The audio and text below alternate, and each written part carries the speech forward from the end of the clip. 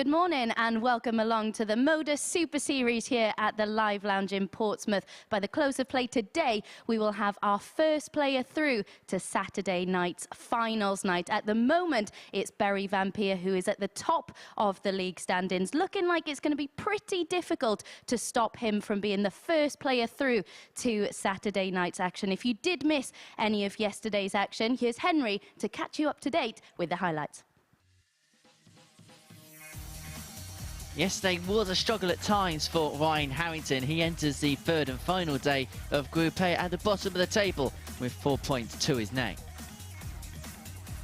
As for Jack Vincent, he kept getting to the well, but he just couldn't quite get the wins. He took out this 1-3-6 against Jacob Taylor. He managed to pick up one victory from his 5 games yesterday.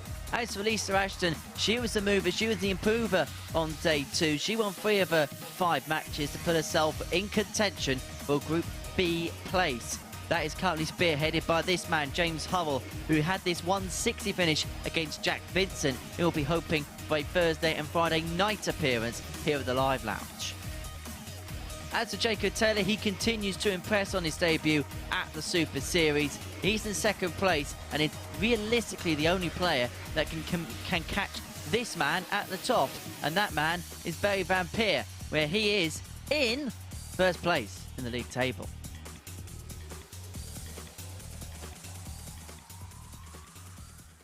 Yeah, another sublime day of darting drama there. Paul Nicholson alongside me to reflect on what we've seen so far. Berry Vampire, we just keep learning so much about him, don't we? Defeated for the first time in Group A by Lisa Ashton. The way he recomposed after that, though, taught us a lot. It did, and I think overall the campaign that he had on Tuesday was almost more impressive than it was on Monday, because he got himself a better individual average in a game, but he maintained that 95 average that he had from Monday into Tuesday. I know he had a couple of games at the start of the campaign that weren't as good as what we saw from Monday, but ultimately he did get better as Tuesday went on, and he did respond brilliantly to defeat. He certainly did. Let's have a look at the league table then at this point, with 15 more games to be played. As Henry just mentioned in the highlights there, Jacob Taylor realistically the only person who can get the better of Berry Vampire at the top of the league standings, especially if Berry is able to get the better of James Hurrell in our opening game. It will mean it's a race between those two. Jacob Taylor, though, do you think there's a chance that he could do it? There's always going to be a chance. You've got to be within 4 to 6 points to have any sort of hope. But the thing that has cost Jacob Taylor this week, it's only one thing. He hasn't beaten Berry Vampire. I call him Berry Vampire. It's just one of those things. But if you think about the possibility of Berry being defeated twice instead of beating Jacob twice, we would have a level campaign, or maybe even the Canadian in front. I spoke with Henry this morning off air, and we said that in any other Group A, you would see Jacob Taylor on the top. But this is just not any sort of week. Berry and Jacob are 2 very big hitters. Yeah, the overall standard has been sublime. Let's have a look at some of the numbers from the second day of action. Of course, we have seen a drop-off in the checkout percentage. That was always going to happen after that record-breaking one that we saw on Monday, which was above 40%. It wasn't quite as prolific in that department, but as you can see, so many other numbers standing out there. Yeah, better performance from Berry. Obviously, the 107.36, that was a tremendous display. But I think the best thing from that page, quickest leg was 11 darts, but that 11 darter took 53 seconds.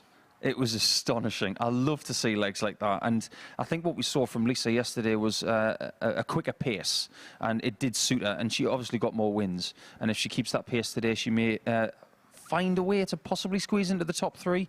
That's just as exciting today as looking for the race leader. Yeah, quite incredible. Heading into the final day of action on the first day, she was without a single point. The way that she's managed to come back into the race tells us a lot. And when I spoke to her yesterday, she's still got so many ambitions, so many things that she wants to achieve in this game. Do you think there's a chance she can make it through to finals night and get that weekly win, become the first female to do so? When it comes to this portion of the week, we talk about this a lot, but when Kieran Tian was here on the very first Saturday night, we talked about how poorly he played on the Monday, Tuesday, Wednesday. He was bottom of Group A.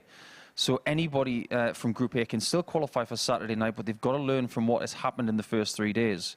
one thing that Lisa will do is she will learn and she will progress, and I think she'll be there Saturday. Yeah, and we saw that in her performances, as you mentioned yesterday. Let's have a look then at Assets Acker for today. Talk us through some of your selections that return a whopping almost 16 to 1 today. You're feeling bold. Well, might as well go big today, because yesterday we had almost 14.5 to 1, and it actually came in. So I was feeling pretty chipper by about game 11 yesterday.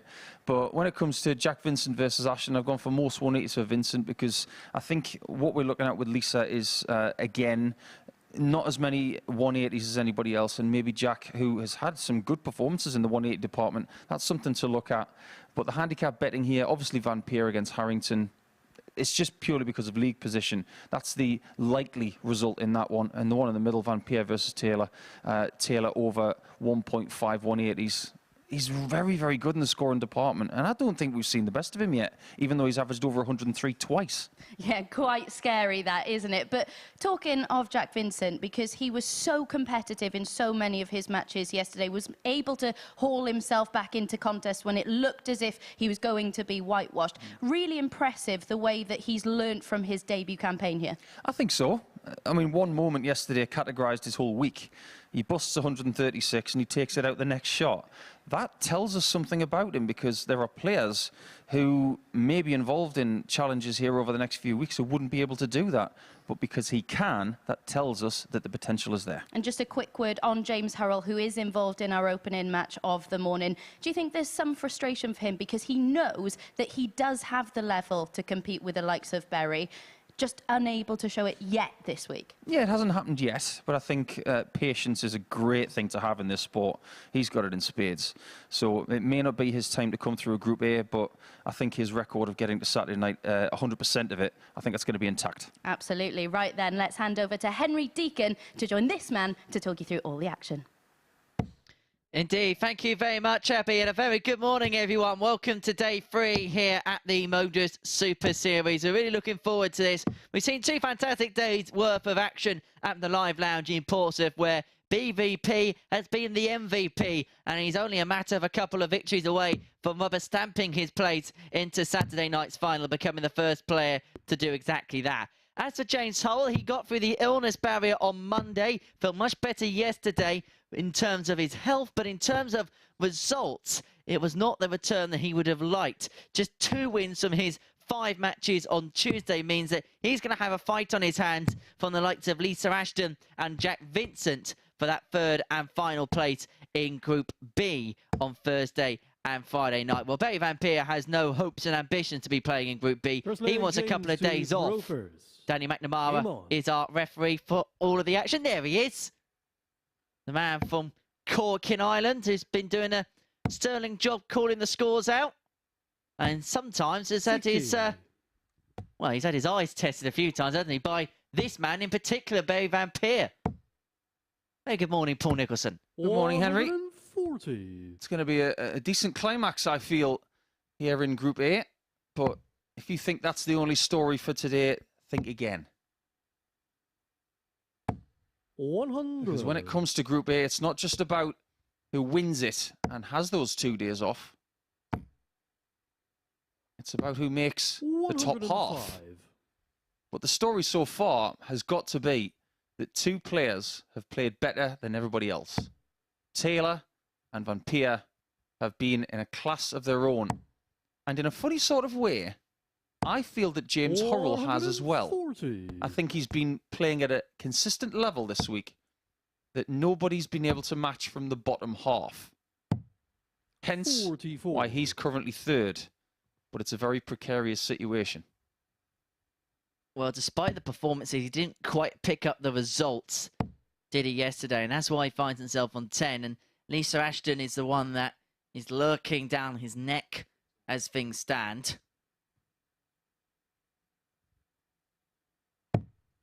73. And we can't forget about Lisa as well, who we will see in match 3 against Jack Vincent. She had a much improved day 140. on Tuesday compared to Monday. 128. Now, this is a tricky finish for James. No longer possible. So the break of throw in the opening leg of Wednesday is on 72. for BVP. Double 12. Game shown the first He's looking leg, pretty very good even again, and if he here. does get a win in the first game of the day, it means that all the pressure will be on Jacob Taylor against Ryan Harrington after this. Second leg, Barry to Imagine if Hurrell you've got first. 20 Game points on. after 11 games. Only the one defeat.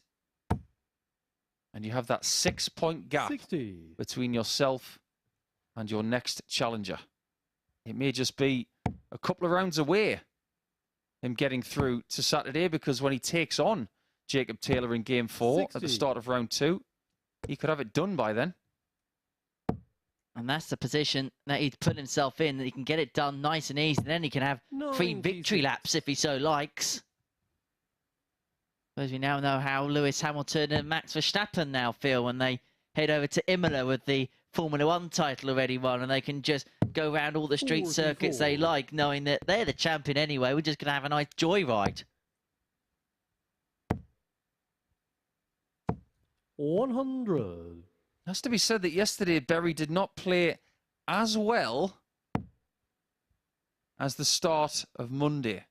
He opened up the week with 104 average in his opening game, but it took him a while to get going yesterday. But when he did, 78. he found a very high level of performance, in fact higher than that of Monday, setting the best average in an individual match 140. yesterday of 107.36.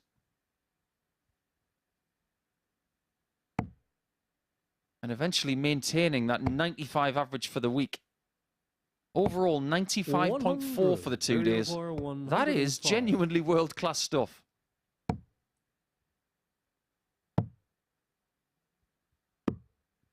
That'll do 89. very, very nicely. And you know what makes me smile more than anything else when I look at Berry right now? It's the fact that there is no sign of any 46. hesitation. Barry requires 16. It just looks smooth. Game shown on the As second silk. leg, Barry Van Peer. 2-0 Van Peer. And he's looking to do the treble against Hurrell this week. He's already beaten him twice. Third leg, James to There's a Hurrell difference first. between Game good on. and great players. Good players, you look at this and think, yeah, this is a really good performance. And of course, it's a good performance from Van Peer. But what makes him a great player is that 70. you almost come to expect these types of levels from him. That's the respect that he's harboured, not just over the last couple of days here at the Super Series, but 100. he's earned over a number of years playing in the PDC system, winning the Dutch Open and other such stuff in the WDF system. 83. You can't average high for a week over 10 and a bit games without having decent doubling as well. 140. We talked a bit yesterday about Jacob Taylor and Van Peer, and in particular, we talked about James Hurrell as well, who had 54% on his doubles after the first day. You maintain that, 140. and you've got everybody's attention. But everything seemed to just settle down a little bit on Tuesday. 100. But Berry settled into what is still classified as a world-class percentage on doubles. For the week, 45%. That is something that if you can maintain it, 140. everybody has to take notice. Barry require 161. this is a great start from Berry. He looks so comfortable. He's causing Hurrell all 137. sorts of James problems. require 68. And if he doesn't hit this 68, you sense that it's going to be 3-0. That's not the end of the world. Because he's got one dot at tops. And James on the third nobody hits leg, tops in this James group Hurrell. better than James Hurrell. That's a fact. It's just like a magnet to him. Fourth leg, Barry to Thoreau first. Game on. And I think despite how well he played, I think he was disappointed in terms of results yesterday. Was James. 140. Felt as if he should have been more shored up in that Group B position, ensuring that no matter what he was playing Thursday and Friday night,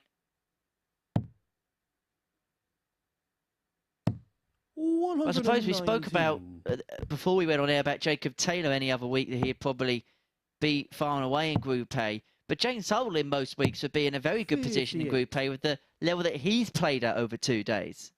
Yeah, he's been decent, that's for sure. I've seen people leading the Group A table after a couple of days averaging 85 with 36% on the doubles. 140.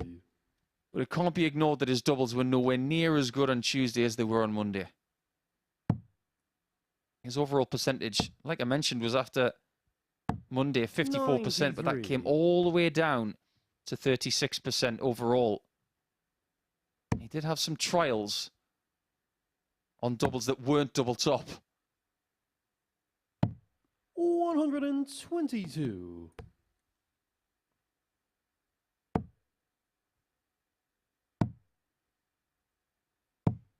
This is a good fight back from Hurrell. To leave 120 after 9 is a very solid effort. Scoring-wise, he's clinging on to Berry very, very well. 85. And that may be the worst shot he's had at tops all week. 152. His main Vampire have to go out in 5 in this visit, in this leg.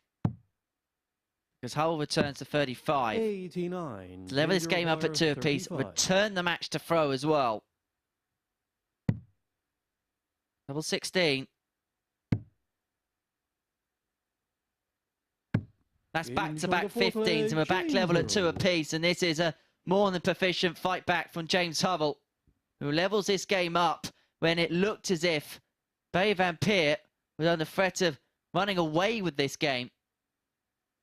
Still averaging 99.16. There's a 12-point gap in terms of the averages. James to throw first. But Hurrell's done what he needed to do, back-to-back 15s to really claw his way back into the match. And with him now having the throw, with the game back on throw, you could possibly make him favourites again. 100. Just remember that 68 checkout in leg 3. It may have some sort of profound effect on his whole day, his whole week. Because if he misses that shot, Van Peer was on double 12. If he goes 3-0 up, I don't see him losing the match. I see him dominating it. And if we cast our mind back to leg 3 just one more time, by getting the treble 5 instead of the single 5, made all the difference because he had single to outer ring combination as opposed to single to bull combination. Those little drops of serendipity can make a huge difference, but then again, when you're scoring 7 in a key leg where you're throwing first, you're inviting your opponent back in. 56. We've effectively handed your opponent a visit. Although Bay Vampire with the 56 hasn't really jumped upon it, and so it's almost as if where we were.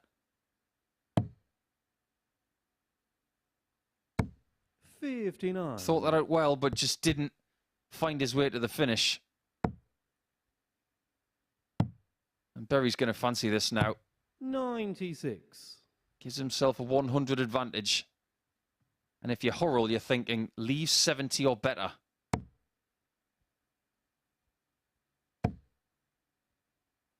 Could be better. Is better. 180. Barrier require 110. This could be the biggest shot of this match. Back up to double 18, and that is brilliant from Berry Van Peer. That's a very Simon Whitlock finish. Using the 19s, going around the houses and knocking on the right red door in the top right corner. Game on. And I think Hurrell has got every right to just micro shake his head there as if to say, you were very close to leaving double 3, weren't you? He's unflappable. Hurrell hits a 180 to leave himself on a double, having come back from 2-0 down to go 3-2 in front. I'm going to have to change my words there because he had 53, didn't he? 45. If he'd have hit treble 17, it would have been double 1. But it would have been the next door neighbour to double 18, so it wouldn't have made much difference. 58. But we have seen a few precarious starts this week. Even Hurrell yesterday had a key single 12 that he hit. He then went on to hit the tops afterwards. But never 100. neglect those single numbers in your practice. That's your practice tip for the day. Don't take the singles for granted. Give them some time. 134. Now, when they talk about players, and I think a good example for me is Matt Clark, in the fact that why are they so good when it comes to the finishing? Because they treat every dart as an individual event. The single is as important as any treble. And I know that sounds like a silly statement to say, but how many times do we see a player almost take for granted they're going to hit the single number and then just throw it too quickly and it goes awry for them? It happens way too much. One thing we have 95. in our table and in our fixture sheet for today are a string of head-to-heads, of which there are 15. 12 of them have someone leading their head-to-head for the week 2-0. Only 3 fixtures of the 15 that you will see today will have the head-to-head at 1-1 after 2 days. Those are Jack Vincent against Lisa Ashton, which will be the end of this round. James Hurrell against Jacob Taylor, and Berry Van Peer against Ashton. Every other fixture is 2 matches to 0 to someone. This could well be 3 matches to 0 in the direction of Berry Van Peer, and it would put him on the periphery of qualification. It would put him effectively a match away. He's now a dart away from winning this one on double 18, and that's exactly what he finds. And Berry Van Peer, when he kicks off in the same vein that he's been playing in for the last 2 days, it's a 4-2 win against James Hurrell with a 96.23 average, 80% when it came to the doubling, a high checkout of 110. It was a really, really good performance from Berry Van Peer, but how many times have we said that this week about the Dutchman? As for James Hurrell, well, an 88.1, 2 out of 4 on the outer ring. He put in a spirited fight back, but Van Peer just found something big when it mattered. Game 2 is coming up after this short break. Jacob Taylor is must-win territory. Every single one he has to win today, and then hope for some slip-ups for Van Peer. He takes on Ryan Harrington.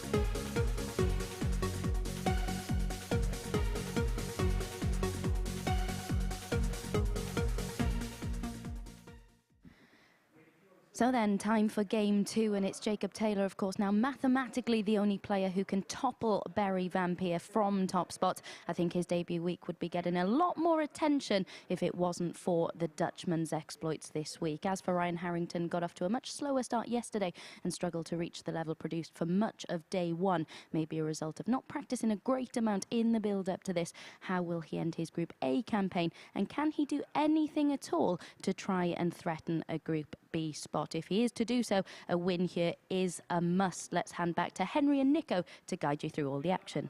Yeah, thank you very much, Abby. It has been a very impressive first 2 days for Jake Taylor, but this is the ruthless and relentless nature of the Super Series, where sometimes even your best can be gazumped and can be trumped.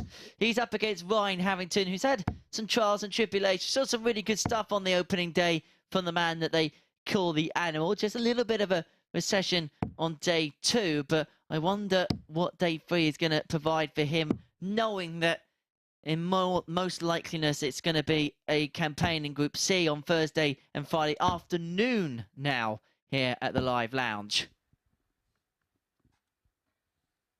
I'm intrigued to see how the truth feels today.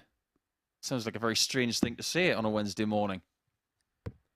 First leg, Jacob to throw first. Game on. But let's face it, he's now 6 points behind. If he doesn't get 5 out of 5 today, I don't think he can top this table. But the biggest question will be, even before the end of this match, can he beat Barry Van Peer? 96. I said to Abby at the start of the programme, if he'd beaten him twice, or even once, over the last couple of days, this would be a very, very different scenario. 140. But because Barry has beaten Jacob twice, that's why he's got this cushion, as well as beating most of the other players as well. 100. But we can't ignore how impressive Jake has been. I think he's been a revelation. I'm so glad I'm sitting in this seat this week, getting to see him play, because he's really impressed me. He's a player that we've seen courtesy of the CDC Tour, we've seen on Challenge Tour, but all the matches we've seen from him have possibly been through Dark Connect, some on the stream, of course, on the CDC Tour, having won 3 events in 2022. But in terms of the naked eye in front of these particular sets of cameras, it is a first for him. And there's a conceivable possibility that he could reach 24 points in this group and still not win it. It's very true. Jacob require 40. But it's tops for the first leg. Game shot of the first He leg. just doesn't hesitate. He's so at ease with playing well. And there are people out there, and I know this sounds really weird, Second leg, Ryan to but some people are afraid of being good. He's not. Proof of that comes in his stats 100. and his consistency over the last couple of days. His overall average yesterday was 93.38. 81. His average for the week, 93.55. That is the epitome of consistency over 10 matches. And he was 39% on doubles for the first couple of days. Which, if you put in a Pro Tour perspective, it would put him in the top 40 and above 85. Michael Smith and Chris Dobie in terms of stats for the year so far. It puts him in a pretty good window, I think. 45.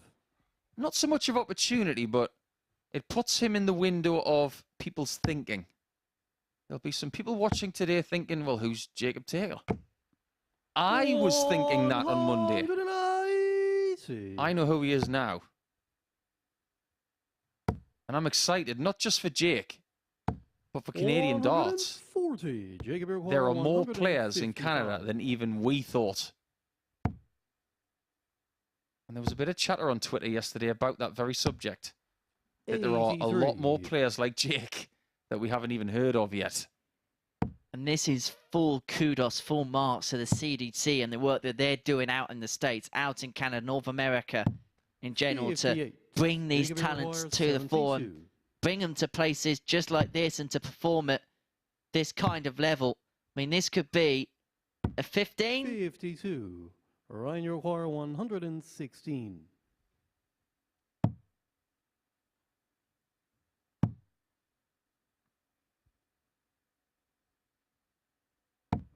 Well, that was the miss yesterday for Ryan, and predominantly this week, that has been the miss. Vastly low on some key shots. Game shot on the second Jake leg, takes Jacob full Taylor. advantage. Plodding along, doing very good things. Averaging 100 for these first couple of Third legs leg, as well. Jacob to throw first. Game on. Now, we've talked a lot about Jake Taylor. How about Ryan Harrington? This week, an overall average of just 85. under 83. But he didn't play as well yesterday as he did on Monday. His doubles have come all the way down to 26% for the week. 134. And he's been frustrated more than elated. But he has got 2 wins. 100. And both of them have come against James Hurrell, funnily enough. You just get the sense that today for Ryan will be a day where you just try and 80. put yourself in as good a stead as possible for a campaign in Group C. We've seen it before with the likes of Kieran Tierney, who seems to be the prominent example that 59. Group A, you can eliminate from your mind quite quickly and then come back into your second group and then still obtain success and make it through to Saturday night. There's a 77. possibility that 5 of the 6 players in this group can make it through to Saturday's finale.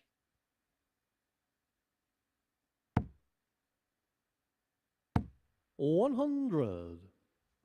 We do have a Dutchman in this group, a Canadian,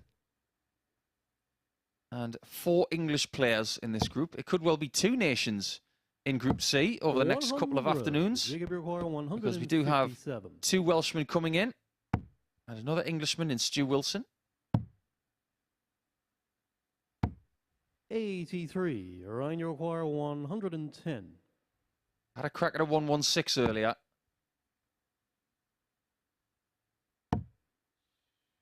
And if you remember rightly yesterday, Henry, when he was going for treble 18, he was hitting that 4-bet a lot. But he does find the 54 eventually. Jacob, you require 74.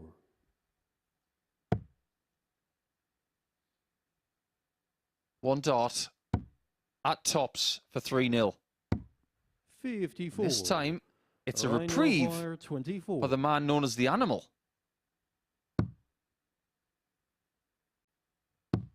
Primal Game instinct. from the third leg, Ryan It is a break Harrington. back. It is 2-1. We return to throw. Taylor missing a dart at tots for the 3-0 lead. Fourth leg, Ryan to throw first. And it's been those scraps that the Game on. animal has been fed thus far. Do you know which famous wrestler turned actor 85. was called the Animal?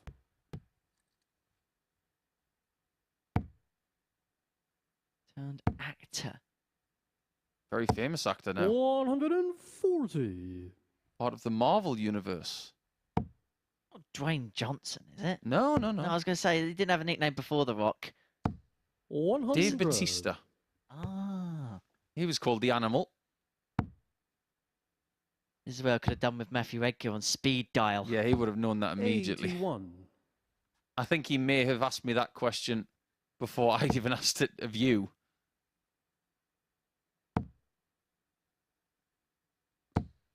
And we could go through the whole story about why he's called that again, but you can just check out the highlights from yesterday's action on YouTube. 125. Now, Jacob Taylor is maintaining a very, very comfortable average in this game. And it's very similar to that of Barry Van Peer from his Jacob first Taylor, game. 155. Is that a sign that game 4 today is going to be a bit of a blockbuster? Because Taylor will take on Van Peer at the start of round 2. Ryan, you require I 140. know game 2 hasn't been completed yet, but of the 4 recorded averages so far, only 1 dips below the 90 mark, and that's an 88. How does he squeeze this through? 60. A good try. Jacob, you require 95. Ryan's got to watch on as the decision is made by Jake. to go for the bull.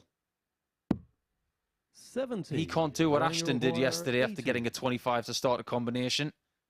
On that occasion, she took out a 135. Harrington must find the weight of the dart this time. 60. And again, it's low. Jacob, you require 25. Just pushed underneath, and so 2-8s for a 3-1 lead to reaccrue the break. 21. That's probably require the 20. wildest dart at double we've seen from him all week. Yeah, I think it was. Game shot on the fourth Harrington leg, takes full Ryan advantage of it. Harrington. He was cruising at 2-0, averaging 100.2, but that's come down to 90 exactly Fifth leg, after Jacob 4. to Hurrell first. Game on. This has got the same sort of feel as game 1. Van Peer went 2-0 up. He was dragged into a bit of a battle, 140. but then when it came to leg 5, he kicked on. Can Jake do the same? 140.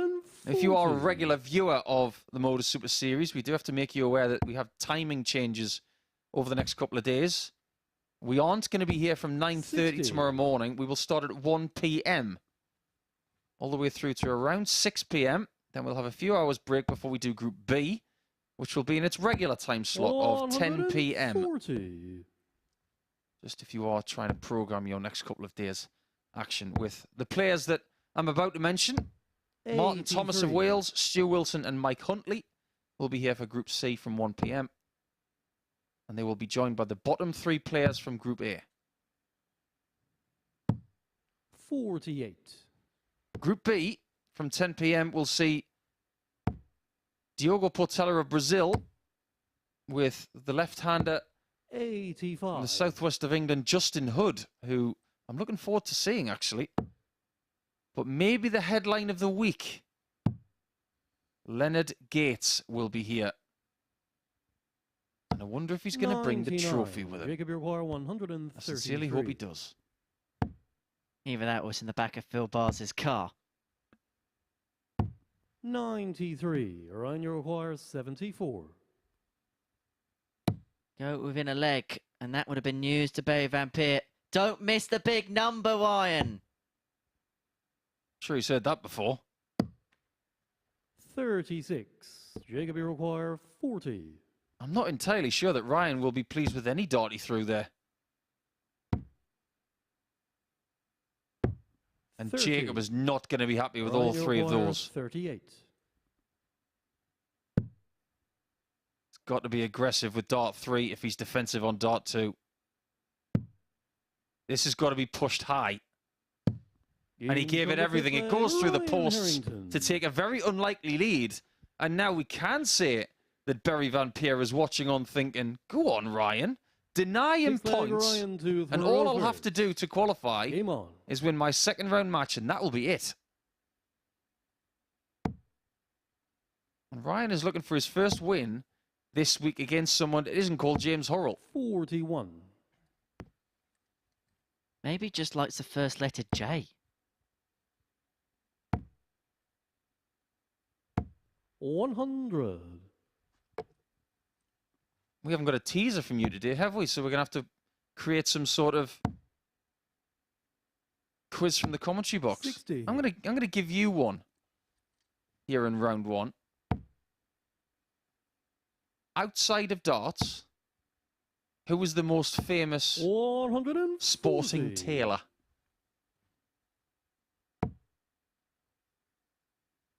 If you have an answer, you can get in touch with us at MSS Darts on Twitter. 100. I'm sure there are a few examples out there. I will leave that with you, because there will be people out there saying 140. that Phil Douglas Taylor, or Philip Douglas Taylor as he's known on his birth certificate, he is the most famous tailor, potentially, 96. in world sport. Jacob, you require 121.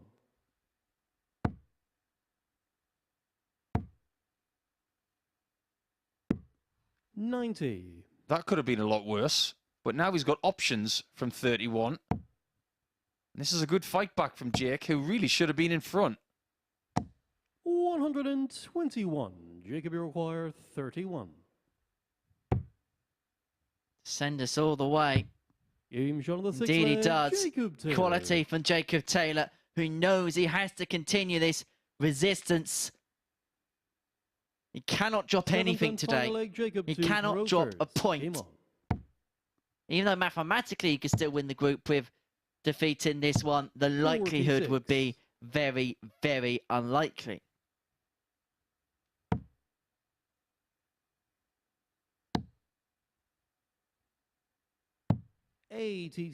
On Monday, Jacob beat Ryan by 4 legs to 2, averaging close to 96.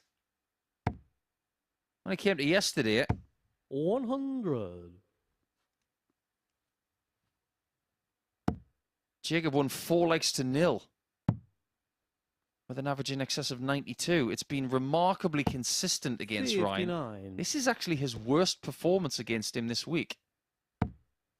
And the reason for that is because he's only 25% 100. on the outer ring. He's missed some key doubles at times, inviting the animal in.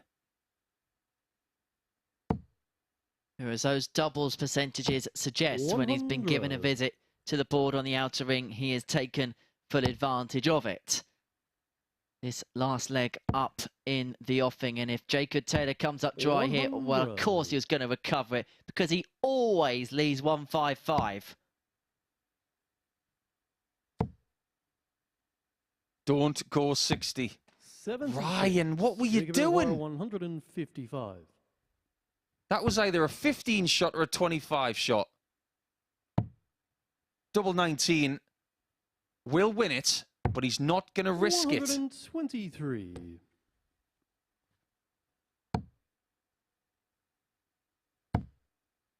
He'd rather have 3 darts, 100. a double 16, 32. than taking it a 155 or even leaving 19 points. But he does give Ryan one more chance. 84. As a minimum, you should get a dart at the ball. But he gets the best prize, 2 at double 12. That's a lovely guide, a lovely marker, and in it goes. And Ryan Harrington beats Jacob Taylor, and that could be the defeat that sets fair Barry Van Peer's place in Saturday night's final. Harrington, a 4-3 victor, doing so with an 85.62 average. Taylor an average just under 90 himself, but it was 20% when it came to the doubles that came back to cost him. So Harrington in the winner's enclosure will round off round 1 after this short break, and it sees Jack Vincent in action up against Lisa Ashton.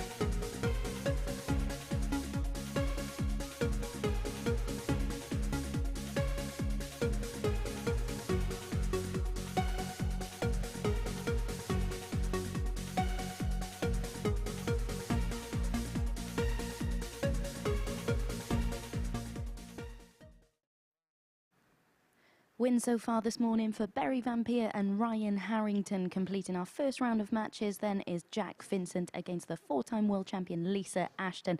Vincent losing out in a pretty edgy last leg decider when these two met yesterday. Both players missed match starts before Ashton pinned double one to get over the line. As Paul Nicholson mentioned at the top of the show, she noticeably sped up yesterday and it suited her very well indeed. Can she get her fifth win of the week here to move her level on points with James Hurrell in third place, or can Vincent join the Lancashire Rose on 8 points? Danny McNamara, our referee, is ready, so let's hand back to our commentary team to talk you through the action.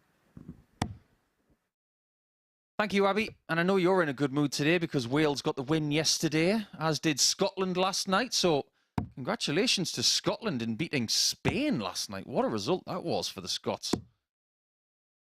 And it had to be Scott McTominay who got the goals.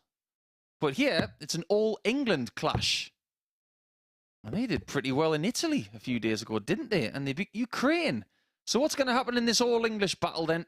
Because I'd say, with all due respect to Jack Vincent, this one's all about Lisa. Because if she wins, she will go level on points with Hurrell in that race for the top 3. Interestingly, with First leg, Jack to Lisa throw Ashton, first.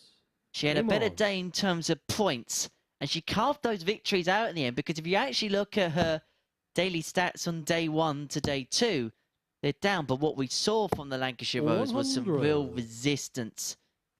She dug out victory. She found a way of getting over the line, and Abby mentioned that intro. 93. She sped up, and it's something that she's doing again here today. She's playing what's more natural to her, and it worked yesterday as a consequence. 91. I was throwing praise her way yesterday, talking about the amount of titles she's won. And we do that every time she plays here. 60. But we can't negate the fact that she's very exciting to watch because she's quick. She's very quick. She's got a very exciting style. Now, whichever group 100. she ends up in over the next couple of days, she's going to provide other players with 100. lots of problems. Doesn't matter who they are. Now, we do think that Jacob Taylor, if he doesn't catch Berry Van Peer, which is looking extremely unlikely now, 46. that he will be in Group B. As far as James Hurrell is concerned, he's lost his first game here, 100. which invites Victor Wire Ashton into that fight 164. for the top half. But in order for that fight to really progress, she must beat Jack. And this is one of 3 head-to-heads 77. that are locked at 1-all 148. after the first couple of days. Stay there. 85. My first start was perfect. Jack The next Wire 2, 87. she wouldn't have liked. So it opens up the door of opportunity for Jack Vincent, who should now get a dart at the ball. He will get a dart at the ball. 62. And nearly found the ball. Alicia requires 63. So Ashton returns for the opening leg break. Double top. 43. And I sneakily suspect she was going for treble Jack 10 there. require 25. Because she did that yesterday. Double 8. Game shot on the And first JV leg, takes Jack Vincent. the opening leg. Now, he has been struggling over the last day and a Second bit. leg, Lisa to throw first. Game on. He got off to a decent start on Monday, but only 6 points for his efforts. Would you say that's 46. fair, considering his level, or is it just symptomatic of the people he's been playing against? I think 100. this has been a tough group. The numbers speak for itself when you can come to that conclusion, but he'll feel as if there's missed opportunities there, and 100. he'll feel that he should be on 10 points in this group. There's probably 1 or 2 games yesterday that probably came and went, and he could probably feel the same about Monday as well. There's probably some missed opportunities, which if he 60. doesn't get into Group B, you feel as if he could have, should have taken. but then he should come back into Group C tomorrow afternoon with that 100. fresh mindset. He's not far away. He just needs to find that winning double on more occasions than what he has done this week.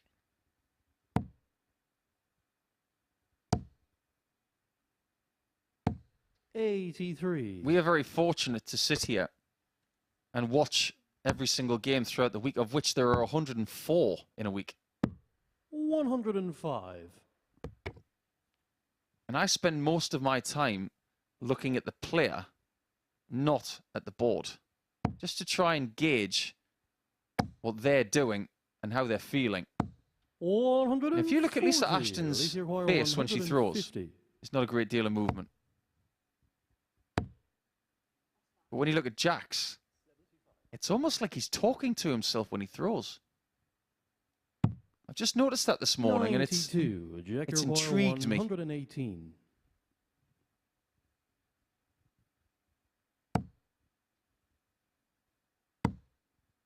That's a good second dart. It's just a pity that the first one left him on a number that he couldn't complete in 2 darts. 86. Alicia require 58. The equaliser. Game shot. It is double top found. Ashton. Steady start to this one, and they're jousting these two. Everything is level. Third leg Jack to Hurrell first. You ever been to Game a on. joust, Henry? You ever seen the medieval art of jousting up close? I haven't, no. Good fun. I thought you were going to ask if I've been involved in 125. one. Do I look as if I've been involved in one? No, you've got to be fairly strong to be able to hold a joust 140. and ride a horse and do it both at the same time, but it's fascinating to watch. It's all about timing. That's why I bring it up. And timing this week, it has been a week of improvement for Lisa from Monday to Tuesday. We'd have to say that maybe Jack has gone the other way. He had better timing on Monday than he did yesterday. 85. And I'll be fascinated to see what he can do with it today. On the subject of jousting, have you seen the film A Knight's Tale? Heath Ledger? Indeed. 54. It's not a bad movie. It's a bit of a comedy, isn't it?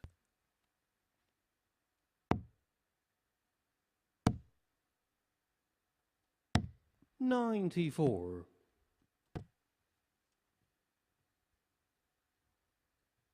That's what people used to do for entertainment back in those days. There's a lot more to choose from these days, and if you are choosing to watch 96. us this week, we do thank you for that. Thank you for spending your time with us. I know for a fact that Lisa 58. Ashton's got a lot of Jack fans require watching her this week. 86.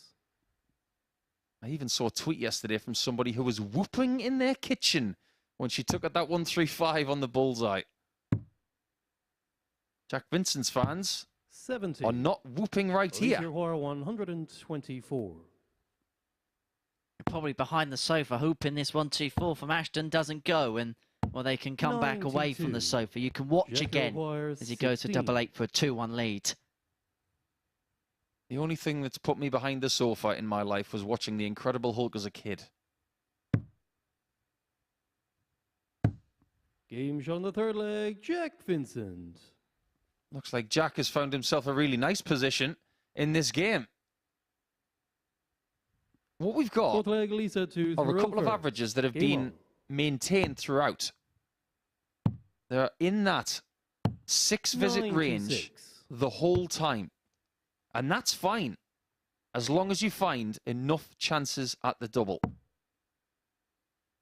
Now, as far as Jack is concerned, he's had 6 44. attempts at a double in this match. Lisa's only had 2. That's slightly worrying so far, but it's a much fairer barometer 100. when we look at that after 4 legs, because it means they've started 2 legs each. So we'll keep an eye on that. One thing to remember today is that we have posed 60. the question of other sporting tailors. So if you do have any ideas about other sporting tailors, let us know. I've got a few written down here. 44. One of those where once you hear somebody else say, oh, that person, think, of course, of course. 100.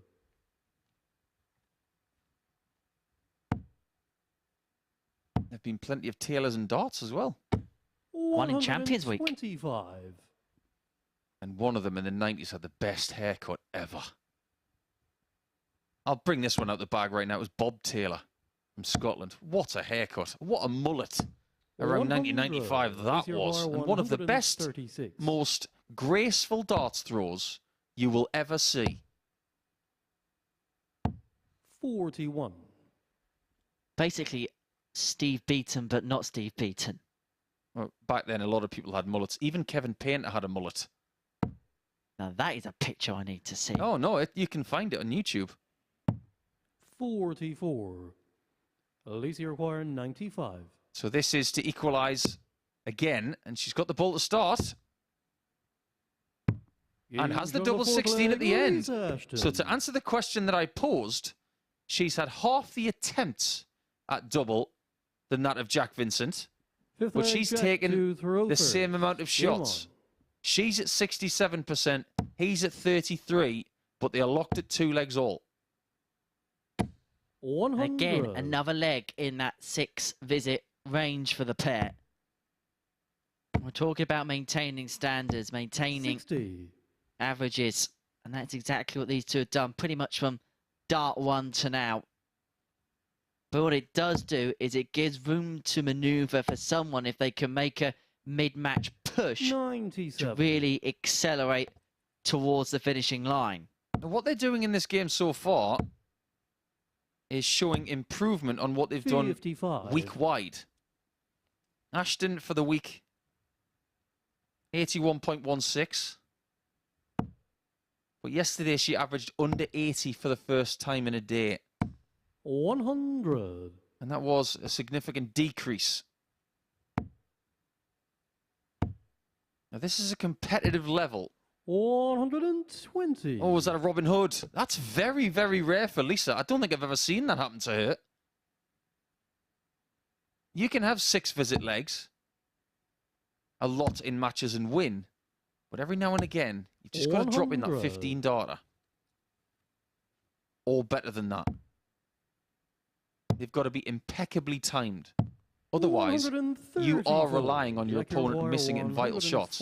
Now, my advice to Jack is take this out. Do not give Lisa a shot at that 1-3-2. Easy for me to say that. Because these are the types of finishes 48. she adores. Lisa require 132. Watch out for the bullseye. Well, she's hoping to head back there, but she won't find the triple 19, and so Jack Vincent for another 6-visit leg wants 56. He's trying to control the pace of this game. He doesn't want to be rushed. 36. That could be the opportunity that Lisa's been waiting for all match. And she gobbles it up immediately. The doubles have been spectacular so far. 3 hits from 4, and now she has the darts to continue a trend on Wednesday that we have seen before this week, where an entire round of matches go against the darts. 84. Yesterday in round 1, all matches went against the throw. Lisa holds here or breaks on the last leg. That will happen again. What was telling as well when that double went in, I think it was the first time this week where we actually saw a reaction from Jack Vincent to the back of the stage. He just turned around, looked as if he just chunted something to himself. He knows it. He should be, if not in front, possibly even win this darts match by now. He's had the opportunity to do that.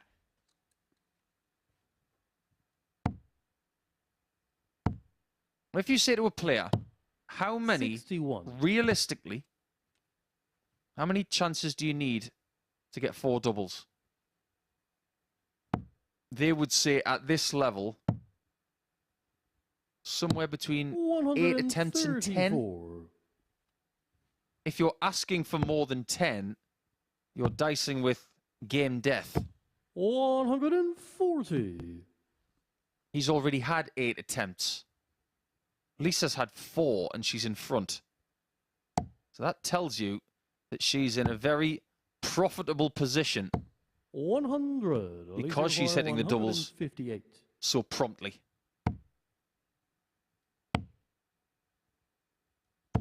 95. That's a great last start. That changes everything. It makes her shot easier, and it makes Jack's harder.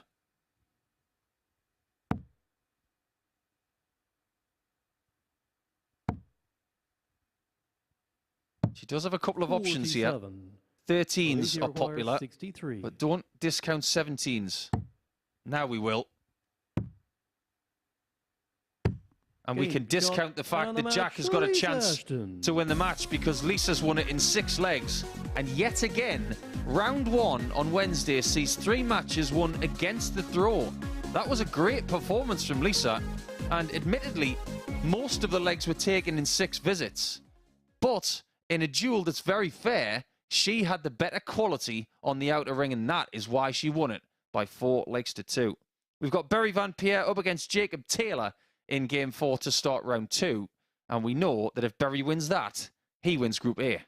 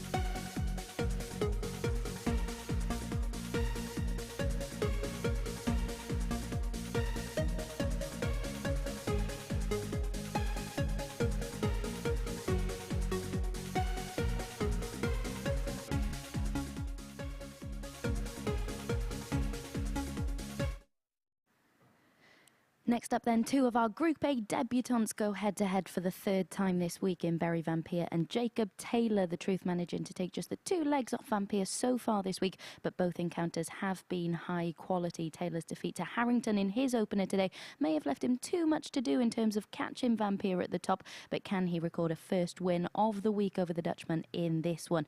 No shock to see Van Peer record yet another mid-90s average last time out. He's been around that level or higher for much of the campaign, and we're yet to see any finishing line nerves from the 26-year-old. Of course, a win here, and he cannot be caught. He will be our first player through to Saturday's finals night. Let's hand back to Henry and Nico to see whether he can do just that. He's got the winning line in his sights, Abby. And if he can get that done in this game here, he can relax and play for the rest of the day in the knowledge that he's got 2 days off. The man who can stop him, Jacob Taylor, did start with a win today. In fact, no, I do beg your pardon. He started with a loss. I'm just so used to saying that he wins. But the truth is, If he doesn't win this game, he's destined to go into an evening session over the next couple of nights. Which will be prime time out in the United States. I mean, think about the viewing figures if potentially Jacob Taylor and Leonard Gates would be in the same group at what would be prime time out in America and Canada, respectively. But Jacob Taylor doesn't want to be in Group B. He wants to win this group. Well, he's going to do it. He's going to have to do it the hard way. He's effectively got to hope that this man, Barry Van Peer, implodes and he can go perfect from here on in. 100. It is that simple. 100. Van Peer is going to have to lose the rest of his games today. And let's face it, the way he's playing, you just don't see that happening. 100. Even if Jacob Taylor wins this match, you still fancy Van Peer to beat someone like Jack Vincent or 60. possibly James Hurrell. Or even both of them. And find his way into that Saturday night with 2 days to spare. 140. But there is one more thing that we could potentially talk about a little later on. He's on plus 27 in his leg difference right now. And the record for Group A is plus 33, set by none other than Super Series 2 champion Raymond Smith. 99. He could even set his own little record today if he keeps going in this vein. But it is Taylor who is first to finish after 12 against the darts, although shot cover, he's going to be under heaps of pressure. So one dart, double 16. 30. Doesn't go. We've already seen Barry Van Peer take out a 110 today in his 4-2 victory against James Hurrell. It's this sort of mid-range shooting which has been part of the reason why he's clamoured so many legs 39. this week. Jacob required 32.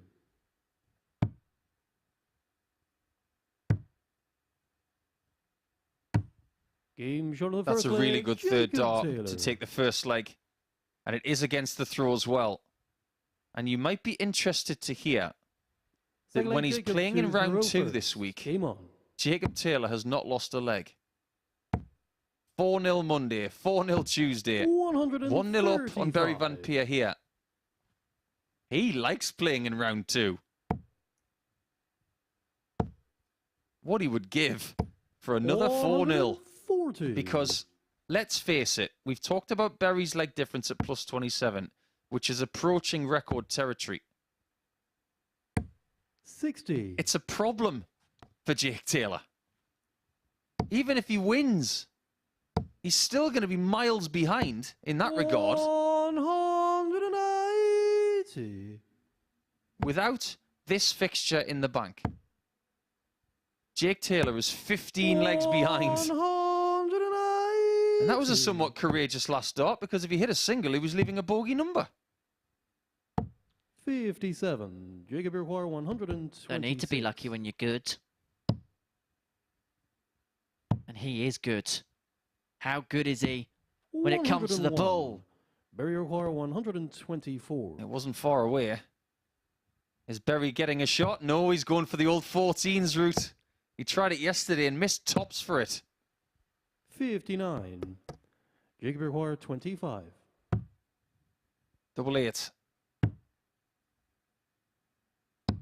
And he finds double 4 this time. In his first match of the day, he threw his worst start of the week at double 4 and missed it by an inch on the inside. But he puts it right this time for the 2-0 lead against someone that he has not beaten this week. In fact, the only person he has not beaten this week. 140. Still not lots of leg in round 2. 140. Some people just like playing at certain times. For Jake, it's between, say, 10:30 and 11:15. In Canadian terms, from the East Coast, that's the equivalent of playing at around 5 or 6 in the morning. It's pretty early. Even for the Canadians, that's early. That's early for everyone. Nobody should be playing darts that early. Not even here. Now, we do play very late and into the early hours, but we don't play at that time. Don't know, it's been threatened once or twice. 134. Good switching in this game from Berry. 161.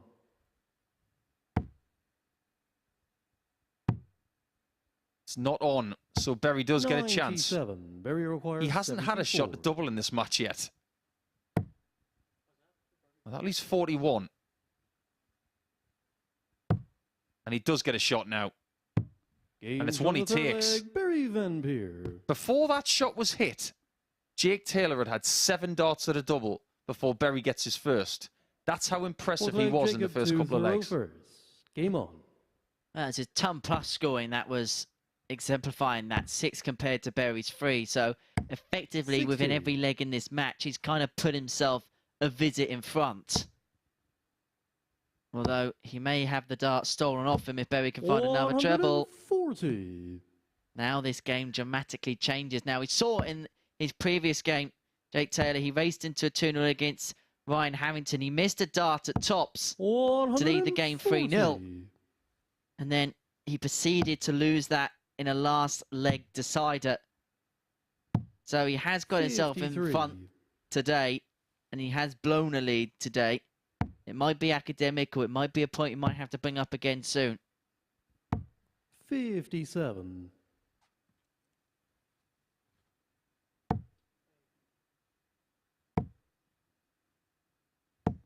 44. The amount of quality he's shown over the last couple of days. He would have dominated most Group A's. 80. And that's probably the best compliment I can pay Berry Van Peer right now. Or as I like to call him, Very Van Peer. It started as a slip of the tongue about 2 months ago. 100. Jacob Require But he is 160. very Berry Van Peer at the minute. Bullseye. 130. He is scaring a lot of big shots. 164. Well, you know the way, Berry. He's already hit one. it.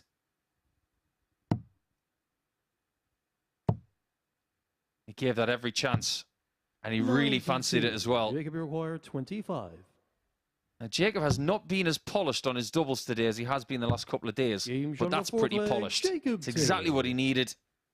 And he's now 1 leg away from getting his first win against the Dutchman here in week 8. This is potentially a stay of execution in terms of his chances of staying in Group A contention or progression contention.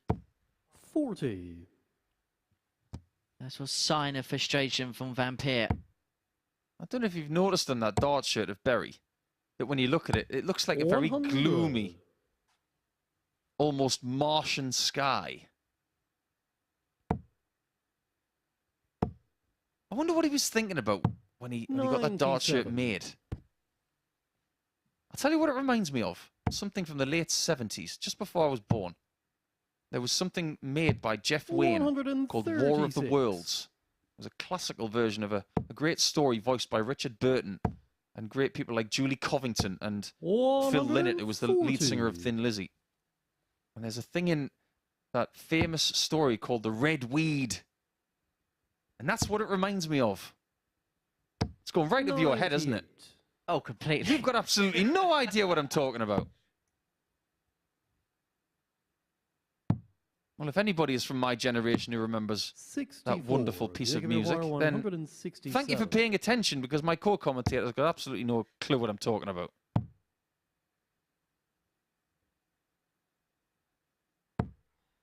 $84. Berry Require 160. This might have to be popped, Berry. With 3 bits of red. 140. So Taylor gets his Jacob first Require chance to 83. beat Van Peer. And it's double 16. The Big race shot out of is the match, still Jacob alive. Taylor. That's a really good performance from the Canadian, and he just loves to play in round 2, doesn't he?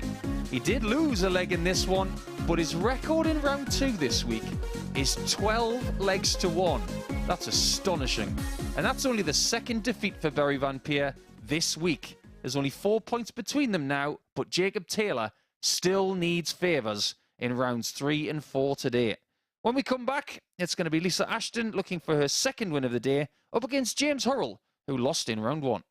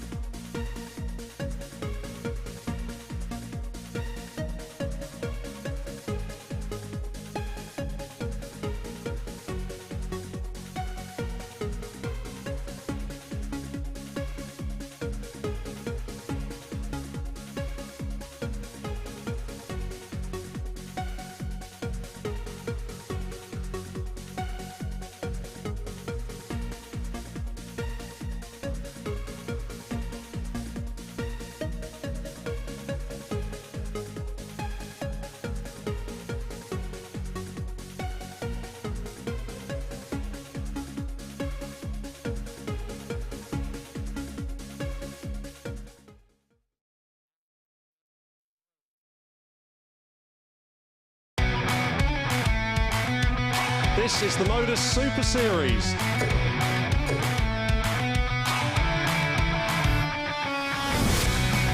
$182.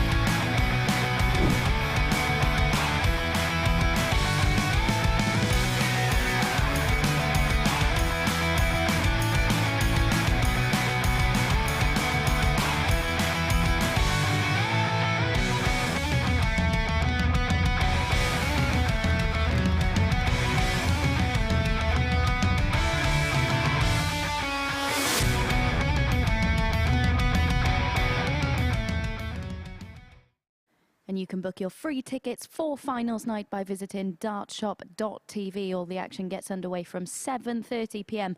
on Saturday. Next up in Group A then, a battle between the two players fighting it out for a Group B spot for the remainder of the week. Lisa Ashton making a very impressive start to day 3 with a really clinical display at the back end of legs. 4 from 6 on the outer ring, and she'll go above Hillbilly if she can get the better of him here. Hurrell victorious in their 2 meetings so far this week, with Ashton not getting a single dart at double when they met yesterday. Who's going to have the advantage in the race for Group B after this one? Let's find out with Nico and Henry. Thank you very much, Abby. Well, these are the two contenders, aren't they, for that spot in Group B. The victor will go 2 points clear of the other and probably will spell the end of Jack Vincent and Ryan Harrington's race to put themselves in contention. Well, James Hull, the 38-year-old from Morton in Marsh, it's been a mixed bag as far as his week is concerned. He had to fight through the illness barrier on Monday, but picked up 3 victories from his 5. It was 2 from 5 yesterday, which saw him in the position that he's in now. He lost his opening match to bury Van Peer by 4 legs to 2, but there was actually a lot to be encouraged by in the performance. It was an 88.1 average. He took 50% of the doubles that he had in that particular match, whilst for Lisa Ashton, it was a victory that was pretty similar to what Hurrell put in, an end average of just under 87. And in terms of the finishing statistics, she took 2/3 of the opportunities she had at the double against Jack Vincent. On paper, this is a very tight affair. The table suggests there's nothing between them, but what will the next 7 legs or so provide in this one?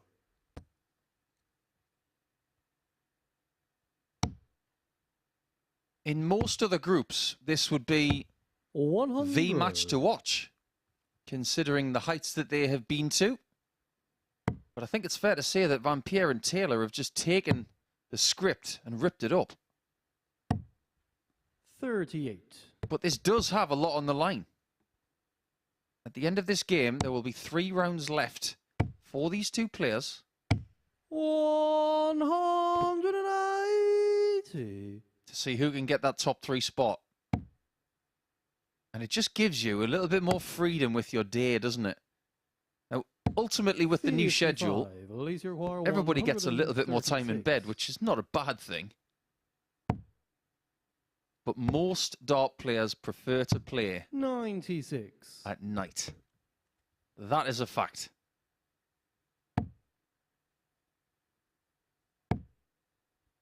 Good start from Lisa. 41. Lisa require A 180 in round, in leg 1. And a very clean kill in 14 as well. 90 seconds for that first leg, which is positively pedestrian compared to the 53-second 11 darter from yesterday. Game on. Need to speed up, Lisa.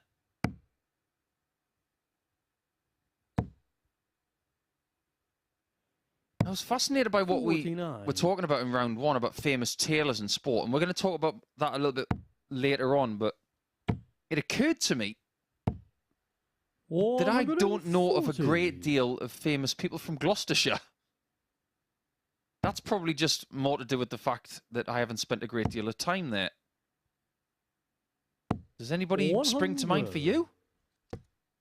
For me, it'd be more the fact they do have a very famous rugby team, play at Kingsholm. 60. I'm glad you know that.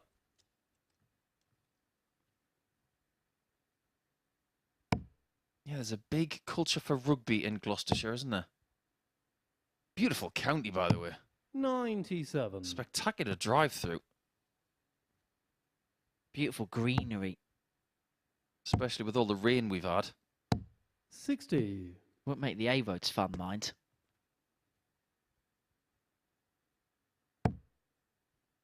It's fair to say that maybe, in a modern sense, 100. James Hurrell is one of the most famous sports people from Gloucestershire. I mean that with all sincerity because he's the England captain. And when you consider who's had that honour over the years, 71. James require that's a big thing. Just like that 171 from Ashton. She's going great guns at the start of this one. 100. Well, she's potentially on for back-to-back 14s to kick this game off. Well, 15 will do. 50. And it may had to have been done to get the leg 1. 55. Because Hurrell returns for 55 to square up proceedings. And despite the chasm in the averages, this game is level. James Hurrell. I had a text yesterday from Robert Thornton, very good friend of mine. My, did that sound like Jim White there. Game on. Or the Moose. But I spoke with Robert briefly, and 100. he said thank you for the way I applauded him on him being the best person I've ever seen at double top. I stand by it wholeheartedly. I'll tell you one thing, though. James Hurrell's after him. 85. Because his double top shooting this week has just been extraordinary. So what we're saying is next time James Hurrell plays Robert Thornton at the Super Series, if it goes through, we're just going to have a double top shootout. I'd like to see 7 legs between Robert and James, with all 7 legs being won on tops. That would be a wonderful thing, because when people are that good at a certain primary double like that, they will leave it every chance they get. I remember one game 100. in Southampton that Keelan Kay had 4 out of 4 on the doubles. Every single one of them was double top. But in there was a double top. So technically he hit 5 out of 4. But 5 double tops in one game, that impressed me a lot. 99. Robert Thornton, when he won the World Grand Prix, well, he just couldn't get away from tops. He started well on it, he finished well on it. Pretty much spent half of his week on tops. 83. Alicia Aguirre 120. Lisa Ashton is hoping to end on tops here. Well, she should do. She will do. To the top of the ladder. She climbs all the way to the very top to lead 2-1. This is as well as she's played this week. And when you consider what she did in round 1, which was very, very good on the doubles, 4 hits from 6 attempts. I think Lisa may be warming up here in week 8. 60. To the detriment, not only of James Hurrell, but to everybody else that she could play for the rest of week 8. Now, we did have 46. Fallon Sherrick in the final on Saturday night last week, losing out to Steve West. I wonder if Lisa can go one better and put a lady into Champions Week. We've seen female players progress through the Champions Week in the previous incarnation in Southampton, but in the 12-week format, we're yet to see a female player progress their way through to Champions Week. Lisa's come close a couple of times. Well, every single time she's played in Portsmouth, she has made it through to the Saturday night finals. Here's the thing about Lisa and Fallon. They have, alongside other players like Bo Greaves and Suzuki over the last few years, 100. taken the female game to another level. We still haven't seen appearances here from some of the other 100. big females. Lorraine Winstanley hasn't played here yet. Corinne Hammond played in Southampton, but she hasn't played here yet. And there are so many others that I would love to see here. Obviously, Bo Greaves. Maybe 55. some of the other Japanese ladies, like Yuki Sakaguchi or Natsumi Iwata. There are plenty of world-class females to choose from, and rest assured that we are trying to get them here. For me, Rhiannon O'Sullivan would be a great addition to this. Yeah, she's fast, she's good, she's got a great level. I agree completely. James Aguirre 160. I know that there is still talks about a potential Women's Week. Will Hurrell find the 116 to level this at 2 apiece? 76. Alicia Aguirre 151.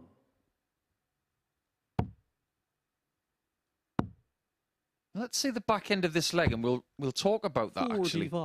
James Aguirre 40. That may be the worst start he's thrown at tops all week. Game shot on the 4th leg. But when you're James good at a Hurrell. double, in the primary sense, you might as well be good at the secondary one as well. So when you go to Royal Ascot, 5th leg Lisa to or the Cheltenham Thurl Festival, Game on. they have a ladies' day. So the idea of a ladies' 58. group or a ladies' week, I like it. So let's pose a question. 12 players. There's definitely 12 140. female players in the world, yes. Which 12 you put in? I'm going to put you on the spot here. If it was up to me, 60. it would take me 10 minutes to write that list.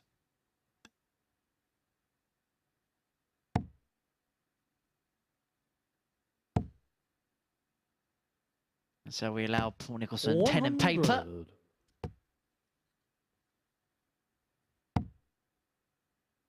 When you consider the Women's Series Order of 100. Merit right now, and Lisa is 10th, that is a sign that people are raising their level. You look at players like Robin Byrne, for instance, who I've admired for a good couple of years now. 140. Very solid talent. Kim Holden has had a really good start to the year. 4th on the women's series list. 140. You mentioned James Rhiannon O'Hara, O'Sullivan. She's 3rd 121. behind the dominant Suzuki and Greaves.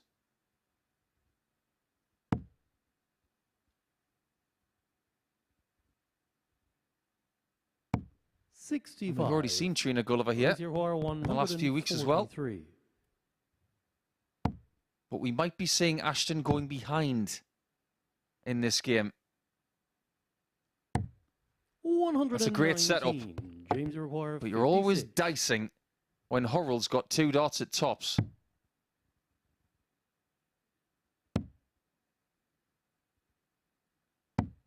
Doesn't take it this time, and Ashton has got that little slice of fortune that you need every now and again. And she can't take 18. advantage of it. James, you require 20. And so Hurrell the break chance. He converts this double 10. He'll throw for the match. And it will put him in control Game of the race for a place in Group B on Thursday and Friday, respectively. It's not just that, Henry. It's the leg difference as well. James We can't forget that Lisa is 5 legs behind him. And she has been trying to catch James for nearly 2 days. It's somewhat demoralising 50. when you're making ground. And yesterday she did find herself in 3rd spot, but really soon after that, James overtook her 100. again. They're like 2 of those horses at Blackpool on the pier where you're just thinking that horse 3 and 4 are just neck and neck going to the last furlong. Well, we're not at the last furlong 60. yet, but we're getting pretty close to it. That's a place that Lisa really wants to play at this year again. 85. It was easy for her to get there in 2022. You just sense that it's going to be a little bit more difficult to be part of that match play field in 2023. But I sincerely hope she's there. 85. Because she's from Lancashire. Home representation at the World Match Play, whether it's the men's or ladies tournament, is important. 140. In terms of the women's World Match Play race, no surprise, Bo Greaves is by far and away in front on that particular 84. metric. Lisa Ashton, because of her performances at the back end of last year, finds herself 3rd in that particular race. Some notable names 85. outside. Kate Shonen, we saw last year. Dita Hebman, Anastasia Dobromislova, Trina Gulliver, Lord Turner, Kirsty Hutchinson, who made the Women's World Final 50. back in 2022. Outside those spots. And the top 8 play at the Winter Gardens. Only the top 6 on this week play at finals night. Good recovery from Lisa. A brilliant recovery. That wasn't the ideal first dart, but we're going the distance. So far, this result is better for Hurrell. The tighter the result, the inroads inroads Lisa's making on the leg difference. However, that's a secondary separator. 60. The first thing, points. And if Lisa holds through here, she will have the advantage. 100. You mentioned earlier, Henry, that despite of the averages, Hurrell was doing a pretty good 54. job. He's had a real chasm between himself and Lisa the whole match. It's been a lot more than that as well. I think it was as high as 20 at one point. 100. Well, the gap is the same as the one in his first game against Vampire, an 8-point swing in the opponent's direction. But the difference in that one was Hurrell was 50% on the doubles, and this one he's 37.5%. Of course, it's above that magical 33%, which reorders the barometer for good finishing. But Ashton, well, they're both 3 from 8 when it comes to the double. So Hurrell just needs to 59. find something that little bit extra in this last leg, and he couldn't really steal the darts. If he found a treble there, he would have. I just wonder as well how 59. important it is that James Hurrell has already played Barry Van Peer today. Lisa still has to play him. They've both got to play 81. Jacob Taylor. I have a sneaky suspicion, the way that these guys are playing today, 58. that this might come down to like difference. 161. I think they might wind up on the same points at the end of the day. I would not be shocked to see them both on 14, for example.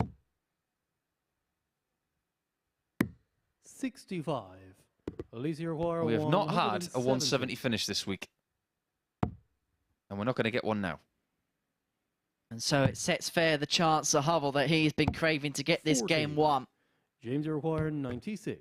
96 points away. And to put himself into pole position, 17 gives himself one dart at his favourite double tops. 76. Alicia But it Roy, comes and it goes. And 130. can Ashton find something inspired with the 130? That'll do. So will that. Double five. 120. That wire moved. James required 20. James was like a statue at the end of the stage, hoping that she missed. And he gives Ashton No another score. go. That seemed like a very quick visit 10. to me. Can Lisa take advantage? Game shot Yes, and she a match can. for Lisa And she Ashton. takes third position in the table. And that race is very far from run. It's going to be really interesting to see where James and Lisa finish up.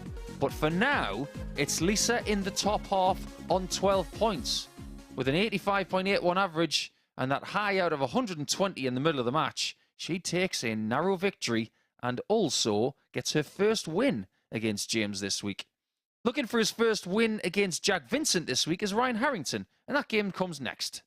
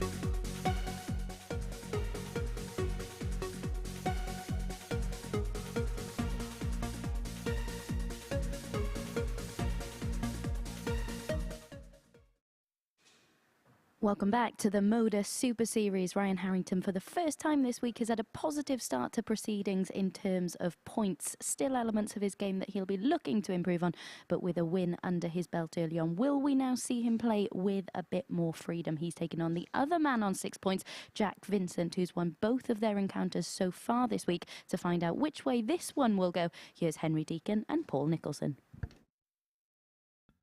This one is a battle of the bottom two then. And they're not quite out of the race for the top three yet, but it's unlikely that they will get there. And for the person who loses this game to end round two, it means that the best they can do from here on out is 12 points where Ashton already is. And you would fancy that she's going to get one more victory for today. Or indeed, Hurrell might get a couple.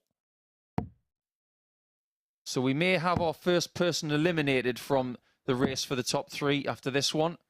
Whether it's Jack Vincent or Ryan Harrington, I leave it up to the dart players. And before we get cracking on this one, I just want to talk about some unfortunate news that we've heard about tour card holder Robbie Knops, because unfortunately he had an accident yesterday where he broke his back and he's not going to be playing darts for a while. That's really sad news for Robbie, and if he is watching, I just want to say that everybody's thinking of you on what's going to be a very difficult road to recovery, but take your time and we want to see you back really soon. Yeah, those sentiments echoed here. We wish him all the very best. Going back to this one, Abby mentioned this week of Vincent's record against Harrington in their two encounters. Now, the bookmakers have him as a 7-4 outsider to win this one. Now, if you are having a flutter on the Super Series this week, remember it is 18 plus and begambleaware.org, but that could represent a little bit of value in the bookmakers market. Harrington goes off a very heavy 2-5 favourite. And in fact, just having a look at the next game, Lisa Ashton, who, remember, beat Berry Vampire yesterday, is 4-1 to repeat the feat in a two-horse race. And she hasn't lost today just yet. 137.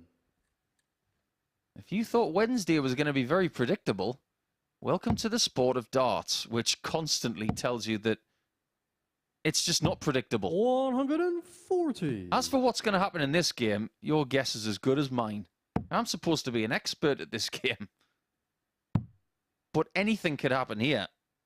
But one thing we do know is that Jack likes playing against Ryan, because he's beaten him twice already. And he will fancy the three-peat. 60.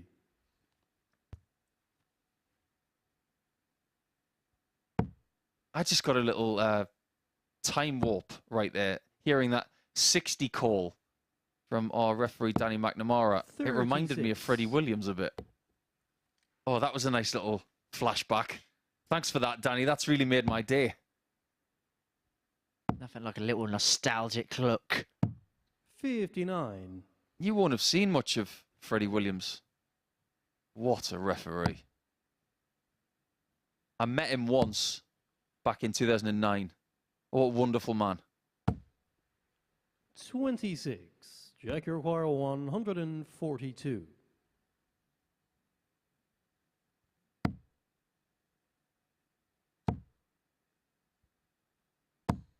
50. That hasn't worked out ideally, but it could have been worse. And Ryan's got to find the way to this dart. That's better.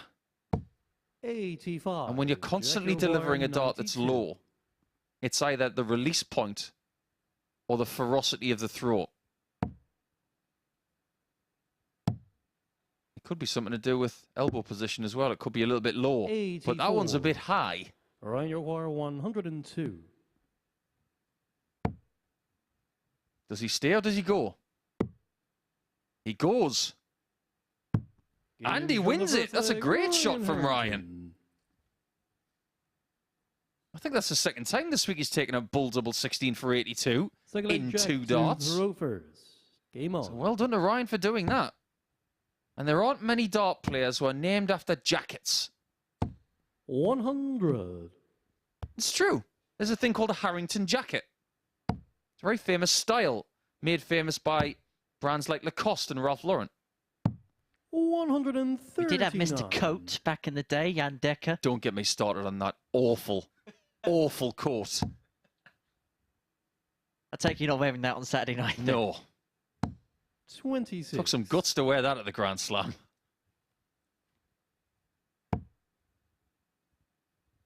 I'll get rid of the costume then. It's a very famous name, isn't it, 60. Harrington? Because of three-time major golf winner in Porrig Harrington. He won 2 Open Championships and a PGA Championship as well. 139. I'm sure Ryan knows that. He's an avid golfer himself, as is his dad. 77. Well, the cup captain, wasn't he? Well, at least he was a vice captain, wasn't he, at the very least? Is he the captain coming? Oh, Luke Donald is the captain for 100. Italy this year. Well, Harrington's been playing so well on the Champions Tour. 65. He's been winning Jack majors, O'Hara, he's been winning tournaments. 136. Incredibly hard-working individual. And that's something that Ryan's going to have to do throughout another group to find his way to Saturday night on his debut week. 90. I would not be Ryan O'Hara, shocked to see Ryan 160. in Group C over the next couple of days and thriving. He's very much tuned into the challenge now. 60. And he's not showing anywhere near as much, Jack much O'Hara, frustration 46. as he did in the later part of Monday. I think he's getting used to the endurance aspect. That's a bad dart from Jack. 14. And he gives Ryan another Ryan freebie, O'Hara, just 100. like leg 1. Well, that's the worst possible dart. He was better off having a bounce out. And he walks and stares down back along the exclusion zone, incandescent with himself. 40. Jack O'Hara, 32. So it presents Jack with another chance at this double 16. That's not ideal. Flight's in the way. 16. That first start really did Ryan scupper him. O'Hara, 60. Harrington could do with a really good high single here. Well, not that high. This would be a great checkout if he takes it. That's so Games on the funny. second leg, Ryan Harrington. You can't help but laugh sometimes. I really hope that Jack didn't see that. But that may have taken the title of weirdest checkout of the week from Lisa Third leg, Ashton, who Ryan took it to 110 Hurrell with Game on. double 15, double 10 at the end. No, there's only one way that could have been stranger. If he went for the pull. 100. He was never going to do that. But it would have been funny. I think there was a risk that this game was going to be a mid-70s 41. to around about the 80 average game, because the stats for the week tell us that that's where they've been hiding out. 95. If you look at their best performances, they are very, very similar. In fact, there's only a tenth of a point between them. 95.68 for Vincent, 140. 95.58 for Harrington. So they have shown the best top level, which is very similar to each other. 96. And I think they're plodding along at a very similar level week long. Vincent averaging just over 80.5. Harrington just under 80 for yesterday.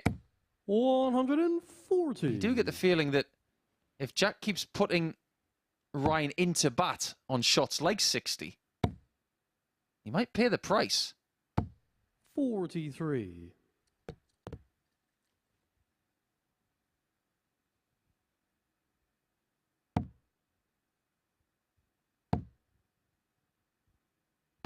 $60. Ryan O'Hara, 167. This is arguably the most difficult checkout on the board. 131. That's brilliant. Jack O'Hara, 120. He's under enormous pressure here.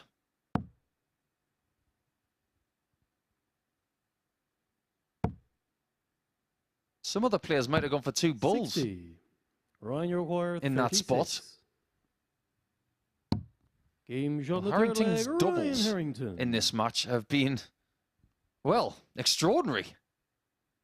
He's hit 3 out of 3, but let's not forget that he actually hit double 5 en route to hitting one of those leg-winning doubles.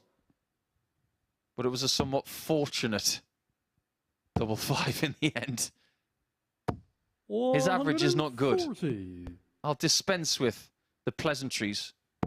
77 is a winning average right now, but he wants to average a good 15 more than that at least. He knows he can. But he said with you on Monday morning that he is working his way back into a sport that he has not neglected, because that's the wrong word. 44. He has taken a break from over the last year. He went to Q school recently and just saw it as a freebie, just to try and get himself back into action. 80. It may take the rest of 2023 for Ryan to get back to where he wants to be. But there are encouraging signs. 59. You sense playing in something like this when you've got that round-robin phase.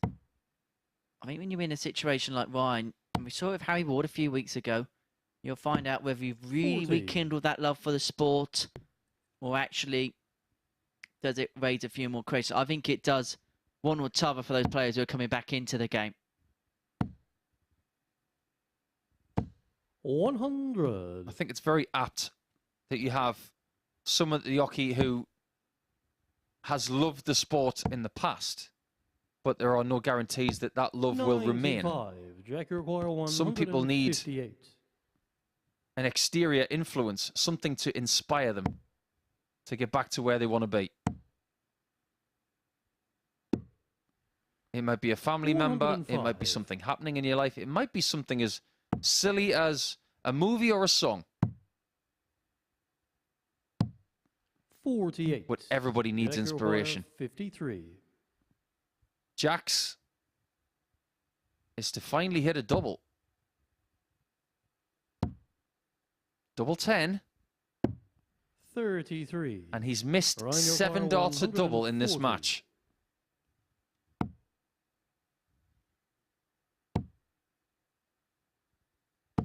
He'll get at least 60. 2 more. Jack, you require 20.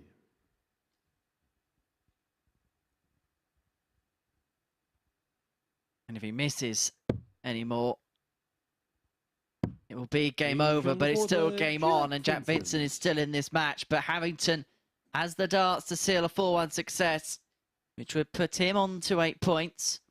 There's a couple behind James Hurrell. First. Game on.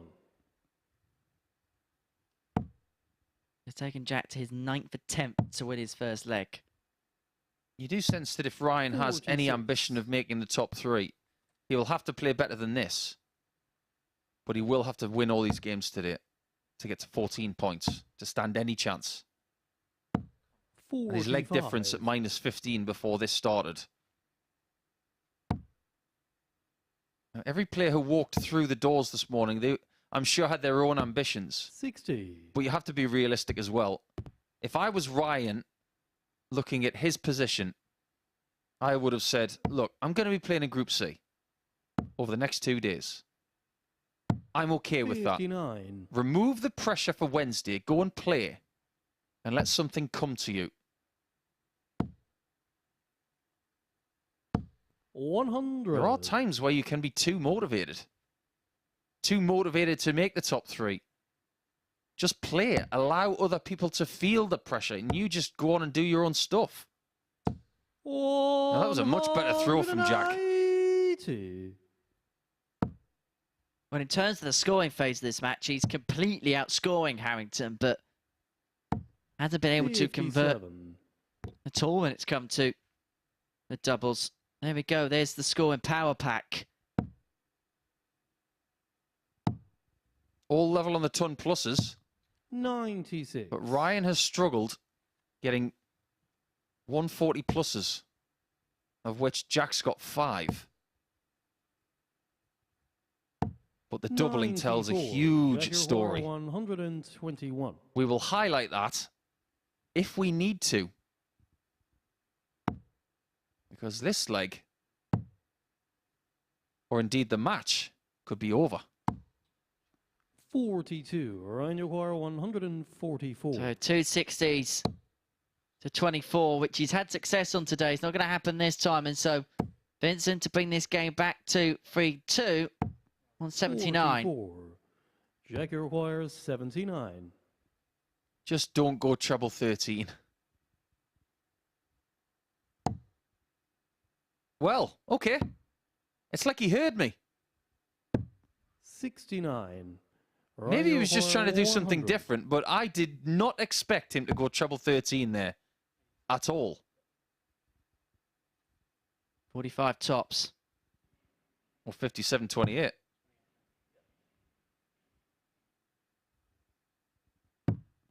That's the first start at a double he's missed in the match. 10. And it would have given him 2 points. And he would have jumped Jack Vincent had he hit it. Game shown on the fifth But leg. this game is Jack very much Vincent. alive now, as Jack has broken to take us into leg 6. Six leg Jack. There's to 10 darts throw at first. double, but he's still in this Game on. contest. I don't get why he went for treble 13. I don't mean to keep going on about it, but this young man has made a lot of tactical and mathematical 60. decisions this week which have really impressed me. That one was out of character. Now, just to explain, because I have time to do so now. 85. If you hit a single 13, it means you're going 16 bullseye. But if you go 19s, you've then got single 19, 20 for double top. And we all know that the outer ring is bigger than the bull. 100. That's why most players go for treble 19. So as to why he went treble 13 there, you'd have to ask him. 96. I think there's only one other player that I know of who plays here on a regular basis who would go that route. And that's Martin Adams. 58.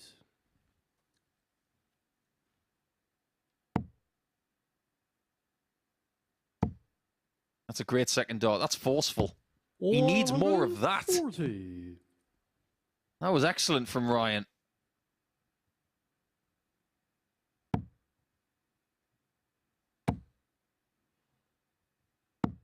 $60.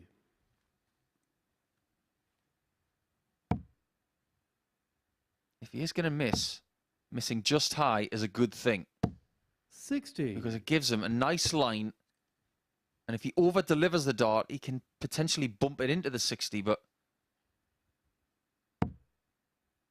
he's not going to scupper this opportunity, you feel. 89. Unless Jack gets a Ryan look at 134, 120. which he might not.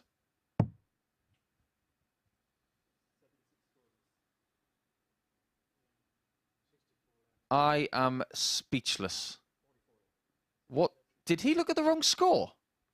Or did he think he was on something else?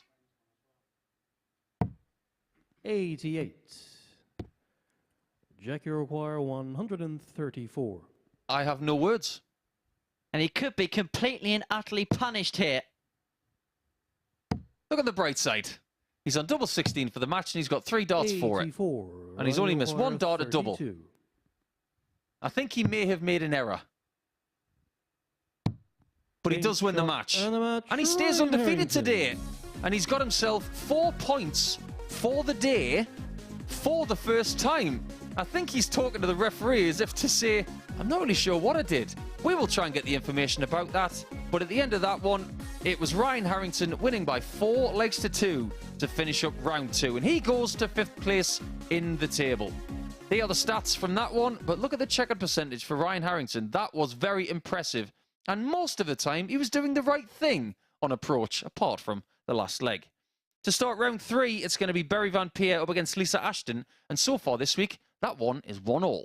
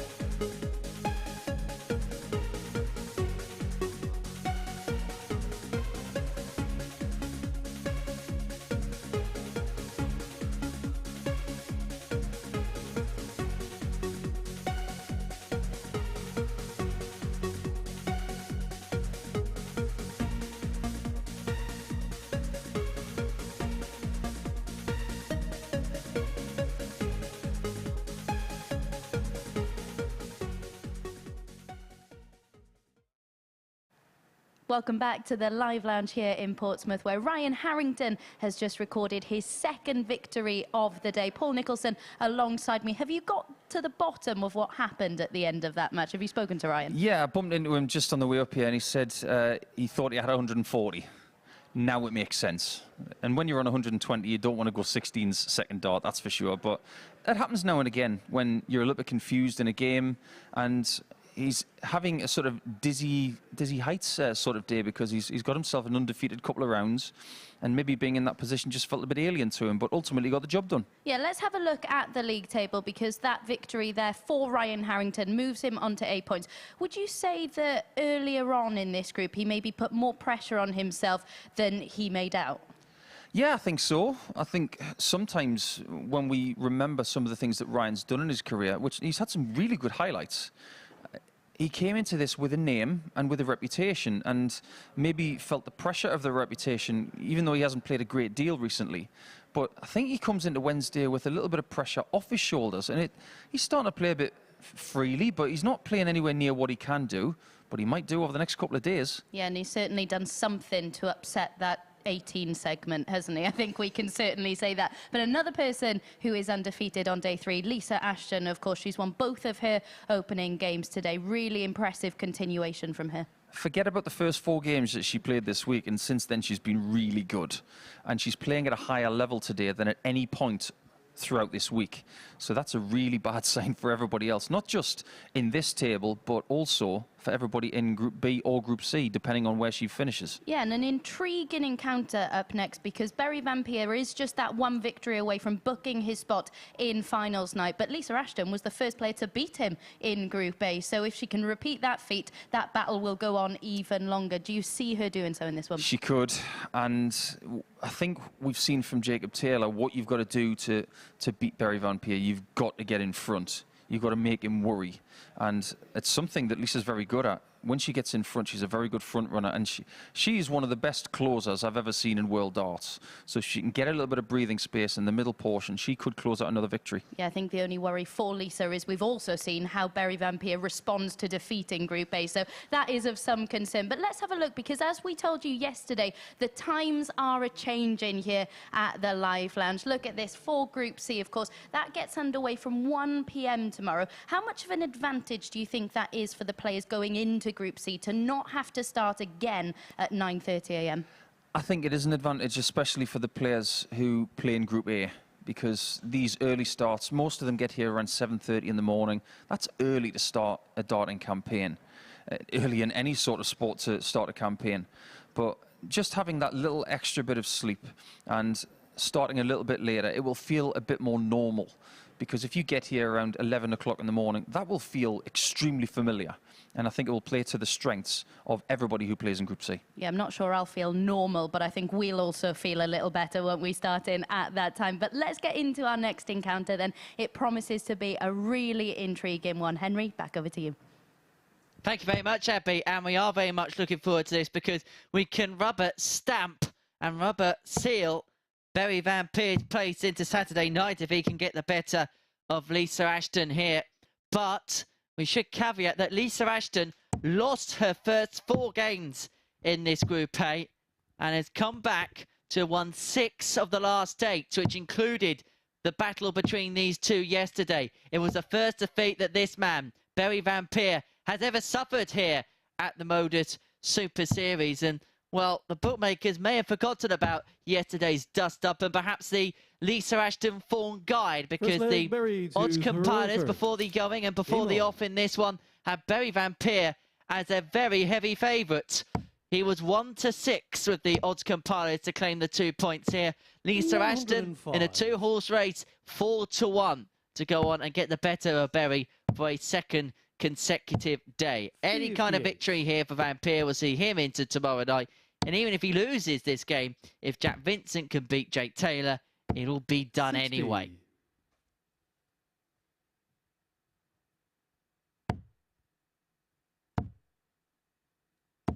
140. I always like round 3, Henry, because if you are feeling a little bit lethargic at the start, 85. you won't be by round 3. I always think this is the the time of the day where we could get the best darts from every player. 133. And when you consider the heights of these two, for example, it is Van 91. Peer who has Alicia been Royal, at the highest 170. level with that 107 plus average yesterday. 42. Barrier wire 160.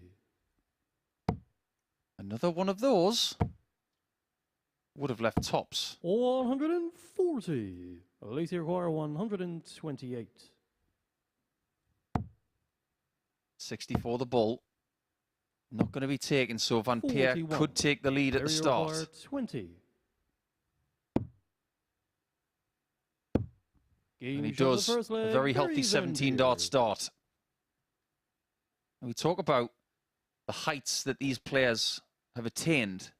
Second leg, Lisa to Lisa throw is first. yet to Game get a on. 100 plus average here at the Super Series. 60. And that's not me saying that she hasn't attained something. It's saying that there is another challenge out there for her.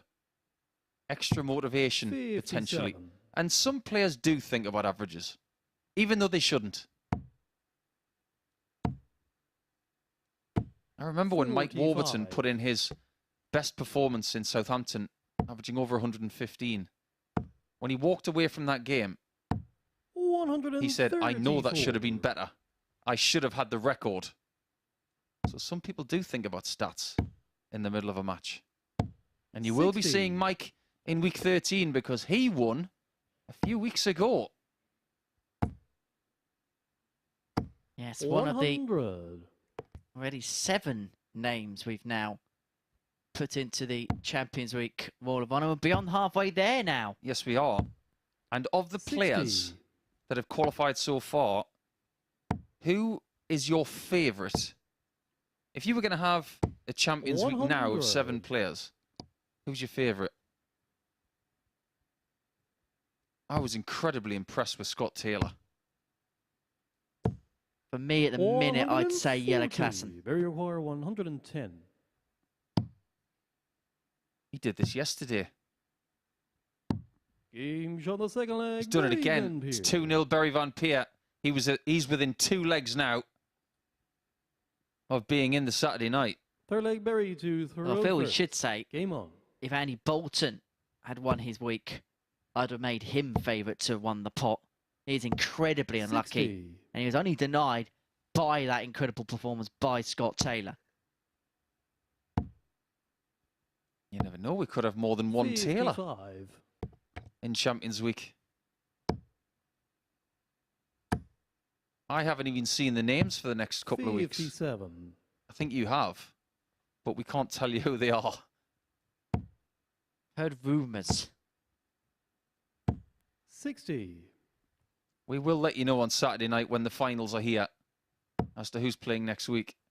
But let's marvel in the fact that our Group A winner 94. could well be solidified in the next 3 or 4 minutes. Like Abby mentioned, it was Ashton who 26. broke the undefeated streak of Barry Van Peer yesterday. He might be looking for a little bit of revenge. 90. He has got a winning record against every single player this week. That's to be 80. commended. He's got a 2-1 record against Jacob Taylor.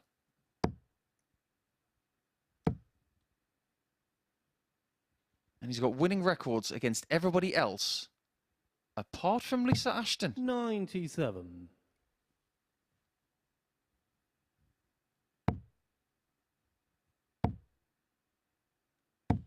$100. Barrier wire 103. And what's he going to do with this one? Start downstairs, go upstairs. And every now and again, 43. I just get the feeling that Berry is a lover of double 18. Right now, I think Lisa is having a bit of a tiff with the 60. treble 20. Barrier wire 60. Double 10.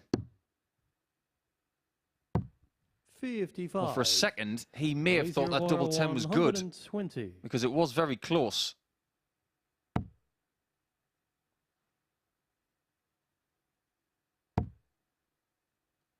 If she'd have found that 60 from that angle, that would have been 5. absolute magic. Double 2. 1. Alicia She's giving you an invitation, 60. Lisa. Come back into the game. Game from the third Look leg, at that Lisa for an Ashton. assist. The old flick on at the front post, and it hits the back of the net for 2-1. And now Lisa's got a throwback. Fourth leg, Lisa to throw first. Game on. Just been doing some digging. A 4-3 win for Bay Vampire wouldn't necessarily seal it, because if 140. Jacob Taylor beat Jack Vincent 4-0, Taylor beat Ashton 4-0, Harrington beat Vampire 4-0, and then Taylor won his last game 4-0, Vincent beat 83. Vampire 4-0, Taylor would gazump Vampire on legs difference on 22. Did you know that gazumping 100. is actually illegal in Scotland? Is it? If you're not aware, there is this crazy word in the English 96. language called gazumping. It's something to do with real estate. It's how somebody can almost underhandedly pinch the house that you are actually bidding for. 140. But in Scotland, it's illegal to do that.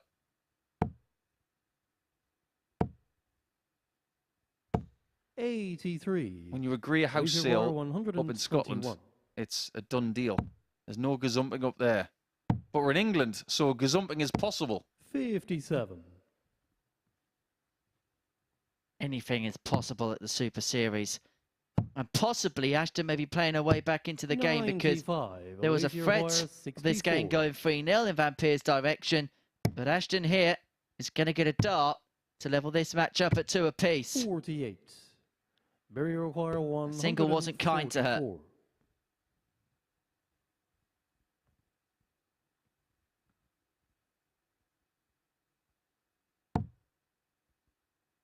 Again, more evidence that he's trying to leave double 18. 54. Alicia requires Maybe 16. he's doing that because every time he's left it, he's been good at it. Game shot on the fourth leg. Let's find out in the Alicia next leg, Ashton. because this one's tied up all of a sudden. And Berry has seen his lead evaporate.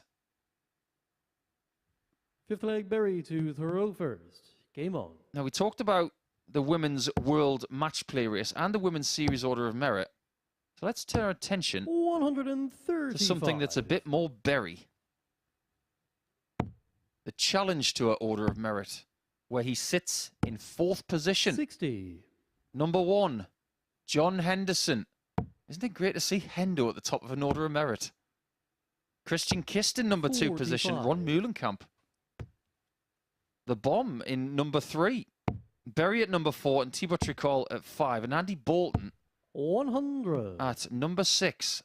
I can't remember a more exciting challenge tour than the one we've got this year. And that's really good news for us here as well. Because it means that when we invite said players, they're all going to be in form. 190. Just like Berry is here in leg 5. 100. Barrier require 141. Which gives us exciting darts. Good darts. What we want to see. And we're going to see it for 50 77. weeks this year at the Super Series. We're going to be crowning 3 champions in 2023 already. Given the title to Raymond Smith. 140. Barrier requires 64.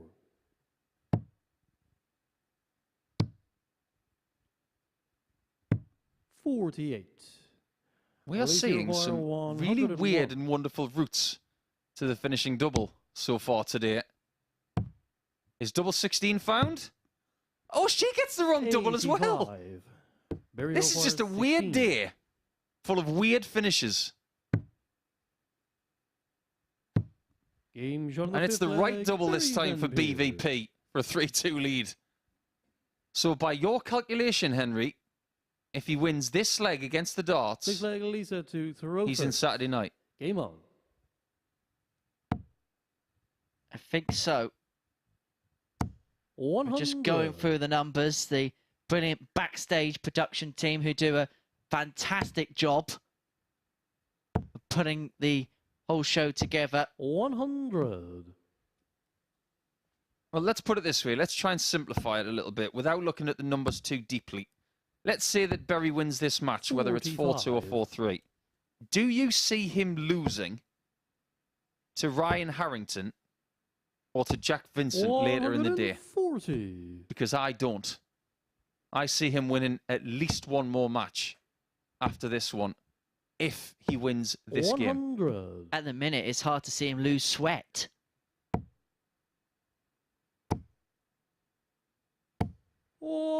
He made that look easy. 180.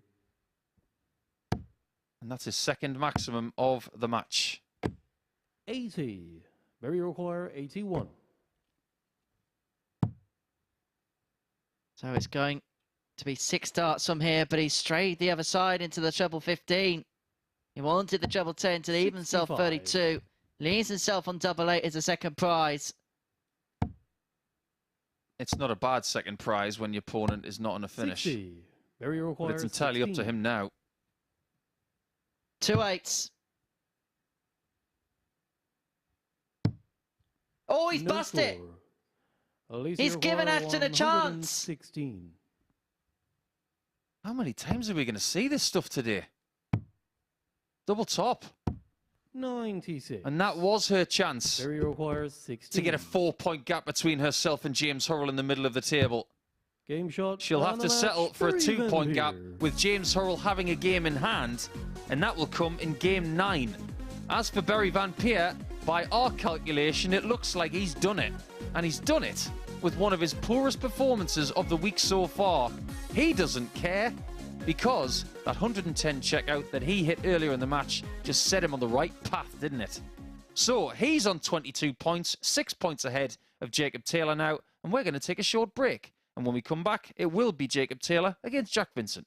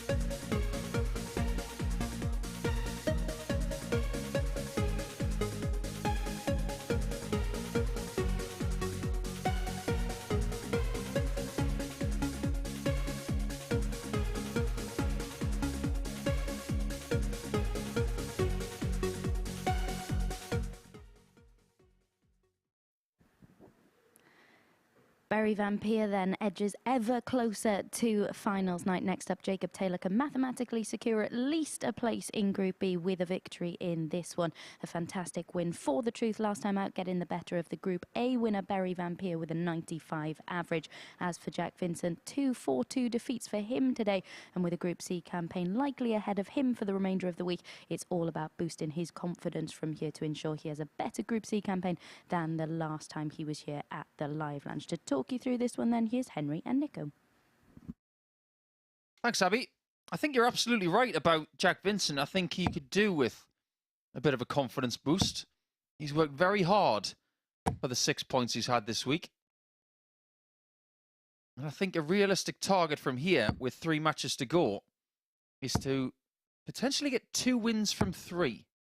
That would make him feel good going into a Group C challenge over the next couple of afternoons. He's had some high points and some low points, but the ADC qualifier from the east of England should understand at the age of 22, he's just gaining experience at this juncture. And this is up against a player who possibly doesn't have as much experience as he does.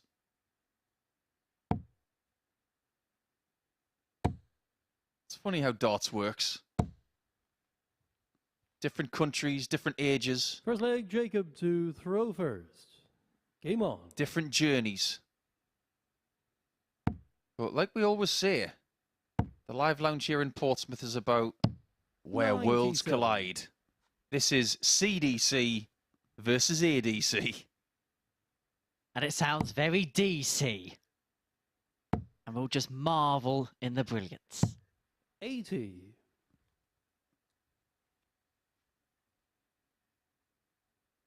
Have you actually read a Marvel comic before? I haven't, no. 100. I know. Misspent childhood. You just got spoilt with all the CGI movies. It's just you can't explain just how it felt when you were a kid. 55. When it came to a Monday or a Tuesday, and if I've got enough pocket money, I can go and get the Beano or the Dandy or a Spider-Man comic.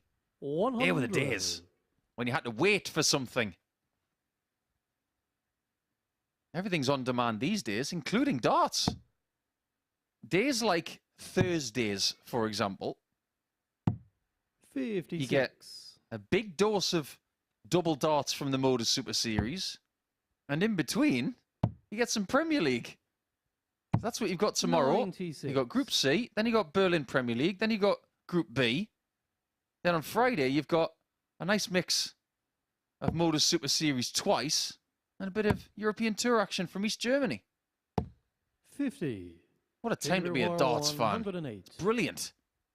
Well, it was darts. I was simultaneously flicking through channels to watch darts at the weekend. The European Tour and the Champion 41. of Champions both being on different networks. And you had us planted in the middle of it. The darts world's in a good place, and darts is very much a global sport. We'll talk about that a little bit more in leg 2, because Jacob 40. Taylor, perhaps unsurprisingly, has left himself 67 to win the first leg. So the solitary dart, a double 16. 35. He's going to come back.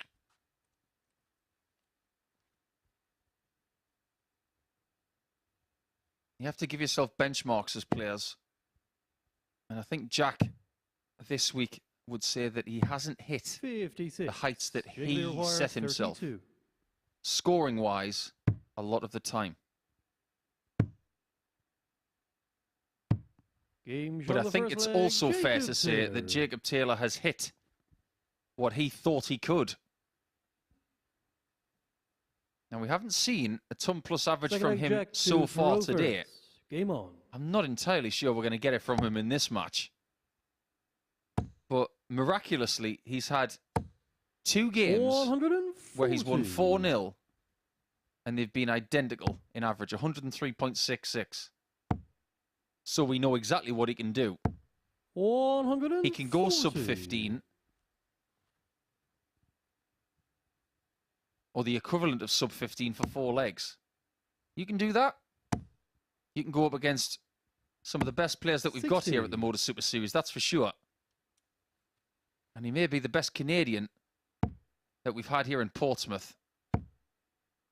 Remember Matt Campbell when he was in Southampton? 140. He won on a Saturday night 2 consecutive weeks. He won a qualifying week, then he won a Champions Week after that. And then he went on to play in a World Championship, and we haven't seen him since because he's got a tour card 60. now. What's to say that we don't get the same from Jacob Taylor this time in 2023? And this is very much an international competition. 180. With top international players. We're going to be seeing our first player from Iceland play at the Super Series in Series 4. Matjas Örn. Indeed. Yeah, I saw him tweet that yesterday. Jacob Iroquois, 41. I look forward to going to Iceland at some point in the future. Game shot the second leg. Right now, I think Jacob Taylor is looking forward to a bit of potentially Group B action. He is looking pretty comfortable in the table in that regard. Hurrell, Jacob to throw first. Game on. If you consider that he's got 60. 3 games left in this group, he could still get to 22 points and not make it through the group. How often does that happen? Not very often at all. 60. I think once with Richie Howson's the only time I can remember it, but that was because that was the week that Peter Manley was in this group, and obviously he didn't pick up a point in Group A, so I suppose the table kind of skewed as a consequence. One thing we should say now is that if Berry Van Peer wants to break the leg difference record of 96. plus 33, he's going to have to beat Ryan Harrington 4-0 and Jack Vincent 4-0. That defeat to Jake Taylor earlier 99. has really scuppered that effort. But it is a bit of a byproduct. But we like to look at the records at this point of a group. 97. People want to etch their name into Super Series history.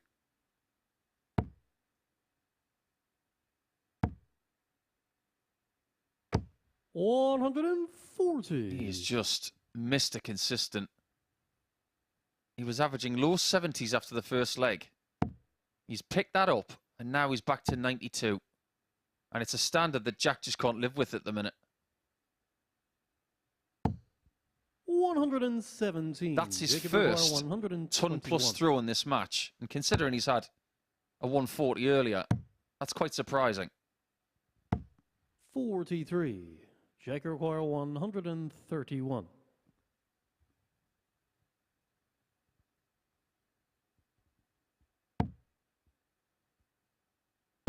Doesn't look likely, does he, at the minute? He's going to set this up, though, 94. fairly well. But Junior Taylor back Wire, for 78, 78. and these mid-range finishes, he's kind of taken out for breakfast.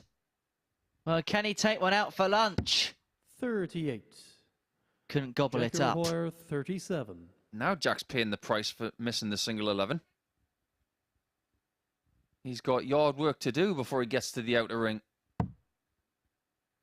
And that's another miss. But ultimately, he only needed one dart at the outer ring. Congratulations on that, Jack. And what he's shown, which I think is possibly the most impressive thing Fourth leg, Jack from to him this throw week, first. is his temperament. Game on. He's shown patience. He hasn't been exasperated too much. He could have easily blown his top a couple of times, but he hasn't done that. 60. That might be something to do with his upbringing, who's been his tutor in darts over the last few years. Whoever's done that job, I applaud you, 60. because he conducts himself absolutely brilliantly. Very much part of the target stable, and I know a lot of people do great work there. The likes of Lorraine 97. Winstanley, who's one of their chief tutors. And in the past, Al Fitton took on that. Well, he does that now with a different manufacturer. 60.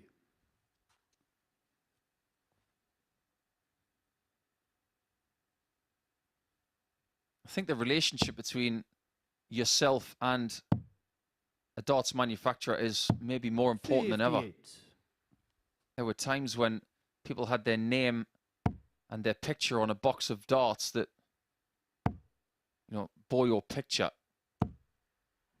100. And you think, okay, well, that looks nice. And you take them out the box and you try and use them. But now we're talking about tailoring everything. Hand filing. Making sure that every single groove on that dart is for a reason. I've never known an equipment generation like it. So precise. 100. I've had a look at the machines that they use for equipment close up. They are unbelievable. The things that they use to turn the tungsten, to give you the grooves, whether they are vertical, horizontal, 45. diagonal. It's astonishing stuff. If you're a darts nerd like me, it's something you have to witness to see a dart made up close. It's fascinating stuff. 49. Jack, you require I feel like this is bonus content for the producers to maybe think about.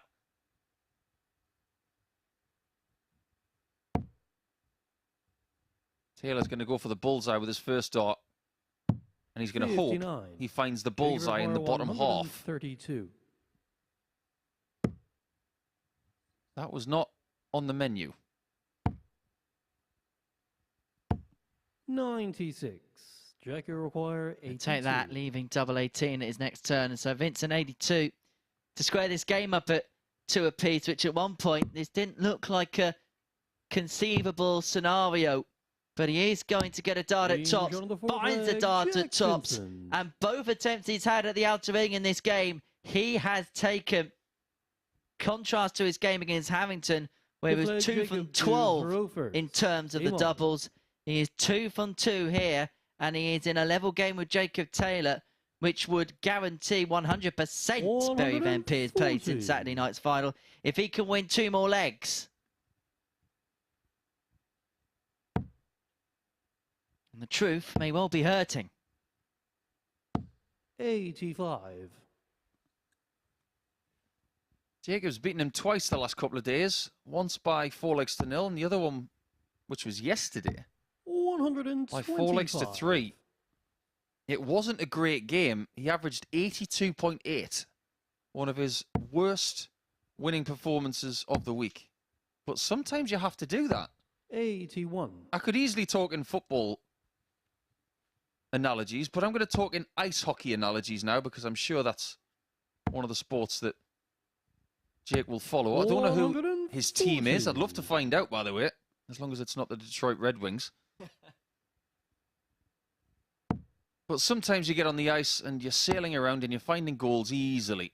They're going in when you're even looking at your own goal, and you can flip them in past the goaltender with ease. But sometimes you've got to work really hard.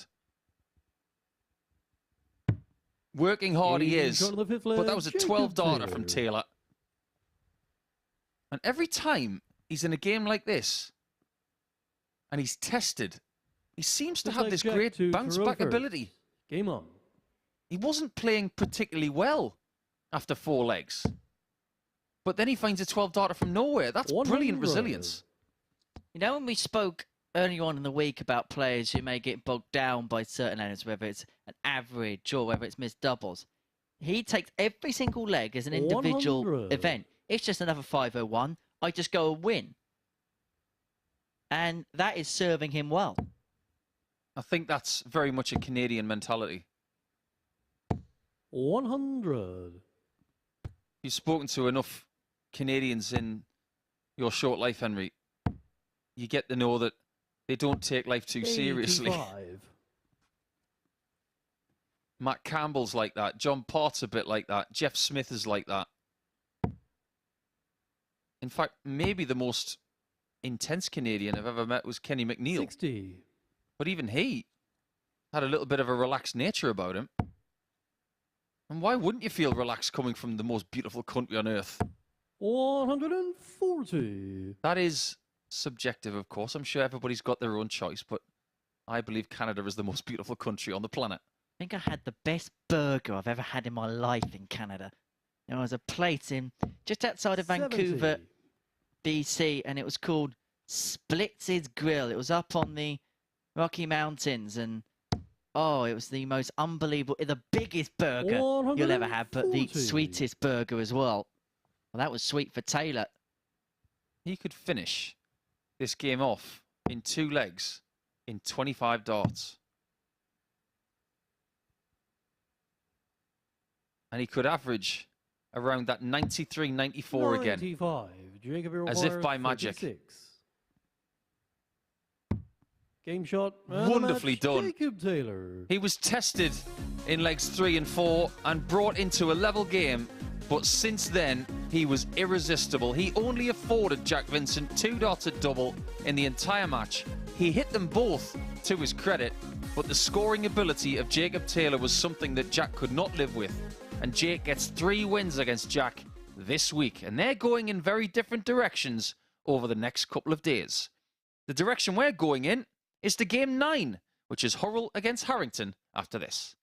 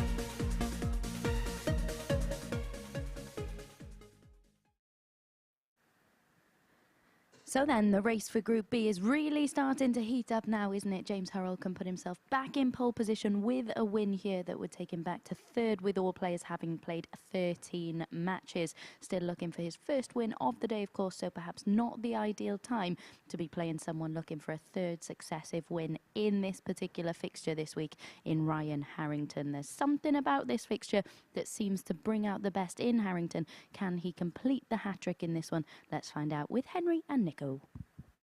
Thank you very much, Abby. And in terms of the race for Group B, you get the sense this is a little bit must-win now for James Hurrell. News is this one. He will be 2 points behind Lisa Ashton with 2 more matches to go. So he'd have to win the remaining 2 and hope for favours elsewhere. So to keep his destiny as closely lied in his own hands as possible, he would want to get the better of Harrington, who would also move on to 10 points in this group with a win in this particular fixture. This is match 9 of the day, and if the tail of the tape for the day so far is anything to go by, we expect it to be close, with the exception of Jacob Taylor's 4-1 victory against Berry Van Peer in the 4th game of the morning session, everything has gone 6 legs or more. Just a little bit different to what happened on Monday then. First leg, James to throw first.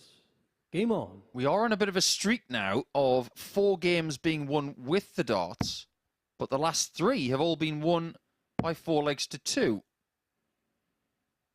If you're a fan of bagels, 100. you're going to be very hungry today because there aren't any. And I don't think there's going to be one in this game either.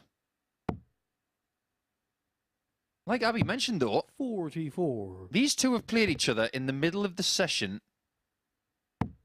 all week. They played game 8 on Monday and Tuesday. And on Monday, Ryan won by 4 99. legs to 1. Yesterday, 4 legs to 1 again. But I want to highlight the performance that Ryan had on Monday. 40. 95.58, still his best average of the entire week, with 80% on the doubles in that match as well. That's what he can do. 140. Now, it's easy for me to say this now that we have seen that performance from him this week. But that's what he can do on a regular basis. 123. And you just get the feeling that Ryan needs reps. He needs matches. He needs exposure to pressure situations so he can find his game. 100. What would you say after this week should be Ryan's next foray, next challenge darts-wise? That's a good question, actually, because I don't know what his 96. personal commitments James are. requires 62. But I think, speaking as someone who doesn't know the answer to that question, I'd have to say that maybe the right thing for him to do is to just keep playing. 22. Whether it's locally, whether it's league darts, whether it's going to challenge tours. The trick is to be playing regularly. 98. James, you require 40. Tops for Hurrell. His Game double comes 10 the has first been leg, really good James today. Hurrell. Because his tops has not been as good as the last couple of days. Does Second take a 1-0 Ryan lead with to 17 throw darts. first. Game on. And if Harrington wants to get 3-peat against the England captain, he's going to need to do it against the darts today, which is exactly what he did on Monday. 137. You mention quite a lot, don't you, about that secondary double. It's okay having a favoured double. Everybody's going to have one of them. 100. But then you've got to know the breakdown if you go inside. And then you've got to make sure that you're well versed on that, because more often than not, you're going to find yourself in a position where you're going to have to go down to that secondary double. And it's 40. proved today it's weight and gold for James. Absolutely. Many analysts within the game have said it for years. If you're good at tops, be good at tens. That's why James Wade has had such a great career. 100. You don't see him on double 5 that often. But when it comes to double 18, which is one of those crazy doubles that everybody has a foray to every now and again. 134. And Berry Van Peer's had a lot of looks at double 18 this week, but not that many looks at double 9, if you think back at it. But you must feel comfortable on the 60. secondary double if you are going to do something in this sport. If you like double 16, make friends with double 8 as well. That's what I would say. 138. And that's probably the easiest one to get along with, because if you're going for double 16, double 8's just next door. The transition from one to the other is minimal. 140. Ryan, you require 52. Will the transition from leg 2 to leg 3 be Game minimal for on the Ryan second leg, Harrington? Yes, Ryan it will. Harrington. Level we are. One apiece, 14 darts, a high-quality affair. 1-1 the scoreline in this one. Third leg, James. Both players to throw averaging first. 93. Game on.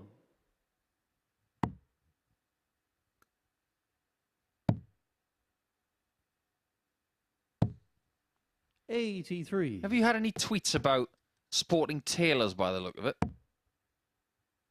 Let's have a look. 139. Because we do have tailors within the sport, don't we? We have a Scott, we've got a Phil, we've got a Jacob. 137. I think one of the first sporting stars that come to mind for a lot of people is Katie Taylor, a very famous Irish boxer. 96. But I want to go back a little bit further. But before we do, actually, Josh Taylor. He's a good boxer as well.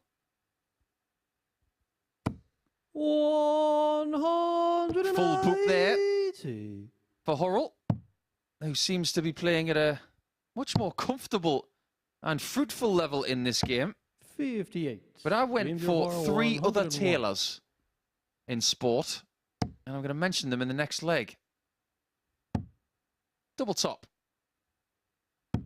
81. You can see what he's trying to get out of himself. He was frustrated at not getting the 12 darter there.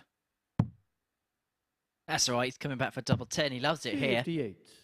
James, you require 20. Doesn't miss on the it. third leg, James Hurrell. Never misses double 10. This is a good game. Fourth leg, Hurrell is Ryan averaging to over 100. Rovers. Game on.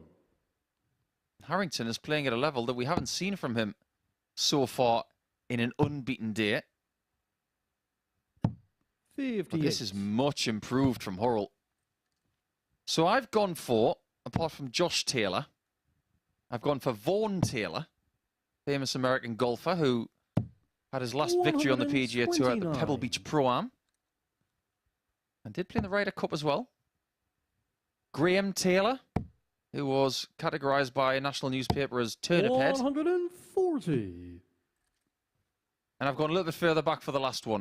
Chuck Taylor, basketballer and famous purveyor of 58. very famous shoes, of which I've got a couple of pairs.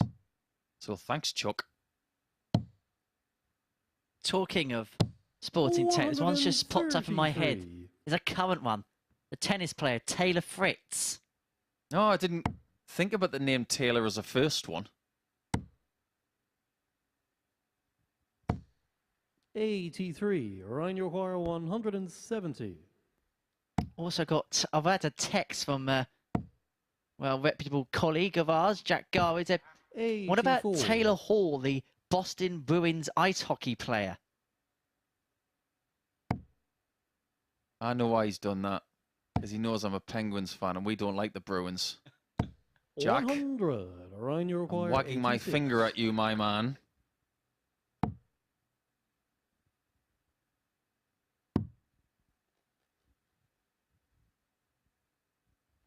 Okay. So that didn't go to plan. It was a bit like going for the 16s on a 120, wasn't it, Ryan? 46. James, you require 131. At least he's left himself on tops. And he is going to get a look at it now. 83. I think he must have been going for the 18 and it's just come out of his hand wrong. That one didn't. 2-2 it is. We saw it earlier, didn't we, with that double 5 at the beginning of the combination there for the 60 a couple of games ago. That happens when you're not playing on a really regular basis. You get the odd dart that just snaps out wrong. You're not going to get that from Hurrell. He's playing so regularly lately. He'll be doing something very important every single week. 82. He is tuned in. Just look at the focus on his face. Look at the way he comes to and back from the board over the next couple of visits. That's your little task at home. Just watch him. Every little minute detail of him.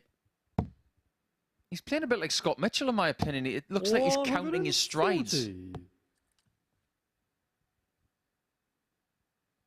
Nothing wrong with the slow walk back from the board, because it's a bit like meditation. You've got to notice every single thing about what you're doing. Think about how the heel feels when it hits the floor. How does your toe feel when it hits the floor? It's about... James require 121. I know it sounds a bit samey, but thinking about the process of absolutely everything, that's what meditation's all about. 65. And it's that bubble that you can create for yourself, which takes you into an elite thinking level in a sport, which I believe is 70% mental. 45. James require 56. He's averaging smack bang on a ton, is James Hurrell. He could find himself 3-2 up if he can find tops. He had a bit more of a love-hate relationship on this double James today, on the fifth but it leg, comes up James trumps on this Hurrell. occasion. And he's one away from the victory post. And Ryan Harrington, who's putting in his best numbers for the day, is throwing to stay in the match here. Throw first. Game on. By the looks of it, Hurrell's going to get at least his first average in the 90s today. And after having one in the 80s and the 70s, it's been very up and down.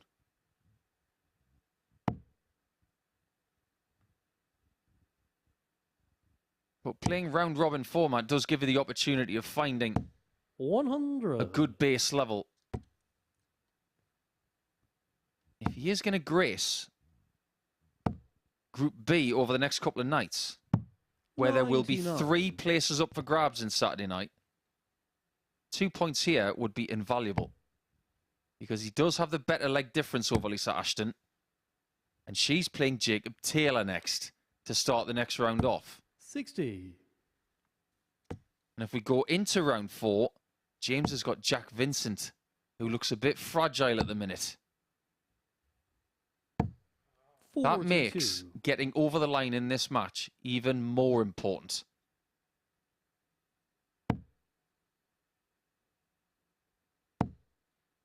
And a couple more tweets in terms of our 59. famous tailors in sport. Friend of ours from the Lakeside, Sarah Walker, has sent a message in. I hope you're doing okay, Sarah. Cannot forget Dennis Taylor, 1985, the Black Ball final. You weren't even born. Wasn't even thought of. I was 6 watching that. It was tremendous. One of my earliest memories. Everybody stayed up to watch that final. Everybody. That's when we had 4 channels to choose from. I think it was about 25 million people watched that black going. 56. My earliest sporting memory, this will make you feel sick. It's when Joe Cole scored that goal for England against Sweden at the 2006 World Cup. Pass the bucket. That is obscene. 43. Ryan requires 64. I remember the 1984 FA Cup final. That Andy Gray getting the winner. And that's a winner for Ryan Harrington in 18 darts. We are going the distance. And this could well be a leg that James Hurrell needs to win if he wants Group B action. Game on. Full credit to Harrington, though. He is stuck in there with a 90 average this whole match. And he still has the chance of beating James Hurrell 3 times in a week.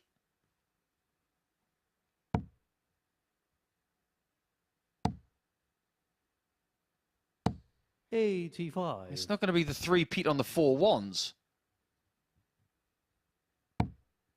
But it is a feather in your cap to beat the England captain 3 times out of 3. 60. He has to do it against the darts. But he's not that far behind after 3. In fact, he's speeding up. 140.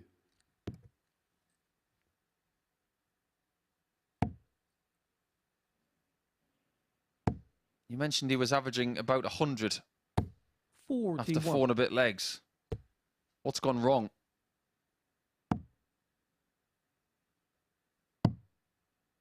Harrington is just exposing 96. something. He's got to keep that flight in that stem. Maybe he's got a defective stem, but he doesn't want to change it right now because he's in a winning position.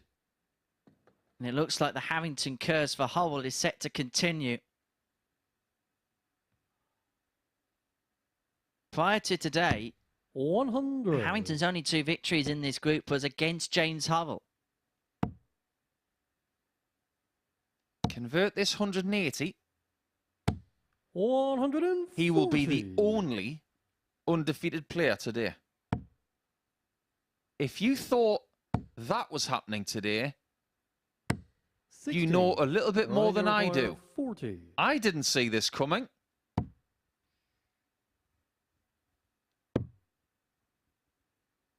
What's he going to do? Does he want double five or the bust shot? I like that play. No score. It was a bit of a risky one in the end. He was getting very close to that 7. You better have gone a little bit higher, Ryan, on that bust shot. Just make sure. Yeah, go for the 12, the 9, the 14, and the 11. Last thing you want to do is leave yourself on 3. Ryan, you require 40. But he left himself back on tops. Game, And he shot, takes tops. And a match, Ryan Harrington. For a 3rd win in 3 days against Hillbilly Hurrell.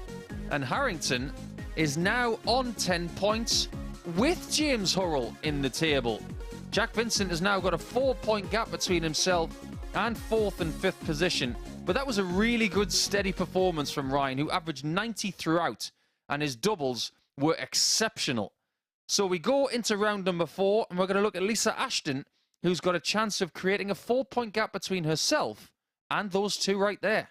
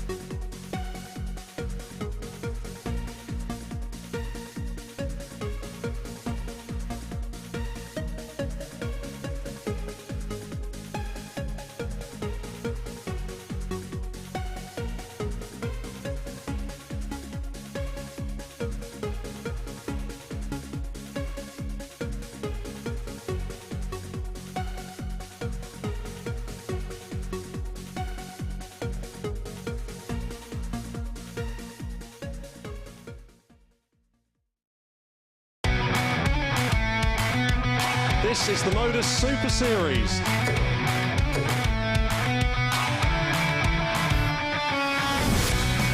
$182.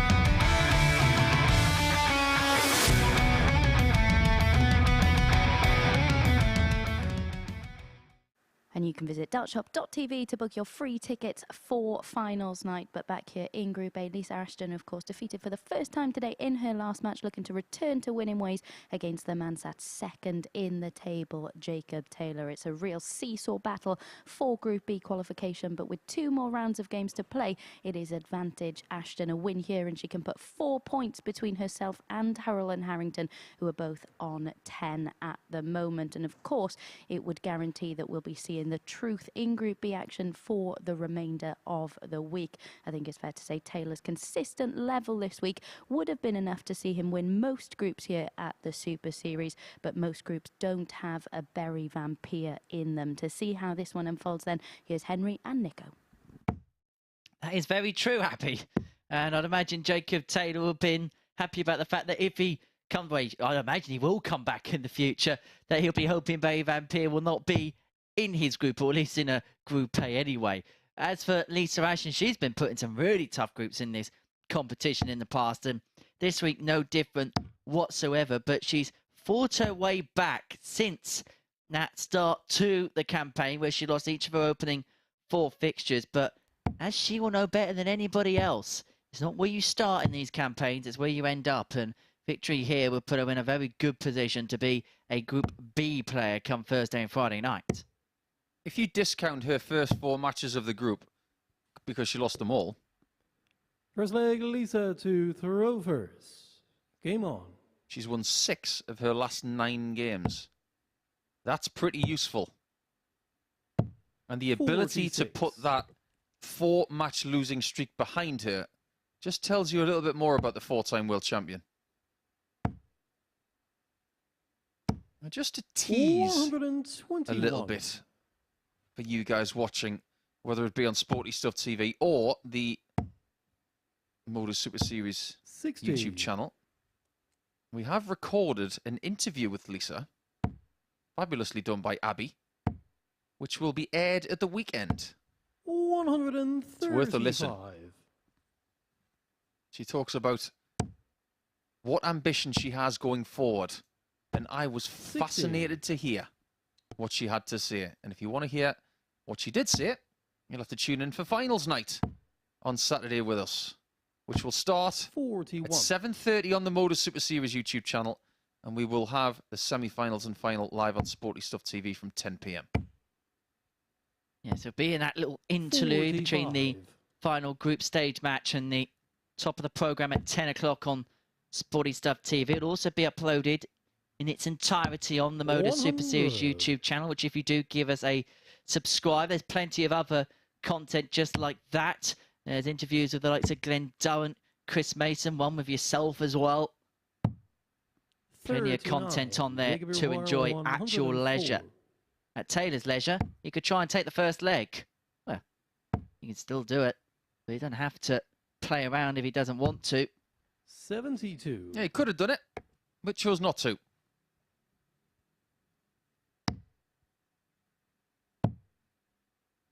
I think they say leisure, don't they? In North America, 32. Instead of leisure. One of the foibles between European English and Jacob Taylor. North American English. Good start here from Jacob Taylor. Shock horror. Jacob to throw first. Game on. I've never seen a debutant just so at ease with playing 5 games in a day. 100. I've seen Daniel Closer look good. I've seen Raymond Smith look good. I've seen many other players have their first week and struggle as well. But not one bead of sweat on that forehead. 97. Not one look of exasperation. Just one of enjoying the challenge. And I think we could all learn something from Jacob. We can all be a bit more Canadian.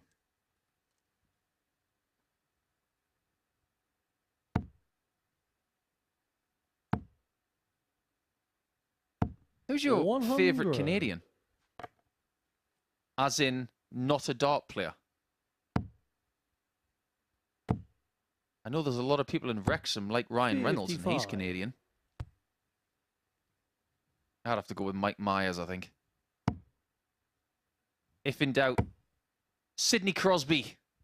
100. And to everybody tuning in, including Jack Garwood, Sidney's the best. He's the best. 96. Jacob, you require 24. He just twinkles in the distance with all of his Stanley Cup rings and his gold medal. 66. He thought that was good. Well, that one is. On the second leg, You can get that little red Taylor. light above the net just twirling now because that one does register for 2-0. What did they say, the ice hockey Hurrell commentators Lisa out to there? throw And he first. scored! He's not a pirate. 100. There you see, Ashton just having a little bit of trouble getting the darts out the board. Sometimes when you've got a bit of a groove on the points, they can grab onto the 100. wires as well. You've got to be wary of that. Also in Canada, they also do, as a default, the skin on fries, 60. don't they? It's a law out there, isn't it? They do food better than most countries. Some of the food that Jeff Smith has taken me out for, it's just, 58. it makes me drool thinking about it. The steaks, the seafood, the freshness of some of the produce. It's an amazing country. 180. There's a place on Vancouver waterfront we pretty much went to. Second time I went to Canada, pretty much every day for about 2 weeks. Lisa require It was that good. 161. It was dinner, lunch, breakfast, whatever it was, we went there. You can't forget a Tim Hortons. You can get Timmy's in this country now. 85. Timbits. I know what you're like with the coffee in the morning. I can't imagine what you'd be like if Timmy's came to Portsmouth. 100. There is Lisa one, I requires think, 76. in Gosport, which is one of the adjoining towns. Luckily, far enough away. Double 10. Team shot in the third leg. And it is Lisa 2-1. Ashton gets a leg back, and that's done in 15. The legs won in this game have been won in very good order. 15, Fourth leg, Jacob 15, to throw and a first. 17 Game on. to take us to this point. How many times have we seen, not just this week, but in her career, this 140. amazing ability to recover from a bad first start? I said we could all learn a little bit from Jake, but we could also learn a lot from Lisa as well.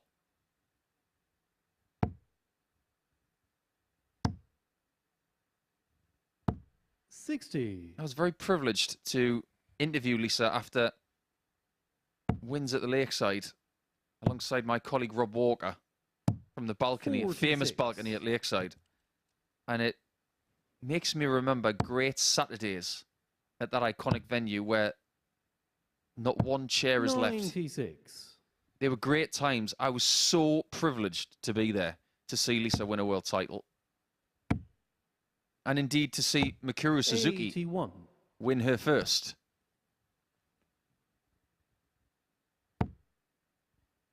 When you think about the impact of John Part winning there in 1994 60. against Bobby George in the final, you could say that he changed Canadian darts forever. But nobody from that country 100. Jacob has won a require world title since. In 145. fact, Jeff Smith is the closest because he made a final and ultimately lost to Scott Waits. Double top. Game shot in the fourth That's leg, pretty good, Jacob isn't it? Taylor. One of his best finishes of the week. And it gives him a 3-1 advantage against the 4-time champ of the world. Fifth leg, Lisa to throw first. Game on. Just one of the 4 legs going above that 15 mark. Well, 3 of them won in 15. 100. It's been a high-quality affair, and Ashton's played her part. But this man, well, he's playing pretty much to his weekly type. 93.3 was his average 100. yesterday. He's averaging, well, now just above 94 as a result of that ton. 174. Wonderful switching from Lisa. Can you name any Canadian ladies who've played at Lakeside? 140. Now, if I ask that question of Corinne Hammond on Saturday and she doesn't know the answer, she should hang her head in shame. Patricia Favell, That's the one, because her first win at 137. Lakeside came against Patricia Farrell. Oh, Darlene Van Sluwen there last year. 140. I was challenged by certain Alicia members of the Maguire, Twitter 90. community that we should mention more Canadian players. So there you go. And that's how you In take front out of the 90 for a flag, 12 darter. Ashton. That leg was swift. I bet you that Six leg compliment Jacob was about as to Canadian Hurrell as it comes. Game on. Because let's face it, maybe the friendliest country on earth is Canada. And that really was 100. good shooting, eh? 'Cause that's probably what he said. You go to a Canadian darts tournament, honestly, it's just the friendliness is 47. everywhere. I miss those kind of tournaments. And this guy's played with a smile all week. I think he's been a right tonic 59. to everybody in the awful weather we've had in Portsmouth this week. It's been so dreary. But all you got to do is hang around Jacob Taylor for 5 minutes and you feel better. 140. He's the blue sky on a rainy day. He's the can of positivity, 100. the plate of happiness.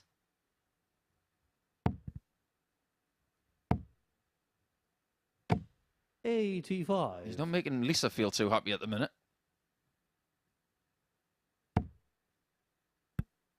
Should be going full South Park, playing Canada.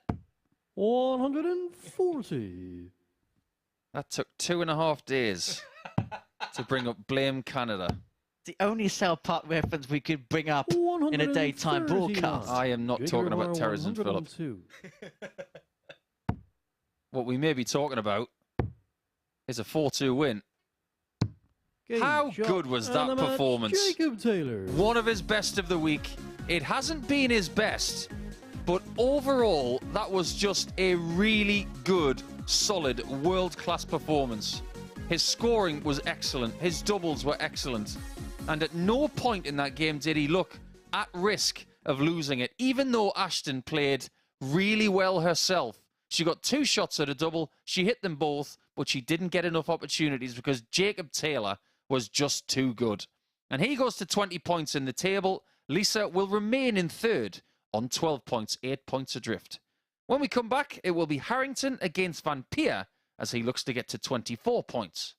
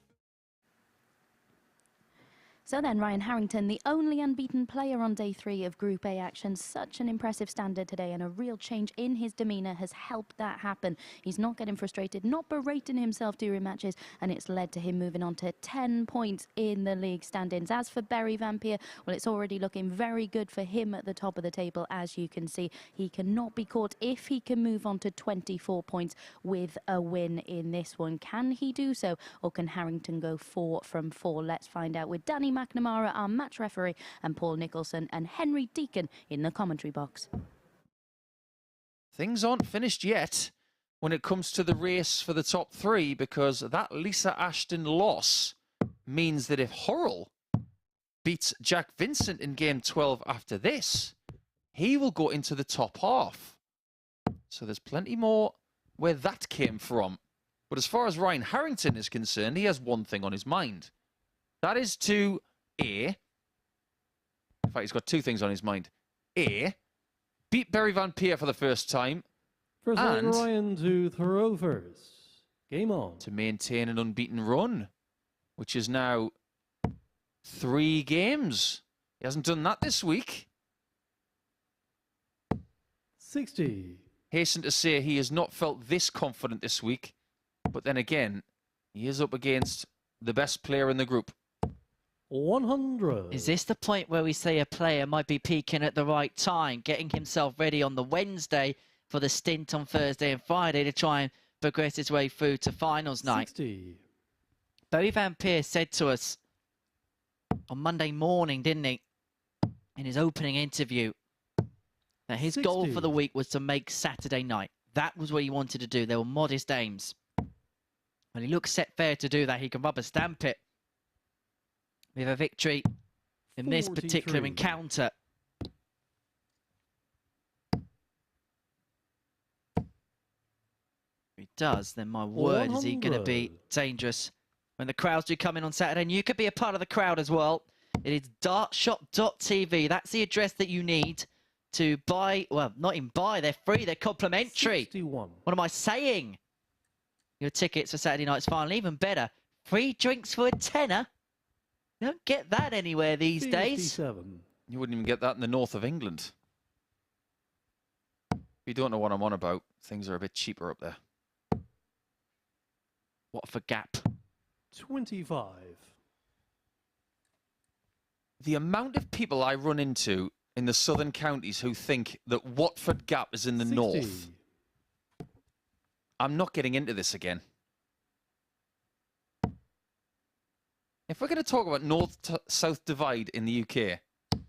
Oh, Ryan, what did you just do with your left arm? 180. Barry acquire 124. He was giving it the full balancing act. Berry's giving it the full Berry. He's determined to get that 124 Ryan requires 72. on the 14 start.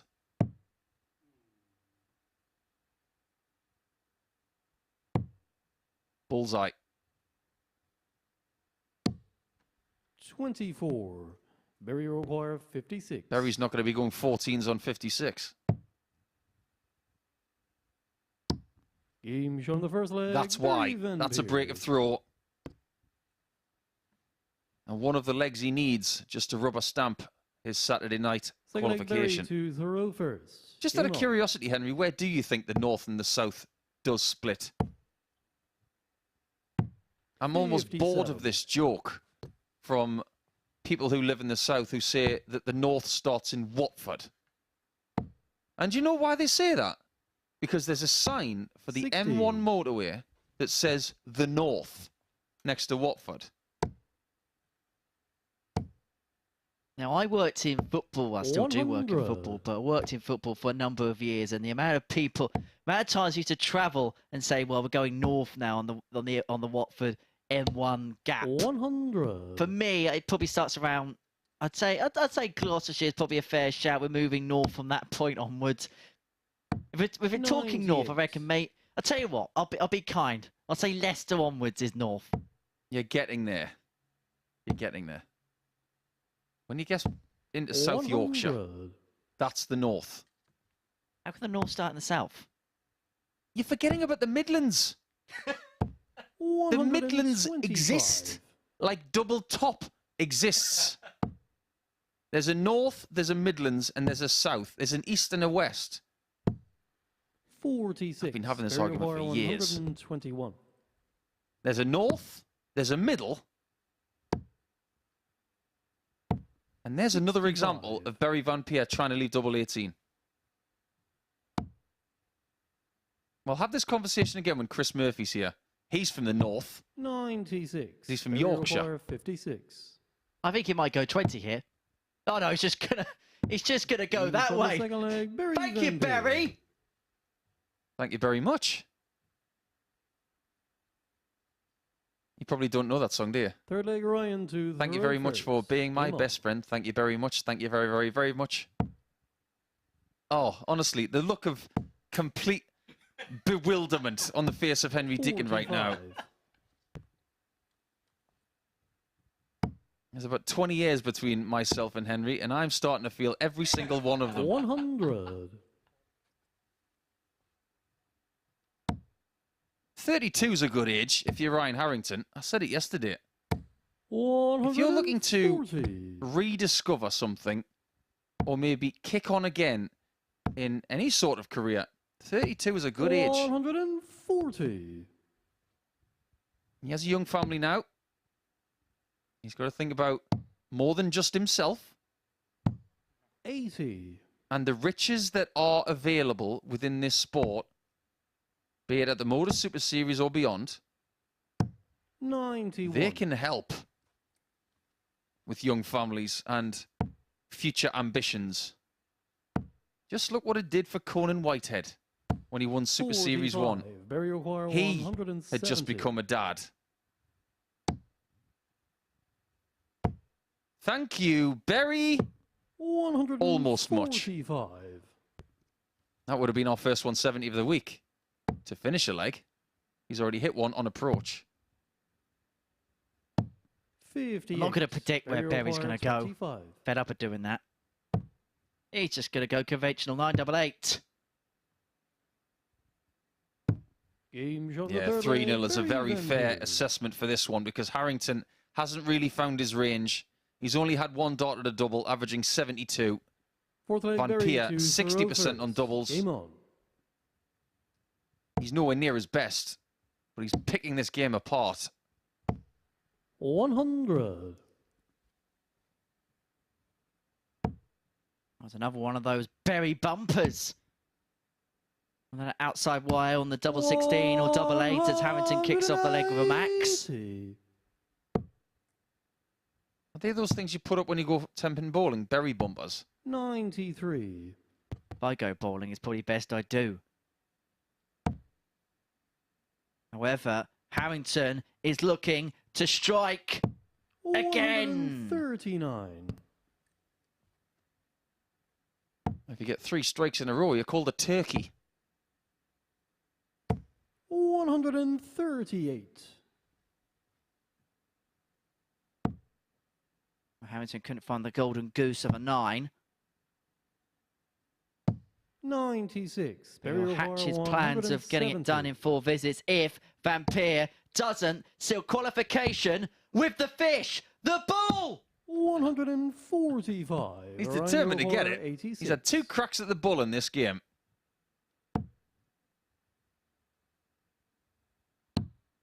Now it's double 16 for Harrington. Was that on purpose?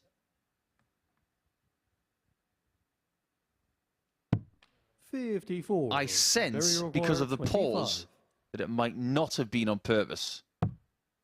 Double 8. 21. And he misses Ryan, you're 3 32. match darts. And so Harrington gets a reprieve at double 16. 1 left in hand.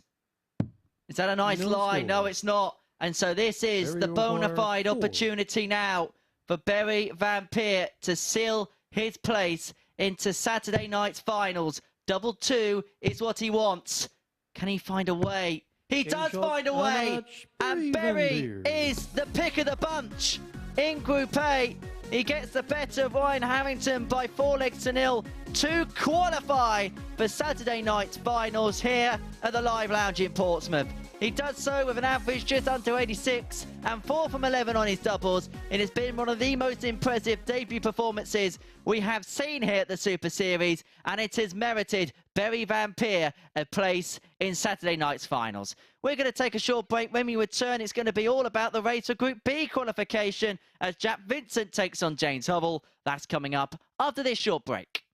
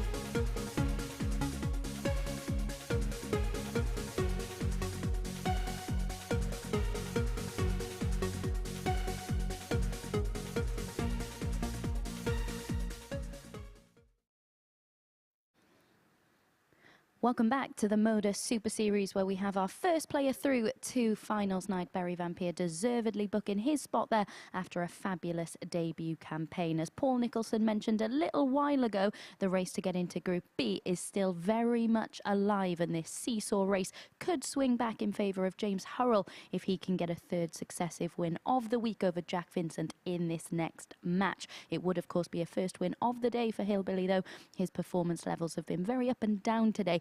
Will it be up in this one to take him north of Lisa Ashton in the table? Let's find out with Nico and H. Thank you very much, Abby. And you just get the sense here for Jack Vincent. He just needs to do something just to get himself a little bit of confidence. He played okay on day two, just didn't quite get the results. But going into today, he lost his first game against Lisa Ashton with an 82 average, and it's regressed from that point. You just get the feeling he needs to pick up some kind of positive result. It doesn't even have to be a win necessarily. He just needs to put in a performance, I feel, to just give himself something going into that final round. You do fear for Jack based on what's happened today. But whatever happens in the next couple of matches, because he will have 2 from the last 4, he will have the chance to draw a line under Group A and start again tomorrow afternoon. As for Hurrell, if he doesn't want to play tomorrow afternoon, you get the feeling he might have to win this match. First leg, Jack to throw first. Game on. And a win against Vincent will put him in 3rd for now. But Lisa Ashton takes on Ryan 60. Harrington after this. And she knows that she will be part of Group B if James Hurrell loses this game and she wins her next match. 58. It's a lot to ask because we would have Hurrell as the favourite in this one, even though he has not won today. And Ashton is playing Ryan Harrington up until that last game 60. against Barry Vampire, was unbeaten for the day. Although Ashton has had a very, very good time of it against Ryan Harrington so far this week, winning both of their 82. encounters on Monday and Tuesday respectively.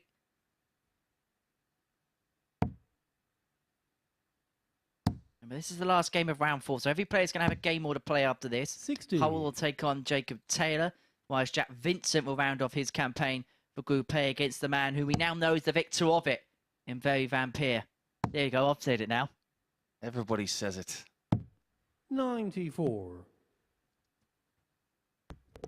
I used to work with a lovely lady on a darts magazine show called Hannah East. And we got it into her head that it was Raymond van Varneveld. She couldn't get it out of her head 100. for a whole day. If you're watching, Hannah, I hope you're well. It's been a long time. She's from the north. She's from the North Allerton. 100. I'm going to keep bringing that up, Henry. And that "Thank You Very Much" song that I was talking about in the last leg, which I'm sure Hendo enjoyed because Hendo's watching. 125. And it was from an advert that was before you were born. The year I was born. Yep, wonderful. That was a wonderful dart. 97. It's Jack what Jack requires. 96. Either a 60 with dart 1 or 2 to leave a shot at a double. And he gets it with dart 1. 60. Gives James a freebie. Requires 70. And he's going to look at the 10s. Oh, he's not. Figure that one out. Someone who likes tops as much as he does. Why wouldn't he go 10s? 54.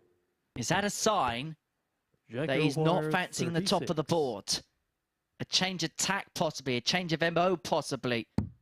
Game shot No the matter first what it leg, is, Jack Vincent is the victor of the first leg. Make no mistake as well, Lisa Ashton would like Jack to do her a favour. Second leg, James to throw Because first. that is not Game an on. easy game that she has against Harrington. He's been better today in points than at any point this week. 100. We have had a couple of messages from people who have been tuning in today who have played on the stage. Martin Turner's been in touch. Hope you're well, Martin. 68. And to John Henderson as well. One of the best people on the planet. Of that, there is absolutely no doubt. And John thinks that we're both absolutely crazy. 100. John has had to spend 2 weeks with me here, so he'll probably understand. Well, John's known me for long enough. He knows I'm completely bonkers. 100. Probably the most popular winner we've had under this roof, John Henderson. I would probably agree with that, yeah. I know that when Adam Warner won, he had his own select group, but I think 125. universally there have been some really popular Saturday night wins. Steve West winning on Saturday was a great story for a lot of people. Hendo winning at the back end of Super Series 2 was astonishing. 45. And he's gone on to win a Challenge Tour event since then and top the Challenge Tour Order of Merit. Good times. And win for Owen Bates in week 2. That was a bumper night. 2 really popular players in that final. Won a lot of 100. fans that week here at the Super Series. I mean, to be honest, everyone's a fan of Leonard Gates. And if you are a fan of Leonard Gates, good news is he's back here tomorrow night, 10 o'clock here on Sporty Stuff TV and the MODUS Super Series YouTube channel. 100. Do you know what I think we need when it comes to Requires Leonard Gates, though? I 76. think we need a hand lick counter. Because he licks his fingertips more than any player I've ever seen. 36. I think people are just glad about the fact that I'm not presenting this week, because last time Leonard went up on the balcony, it ended in probably one of the most comical moments in Super Series history. Do you want to enlighten me about that? 28. There was a dance-off on the Angel balcony 40. live on Oh air. my, you didn't. Games on the He second did. leg, James Hurrell. He's just equalised. What did you do? I'll show you the video after this match. Oh, if it's as good as Charlie Costerfine dancing at the Christmas party, I want to see it. Nothing can top Charlie Corsafine at the Christmas do. Well, I suppose the singing. But anyway, it's 1-0 here. So James Hull levelling the game up at 1 apiece. We're going to head back into the commentary box for our thoughts and reflections on what we have seen today here at the Super Series. We're into the final game of the fourth round of fixtures. And look, let's begin with Barry Van Peer, because as far as debuts go in this competition, well, they can't get any better, can they? It almost reminds me of when Mike Warburton made his debut in Southampton. He amassed 26 points that week. And this has been super strong. But I think one of the reasons why he's been so strong Third leg Jack is to because Rovers. he's been pushed. Game on. Simple as that. He's been pushed by Jacob Taylor all the way. And now Jacob's going to be under a very different kind of 100. pressure over the next couple of nights, because we expect, which is something I didn't say on Monday morning. We're talking about our friend Jack Garwood and Jacob 81. Taylor. He actually tweeted, did Jack Taylor, his debut has been incredibly solid. Remember, you could tweet us as well at MSS Darts. Props to the Championship Darts circuit for all the work they're doing, producing some real quality players. 60. Taylor keeps this up, and he must be a threat to go deep at the Cross-Border Challenge a few weeks on, which is a qualification event for the North American Darts Championship and the US Darts Masters. Yeah, I would not be shocked to see him at Madison Square Garden. I think that would be a really good 96. barometer of where he's at, if he can make that. And you've seen what has happened to players making the North American Championship over the last few years. And that is one 60. incredible trophy, by the way.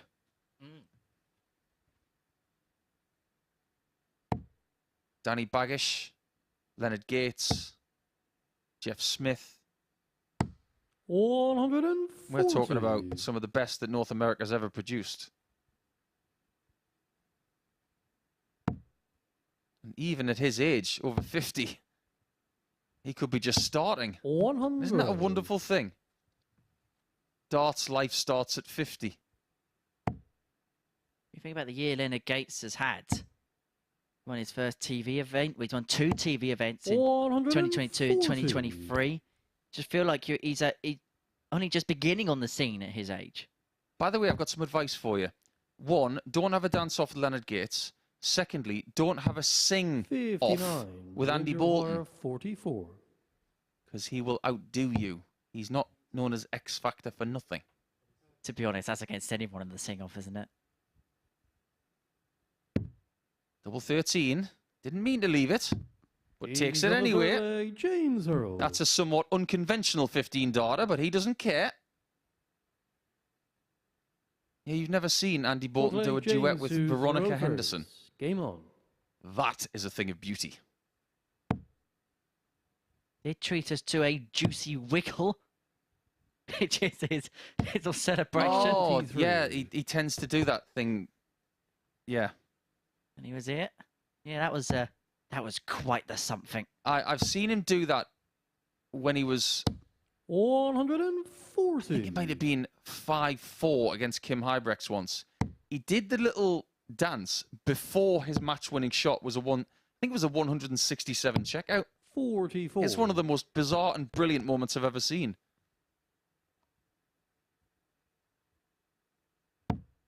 You have to have an identity in this sport, that's for sure. And when it comes to Hurrell, 100. when he walks out to that Hillbilly Rock, Hillbilly Roll song, that gets everybody going. You might like a bit of Sweet Caroline, you might like a bit of 55. Chase the Sun, that kind of stuff. I don't like Sweet Caroline, like a lot of people. And I don't like the cheesy tracks a lot. But I do like James's song. It's just got 100. something. I can see people line dancing in the crowd. It's got the right tone and pace to it. He's a big fan of 60s music, is James. He says it's the best 101. era to Jack music Hurrell, in his opinion. I think he's going to get along with Abby then. Indeed.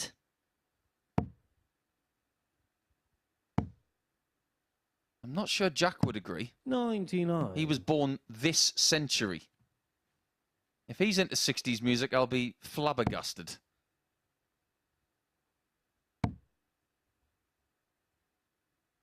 I'm almost afraid to ask him, 100. because it'll be something Jack that I don't know Hurrell, much about. As long 62. as it's not Coldplay.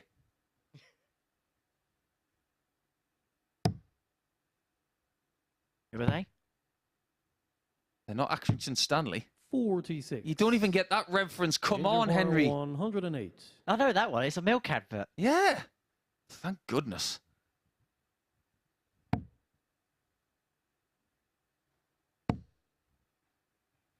No chance for Hurrell to get 100. to 3-1 at that Jack visit. requires 16. Jack could draw level. He's played a little bit better in this game than he did in his previous game. Game shown That's a bit more accurate. Jack Vincent. He's not going to get himself off the bottom of the table Fifth leg Jack to throw first. unless Game on. he wins this game and his next game. And he needs Ryan Harrington. In fact, 85. he's not going to get there, is he? Unless he wins both games. And he's probably going to have to beat Barry Van Peer by a distance, but I just don't see that happening. 100. I think after Monday, Jack would have said, getting to Saturday night is a realistic ambition. 85. But he started well Monday, and it has tailed off a little bit. And I think it takes a really honest dart player to look in the mirror and ask why. Why has that happened? 58. Why did I play better on Monday? Why did I not play as well on Tuesday? If you don't ask yourself these questions, you will never improve. Figure out what you're doing right 54. and repeat. Figure out what you're doing wrong and correct. It's very simple. But do you think mentally he's one of those players that can decompartmentalize it and say, well, this was one experience, this is a clean slate now, what has happened is effectively irrelevant? 140. It's a delicate process. And I don't want to put pressure on youngsters at 22. I want them to go and play and I want them to go and learn. I think in some cases in World Darts, there is maybe a little bit too much pressure on young stars, both male and female. 85. Because they have a reputation, they have titles to their name very early. I mean, look at someone like Leighton Bennett. He won the Cambridgeshire Open at 12. Then we started to load pressure his way after he won the World Youth Championship at Lakeside. It might take him another 10 years to become the player that he wants to be. Let them play. If they want guidance along the way, I'm all for it. 32. But don't give them too Jack much. requires 78. Don't make them feel like they're playing with anvils on their shoulders. One dart. At tops for 3-2. Game shot Oh, the fifth beautifully leg, done. Beautifully Jack executed. Vincent. And he's a leg away from getting the better of James Hurrell, and this will severely dent his chances of progression into Group B. Six leg James to A win for throw Ashton first. against Game on. Harrington would ensure that she will be playing in the evening session, and the Hurrell will have to, the Hillbilly Hurrell will have to come back for the 1 o'clock slot on Thursday and Friday 41. respectively. It's been a long week so far. Full credit goes to Jack Vincent in this one. He's not averaging massively, just a shade under 80. 83. And now just a shade over 80. But he's had 7 opportunities at double in this match, and he's taken 3 of them. That's really good. 59. You just sense that into his 3rd day of campaigning here is the fact that he's not 100%. Just starting to take its toll a little bit. I wouldn't be surprised. 100.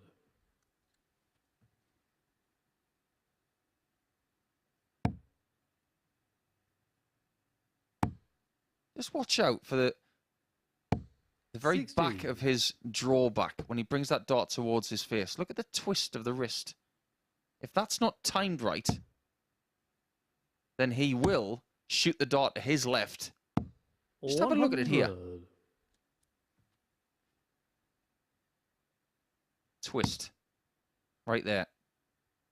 When he twists the dart back towards the board, towards 60. looking straight down the barrel, that little movement has got to be really precise.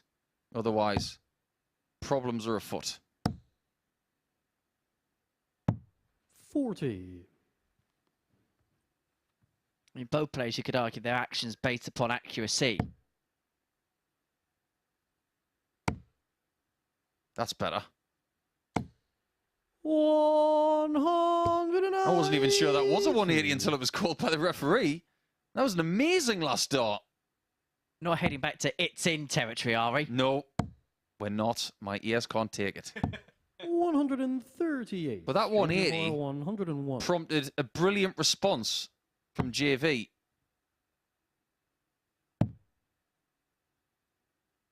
He's now on 61. tops to beat Jack Hurrell Bar 40.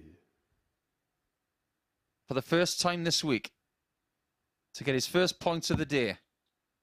That was rushed. That was Game much shot better. and a match, Good Jack timing on the last Vincent. dart, and Jack Vincent gets a very valuable win for him. It gets him to 8 points in the table. It doesn't take him off the foot of the table, but it will make him feel a hell of a lot better about going up against Barry Van Peer in the last match of the day. The last round of the day is imminent, and we're going to start with Ryan Harrington and Lisa Ashton. And if Ashton wins that game, she's going to be sailing into Group B.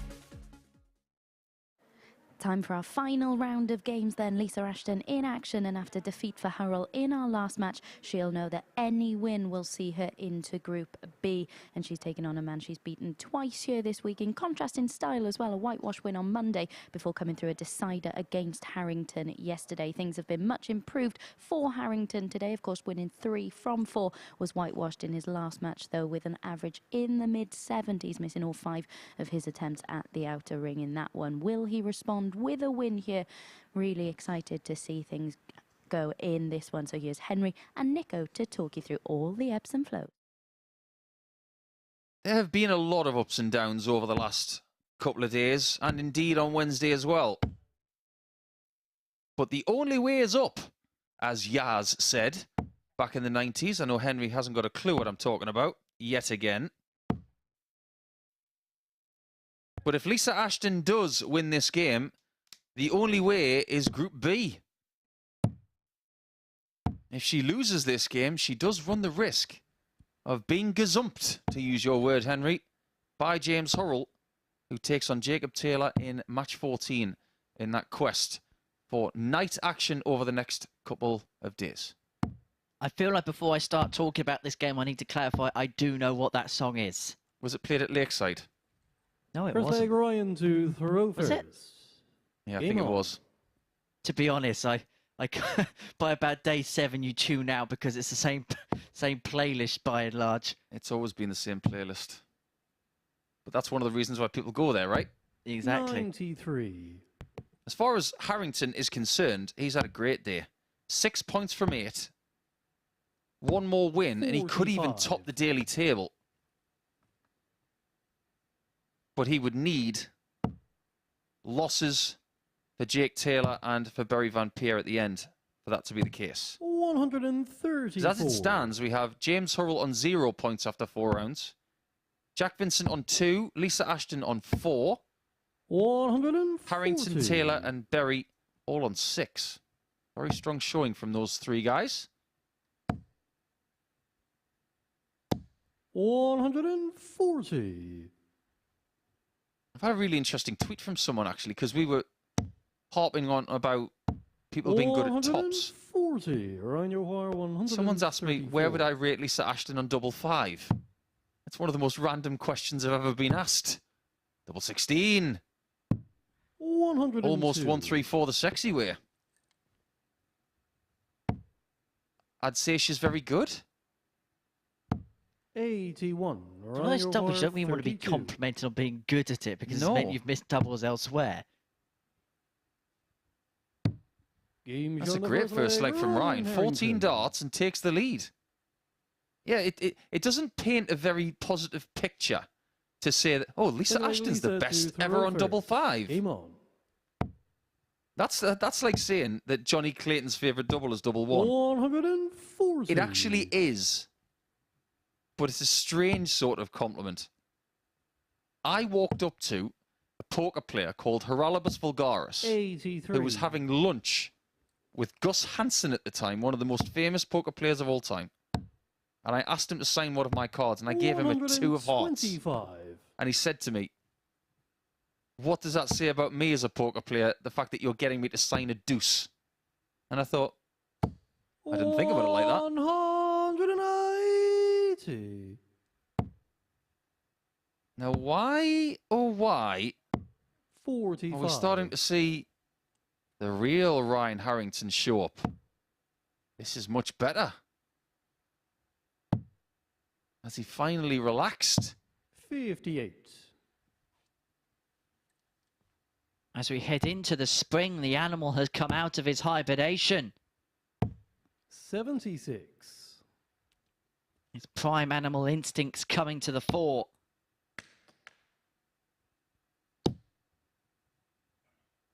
I've just done a mental calculation.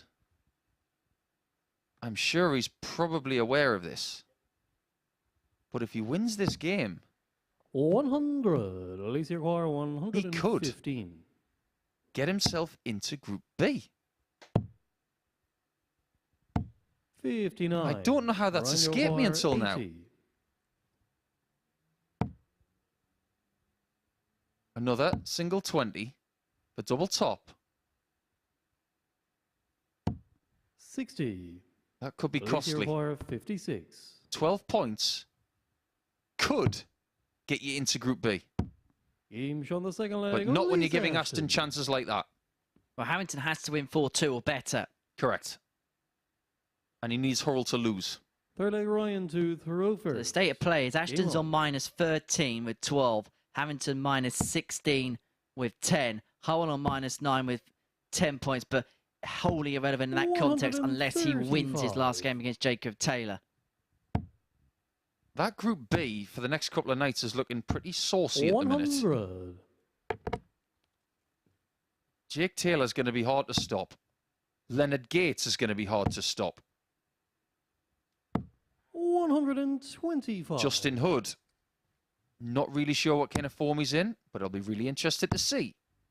And Diogo Portela has got good 80. levels. I'll be fascinated to see where he's at. But one of Harrington, Ashton, 80. or Hurrell will complete that group. Not even the Szechuan can be as saucy as the Group B could well be this week. 134. Ryan Require 161. Didn't expect to hear the word Szechuan this week. Not often I'm outdone on the food stakes. 137. Trust me, it'd be the one and only time. Double 12 after 12 for Harrington. Remember, having to win by a scoreline in this particular 59. encounter. Ryan Require 24. Yeah, if Lisa gets 3 legs, she will condemn Harrington to Group C. Double 3. 21. Well, I'll give him his props. He'd give it a really good go. 128. It's easier to be defensive on double 3, and he wasn't. Bullseye.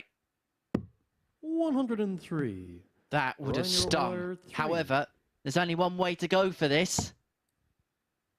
There's only one way out, Ryan. And that's through the trapdoor of Madhouse, but that's sat quite nicely. And that one's found its way in. Harrington. And that could be the most important 3 he's thrown for a while. As soon as you said Fourth trapdoor, leg Lisa to it made me throw think of a really good first. kid's Game show on. called Trapdoor. Don't remember it, do you? Had one of the best 95. jingles for a kid's show ever. Don't you open that trap... I'll show you later. Don't you open that trapdoor. Brilliant. 96. I'm sure Ryan will just about remember. I know that Lisa will remember that. I'm sure her daughters have 41. seen that show. But that would be an interesting addition to the MODUS Super Series stage if there was a trapdoor there.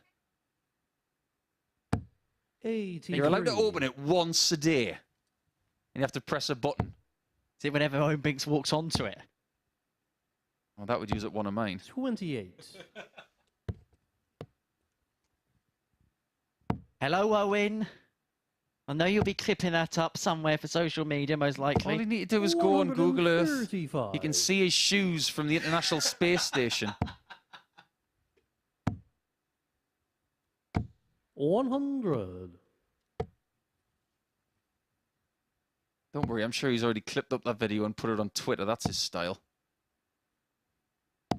100. This is very good from Harrington. So far, this is possibly a best performance of the week. But in a funny sort of way, she might be inspired. He might be inspiring Lisa into doing what she hasn't done this week. 62.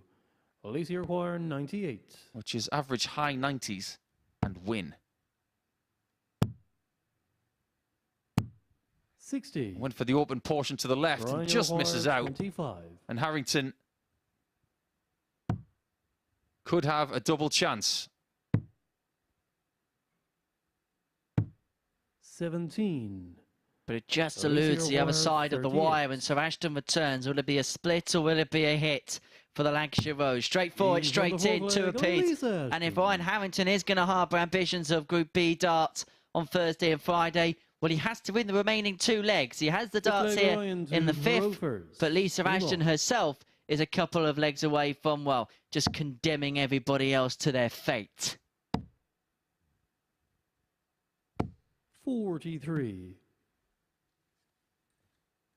Just looking back at Ryan Harrington's year on the Challenge Tour, 100. he hasn't played on it since January. So he's taken his foot off the gas since Q School and the first Challenge Tour weekend. He's definitely not taking his foot off the gas there. 180. He's had some decent wins this year. He actually lost to Barry Van Peer in the very first Challenge Tour event after beating Max Hopp, which I know that Max is not playing his best stuff right now, but the thing is, he's still very hard to beat. 82. He's also beaten Michael Rastovitz of Austria, who's a very tough 57. man to beat, and Vítězslav Sedlak as well. That was his best performance of the season in Challenge Tour darts, winning by 5 legs to 3, averaging almost 95. 40. So we can see that his ceiling performance for 2023 so far is 95. 140. Look where he's at. Ryan, you require 56. This is a good performance. And it could be a winning one. 36. But it could be a losing one as well. Alicia requires 64. Now the margins could be so fine. Harrington has missed his opportunity to go 3-2 up. 24. But so has Ashton. Ryan, you require 20. And so Ryan returns for double 10 to go a leg away. Game He does not need a second invitation to the party. I don't think he's thrown a better dart this week than that one. That one went in with purpose. Lisa to throw first. In Game on. exactly the place where every professional dart player looks for double 10. About a third of the way down from double 6. That's a little tip for you out there if you're practicing your double 10s this weekend. You don't go for the middle. You go for the top third. Because if you drag your dart a little bit low, you can still hit it. 140. But if by some crazy way you overshoot the target and go into the single 6 or the double 6, you've still got a shot. 30. That's how pros think.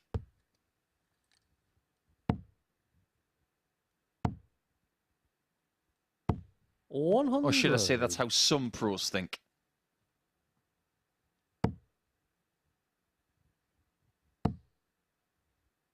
Say Leonard Gates is back tomorrow. We could see any which way from him. 126. Doesn't look good for Ryan, does it?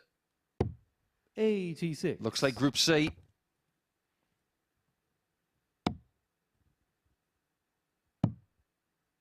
Maybe he wasn't aware 58. of this Alicia opportunity. require 40. But Ashton closes the gate, and look where she hit that double 10.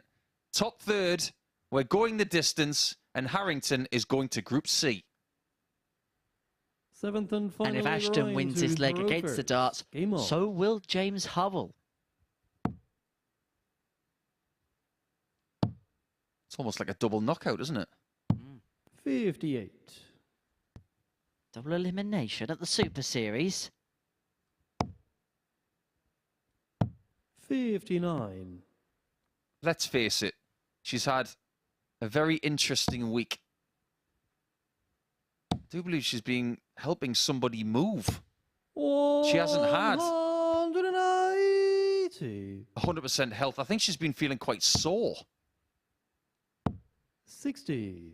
Having an extra few hours in bed tomorrow and then having a little bit of time in the afternoon to maybe have a walk around and feel a bit freer, that might do her the world of good. We've seen a marked improvement, haven't we, today? It looks as if she's finding her best darts. This is about the right time to 59. start peaking. Around about Wednesday, Thursday, when that new group comes in, you want to try and make hay on the Thursday because sometimes you can leave yourself too much to do on the last day to catch up. Whatever group she ends up in, she's going to have a great chance. 123. Harrington will definitely be up against the Welshman Martin Thomas and Welshman Mike Huntley. 100, Stu Ryan Wilson 81. of Lancashire will be there, as will Jack Vincent. I think that group is just impossible to call. 49. But let's face it, today has been a much better day for Ryan. If he hits double 16, he'll have 8 points for the day. Game shot. A Man of the much match, better Ryan Harrington. Wednesday. And going into Thursday, he's going to feel so much better. Because the only person who beat him today was the person who won the group in Berry Van Peer. That's a great confidence boost for the man called the Animal. And as for Lisa Ashton, her participation in Group B is now up to James Hurrell, who will take on Jacob Taylor after this.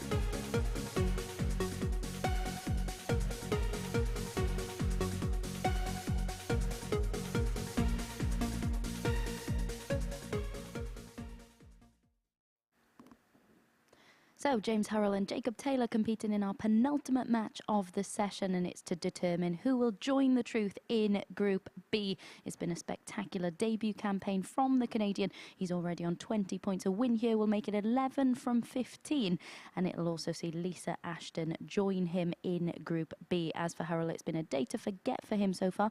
He was perfectly placed to secure a Group B spot coming into today's action. He's lost all 4 of his matches so far, but can still squeeze into third spot with a win by any scoreline here, thanks to his superior leg difference over the Lancashire Rose. So, putting our commentators on the spot, Henry and Nico, will it be B or C for Hurrell? Based on the way that Jacob Taylor has played today compared to James, I would have to say C for Hillbilly Hurrell. That's my hunch. Jacob Taylor yesterday, who showed a great deal of ability and a decent engine as well. He has had, in his last game yesterday, an average of over 103. So you just fear that he's playing at a higher level than James, which could confine him to Group C, Henry. Well, he's very much playing at a higher level than pretty much anyone apart from Berry Van Peer in this group. And to be fair, it's hard to do that. But for James Hurrell, I think regardless of the group he's put in, if he gets into Group C, it'd be interesting to see what the odds compilers say overnight, because I think, and this is about disrespect to the field, I think he'll be a very, very heavy favourite to progress his way through to Saturday night's final. He will be joined there by the likes of Martin Thomas and Stu Wilson and Mike Huntley. Game on. A couple of Welsh stars in there. It's actually a very cosmopolitan week here at the Super Series. We've got Holland with the Netherlands, we've got Canada represented, we've got America, England, Wales. 45. Couple of 4-2s with these two over the last couple of days. This is the same 100. time slot as they had on Monday. And if I'm looking for a way out for James, when they played in game 14 a couple of days ago, he won by 4 legs to 2. 100. But that was one of the worst performances that Jacob's had this week. He only averaged 82. And that was one of those games where James went 4 for 4 on the doubles. 50. But since then, they've played again. And Taylor averaged mid-90s, which is what he's been doing most of the week. 100. What we've learnt from Jacob Taylor is his beginning of the days are very strong, but he ended 85. yesterday with the marquee performance of 103.66, 4 maximums, 4 out of 4 on the doubles. There really wasn't anything to complain about with that demolition job of Lisa Ashton. He can actually half 60. thank Jacob Taylor, James Hurrell, because of that 4-0 victory. The legs difference could play kindly for Hurrell in the rate of qualification. Remember, a win by any means, any margin would mean he'd be 60. in the evening session on Thursday and Friday. Be fascinating to know if James is actually bothered. Some players aren't. The motivation is, if you're in Group B, there are 3 spaces 85. for the finals, whereas there's only 2 in Group C. If it was me, I'd much rather be in Group B. 100. But there are certain Ginger players who think 111. it doesn't matter which group I'm in, I'm going to qualify anywhere. And I do look at the lineup in Group C, and I still fancy him to get through even if he's there.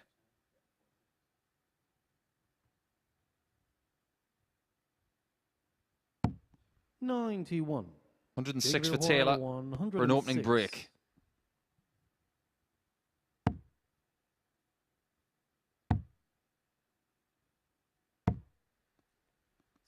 You're not a dart player, Henry, but 20. a lot of dart players will be watching this thing, and I don't like those flights that move when they hit the board. Twisters.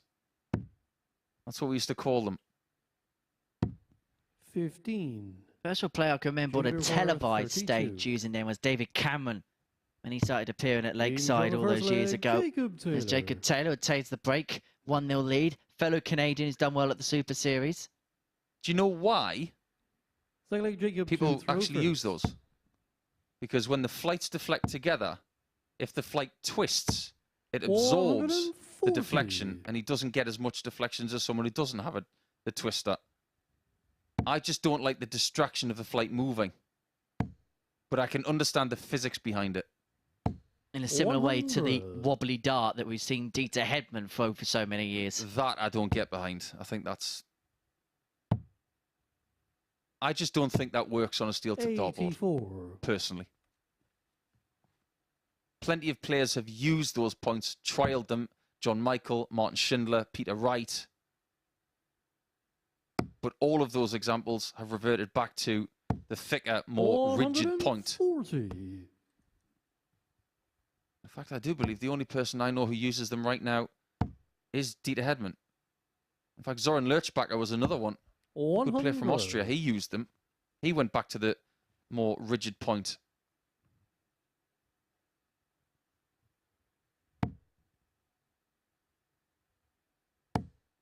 This is better. Doesn't get any better. 180. 9 darts thrown on a 2-darter. 100. Taylor joins him on the 2-dart 81. range.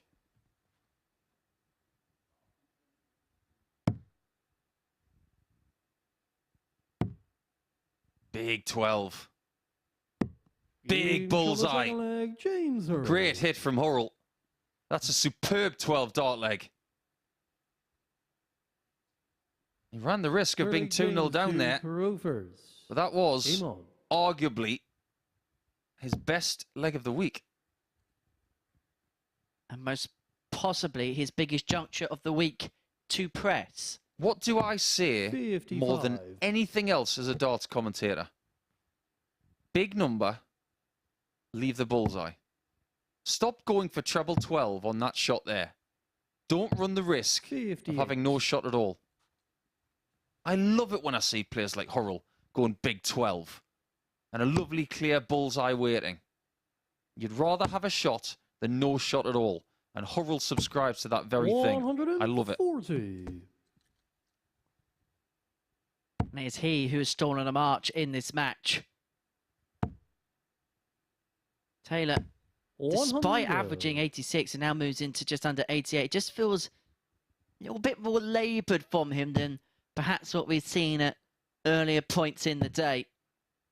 Did we finish our discussion about the most famous Taylor 124. in sport? Are we going to say that Philip Douglas Taylor is the most famous Taylor ever? I feel like that's a fair assumption. Although Jacob, maybe in years to come, might have one or two words to say about that. What about Jermaine Taylor? He had a good fight with Carl Froch. I leave it up to you, 100. the sporting universe, as to which Taylor is the best in all of sport. But there are plenty to choose from. 97. James require 82. Well, he needed the bullseye to end the combination. The last time round, he doesn't get it to start this one. But it could be tops for the lead. Game on That's the third brilliant. leg, James Hurrell. 12, then 15. And he takes the lead, and a slight nod of approval there from Jacob, Fourth who leg, Jacob has to to acknowledge Hurrell first. that that was world Game class on. in the last couple of legs. It's elite level throwing from one of the elite players outside the PDC tour card system. 59. A man who is sat at the top of the perch of the WDF rankings. Has won most of the big open events, won most of the big events in the WDF system. I suppose the question is, what would 11. be a successful year for James Hurrell? He's had his Pro Tour call-ups, he's had Challenge Tour successes, but what would be a good 180. year for Hurrell? He's just a shade under £2,000 behind John Henderson at the top of the Challenge Tour Order of Merit. One. Check 140. I think even Jacob Taylor found that one quite amusing. 130. Is that known as a Rab Butler? I just thought it was the most enthusiastic 140 call ever. I wanted him to call it 140. Okay, Kirk. Or do you have to 85. hyperextend Jacob at the end? 128. We'll come back to that. I think the ambition of Hurrell this year would be to win on multiple circuits.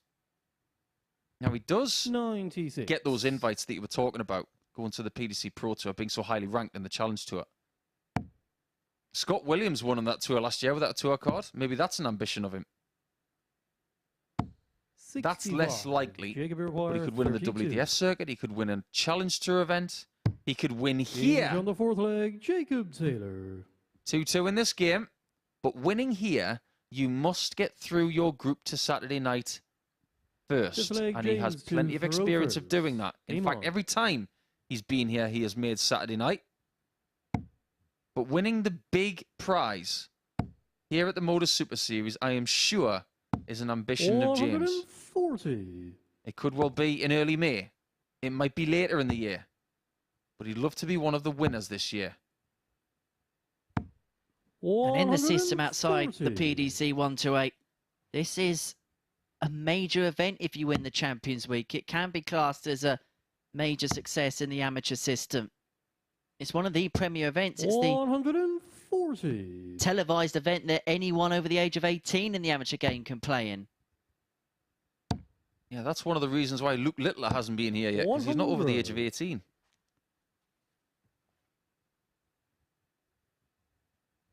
Keane Barry played in this tournament from home during lockdown on his 18th birthday. We couldn't wait any 45. longer to get Keane Barry on, so we waited until the very day he turned 18. What were you doing on your 18th birthday? Was that questions I best not delve into? 41. My 18th birthday, my brother and my sister took me out for a night in Newcastle. I do remember I was wearing a minty button-down collared Lacoste shirt. 100. That was my birthday treat. It was a good night, actually. It was good fun. Never a dull night on the tune, to be fair. Never. 100. James requires The 76. 3-2 then, and another 5 or better visit leg. He's back to tops. 36. Jacob require 120. He took it a 1-4-5 in his previous game. This is easier. 80. Give it a good look. James require 40. Taylor couldn't topple the tower, and so Hurrell will return for the tops. On Monday and Tuesday, he was relentless on this. But we saw earlier on, he deviated away from here into the double eight, but he's rekindled his friendship with the double at the top of the board. And he leads 3-2, and now he's one leg away from playing in Group B on Thursday and Friday nights. I'm not going to lie, the averages are a bit weird. It's not often you're leading 3 legs to 2 and your average is almost 10 worse than that of the opponent who has 1 leg less than you.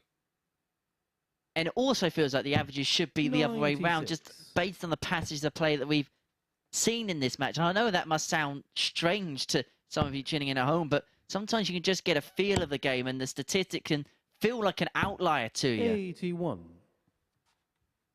One of the reasons why the average is better for Taylor is because he's only had 3 darts at a double, whereas Hurrell's had 9. That could explain it. 66. But also here, have a look at the ton 40 pluses for Hurrell. Okay, Taylor's have more maxes, but those 5 140s represents 80. the opportunity to kind of get yourself a dart ahead and a leg. Hurrell does not want to go to another leg. He wants to get this done.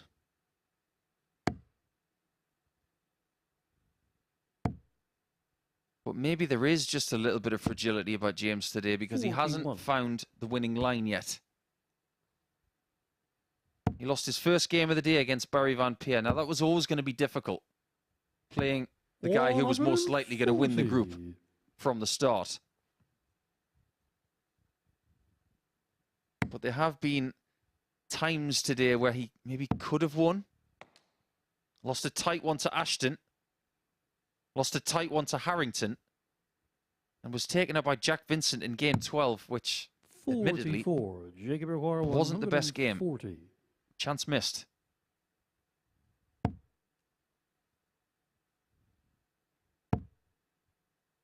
Well, I will expect Taylor to square up 60. In the space of 6 darts here. Well, he hasn't found a treble, so it may only be the 1 dart at tops with the 6 darts he had in his hand. Well, he may get another 6 if he can't find a treble here, Hurrell, and he hasn't. And so Taylor here, with the luxury of time to send us all the way to a 7th and deciding leg. Tops it is. It's a perfect, succulent guide to find its way into the tops. And so, 1 leg of darts, 1 leg of 501 will decide whether it's Ashton or Hurrell who will be playing Group B or Group C tomorrow and Friday.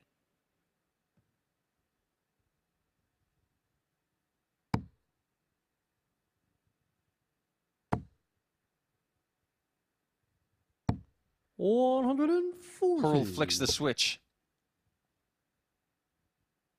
And I'm talking about that metaphorical switch in the brain of a really good player. 83. A pro player who, when asked a question, can just turn something on. You can't make sense of that dart, but maybe that is symptomatic of the over-twisting of the wrist that I mentioned a little bit earlier.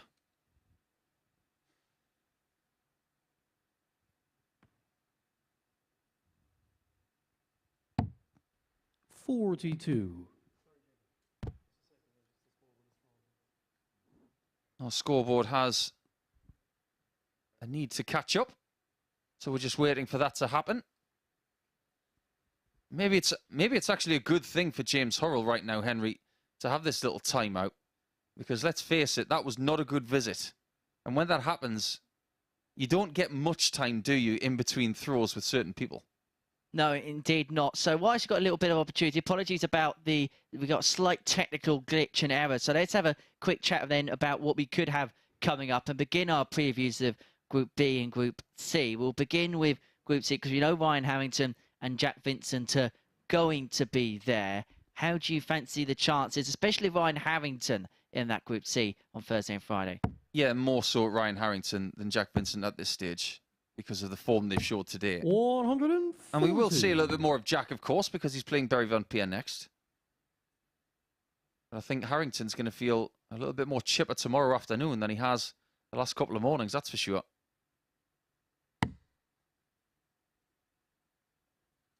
It's starting to annoy him a little bit, this dart that's dragging left. 95.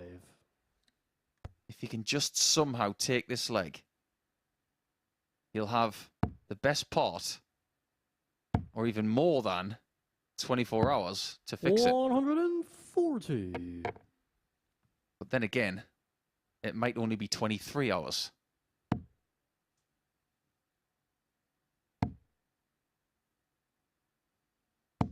100. Great last dart. Negative 138.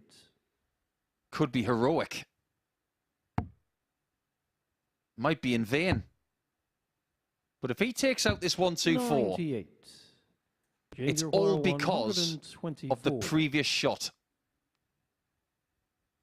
And it's a shot he's going to have to take, you Phil. Treble 18.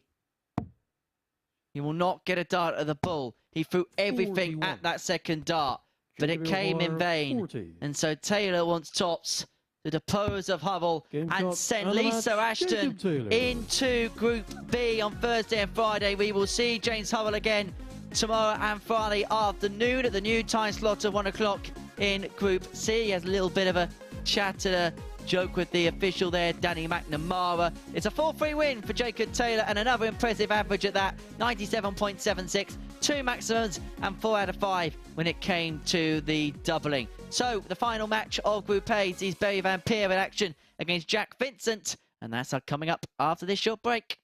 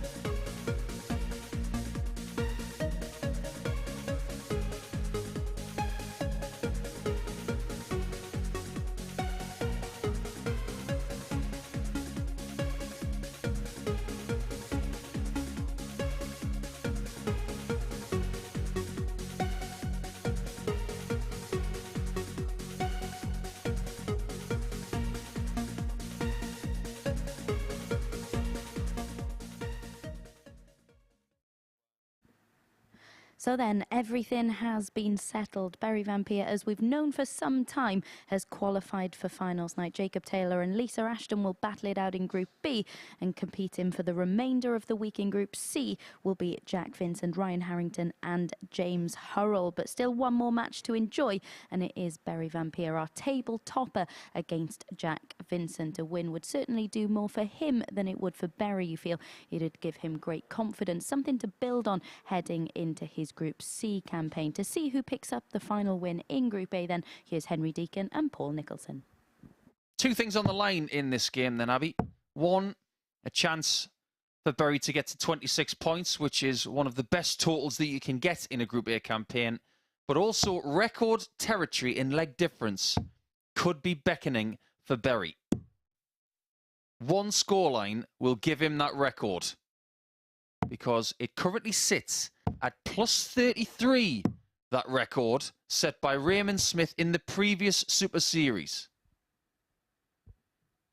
4-0 is what Berry needs for that little piece of history for himself.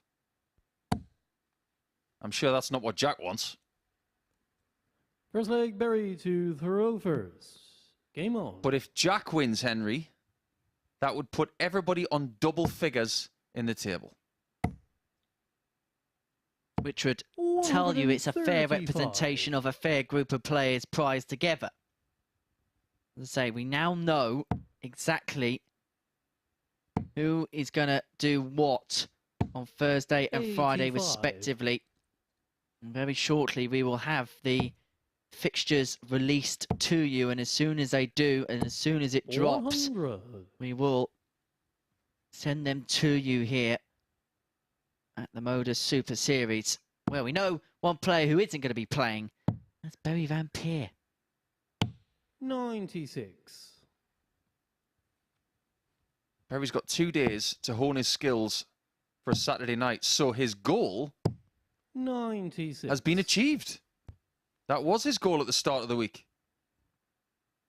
Not many things he hasn't done over the last 3 days. He's got the biggest average in a game of anybody. 100. Berry require 170. He's got the biggest finish of 164.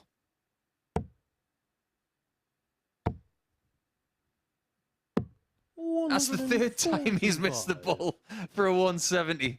I was trying not to talk there, because I didn't want to hex him. But you can see from his expression, he's getting a bit annoyed at missing the bullseye in a 170 just below it. 60. Berry require 25. He's in a good place, isn't he? And he's making the game look very easy. That's one that he needs. From a possible 4 separating from him from that record. To throw first. And I've got to be honest, when Raymond Smith set that record a few weeks back, I thought, when he took over Chris Gilliland's 58. record, maybe that would stand for a while. It might stand 57. for only about 2 months. And this is also in a very competitive group. Berry Vampire would have broken this record if he does go on to break the record. 43. It's got to make you feel good if you do walk away with 13 wins from 15. 96. That's an incredible hit rate. And Jack has not defeated Berry this week. But he can be very proud of that effort right there. 180.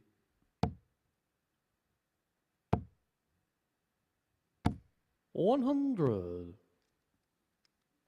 Now, Jack ran Berry quite close yesterday before Berry then kind of kicked into another gear towards the finishing line. It was a 4-2 win for the Dutchman there. In fact, if Vampire goes on to win this game, the only 2 defeats he would have had in the group were by the players who finished in 2nd and 3rd place respectively, which kind of says a lot about the level that he's been playing at over the course of the previous 3 days. 164. But yeah, look what Berry's left again. It's almost like he wants it more than anything else. The fact that Berry's played so 60. well in this group and that he's got somebody only 2 points behind him just goes to show how well Jacob Taylor has played. Not this time, Berry. 96. Jack O'Hara 104. He likes the 16s on this, and he's hit it this week. Double top. 84. If that went in, 74. he couldn't have got the record. Game But the shot record is second still leg, on. He's halfway even there. here. Vincent misses. Van Peer converts. 2-0 33 to Hurrell first. in 32 darts. That is tip-top tungsten tossing. 134. It's more tees that you can poke a stick at. More teas than Glenn Dowen, and he's going to be here next week. Does he drink a lot of tea?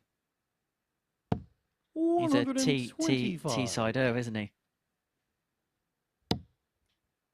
I can see... I walked right into 100. that one.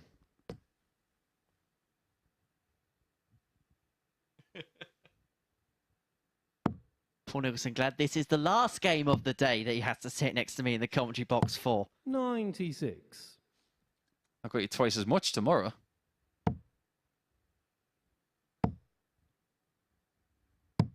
59. Well, 2's the number for Barry Van Peer. In both legs so far, he's left 170. I get the feeling he's not going to leave it again. 58. He's definitely not going to leave it again unless darts fall at the board. 125. He just looks too relaxed, too good, too strong, and too confident. Are we heading into the depths of best individual performance in Super Series history? Because he could provide the best in terms of legs difference in a Group A campaign. He's doing things that we may not have seen before 38. here.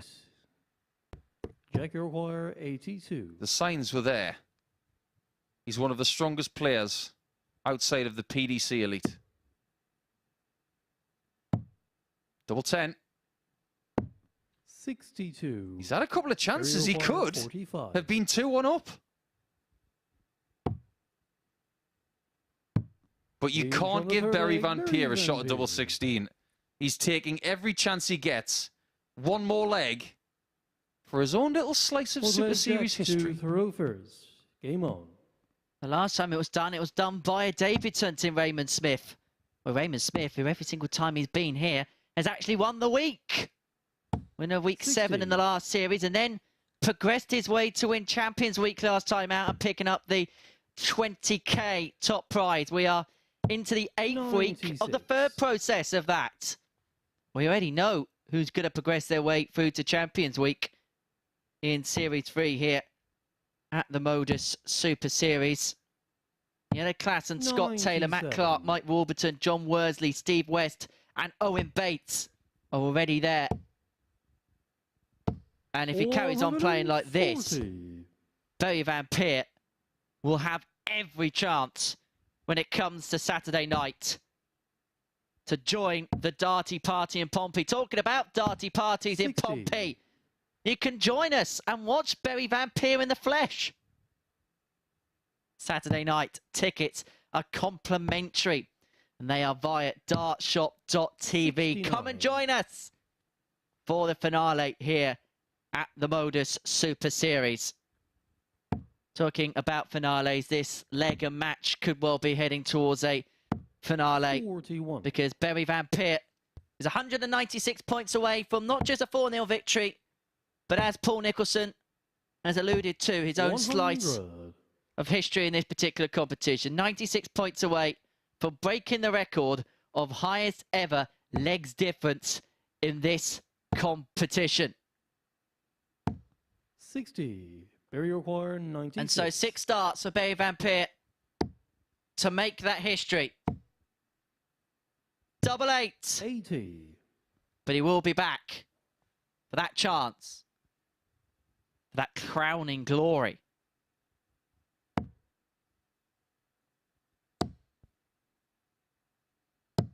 97. Barrier requires 16. He has been peerless in this group.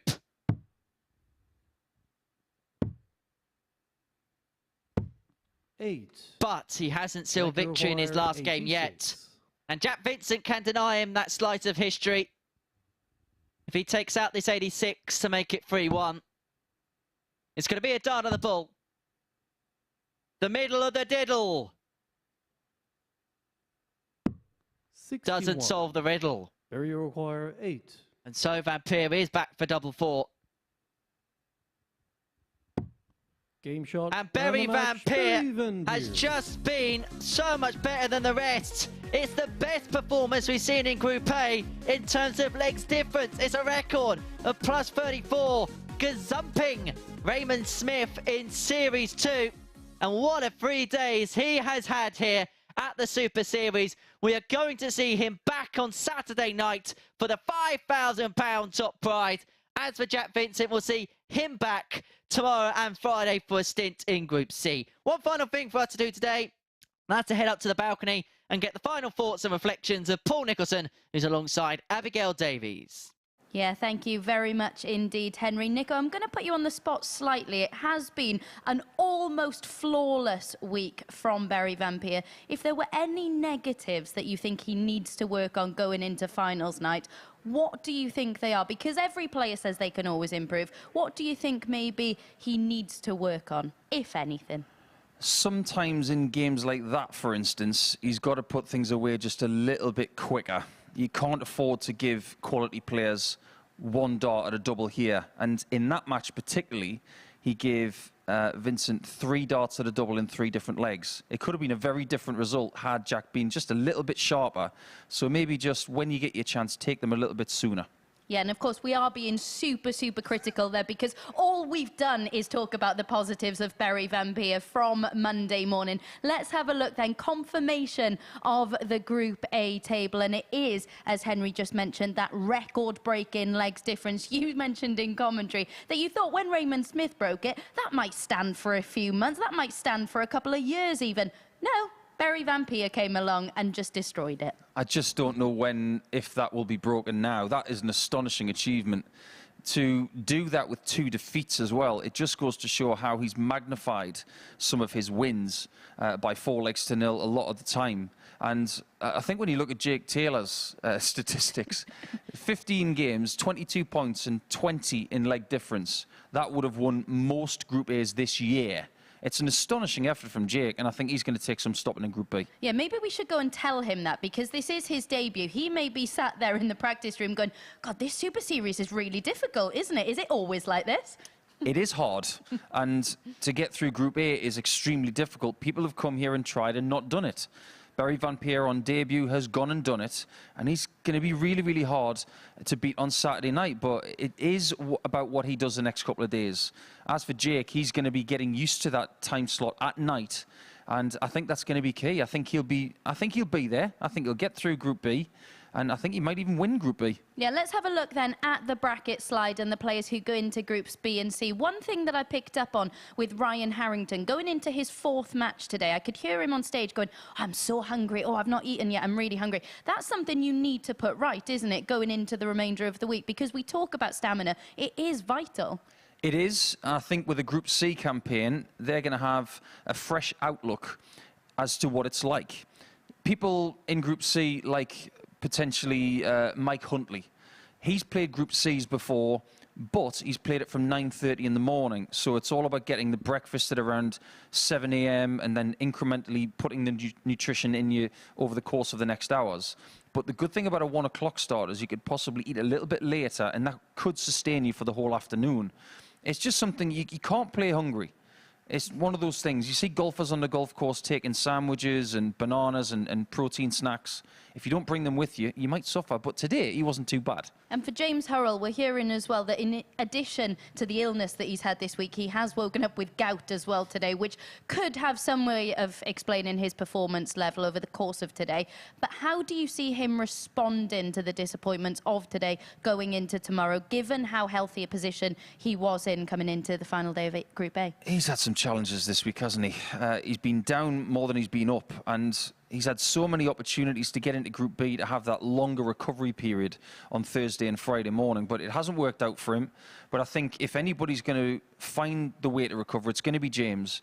And I think he's really pleased that we're starting at 1 o'clock instead of 9:30 tomorrow. Yeah, you've mentioned it there. Let's have a look at the graphic slide. Of course, we are doing a bit of a Bob Dylan here, aren't we? Because the times, they are changing. 1 p.m. we get underway for Group C from Thursday and Friday. And that will be going forward for, of course, the remainder of this series as well. Group B, though, will remain at 10 p.m. So they are our times going forward on a Thursday and Friday. Make sure you join us on the YouTube channel from 1 p.m. and then we will be joining Sporty Stuff TV from 3 p.m. So make sure you come and join us tomorrow, because Group C is going to be a bit of a cracker.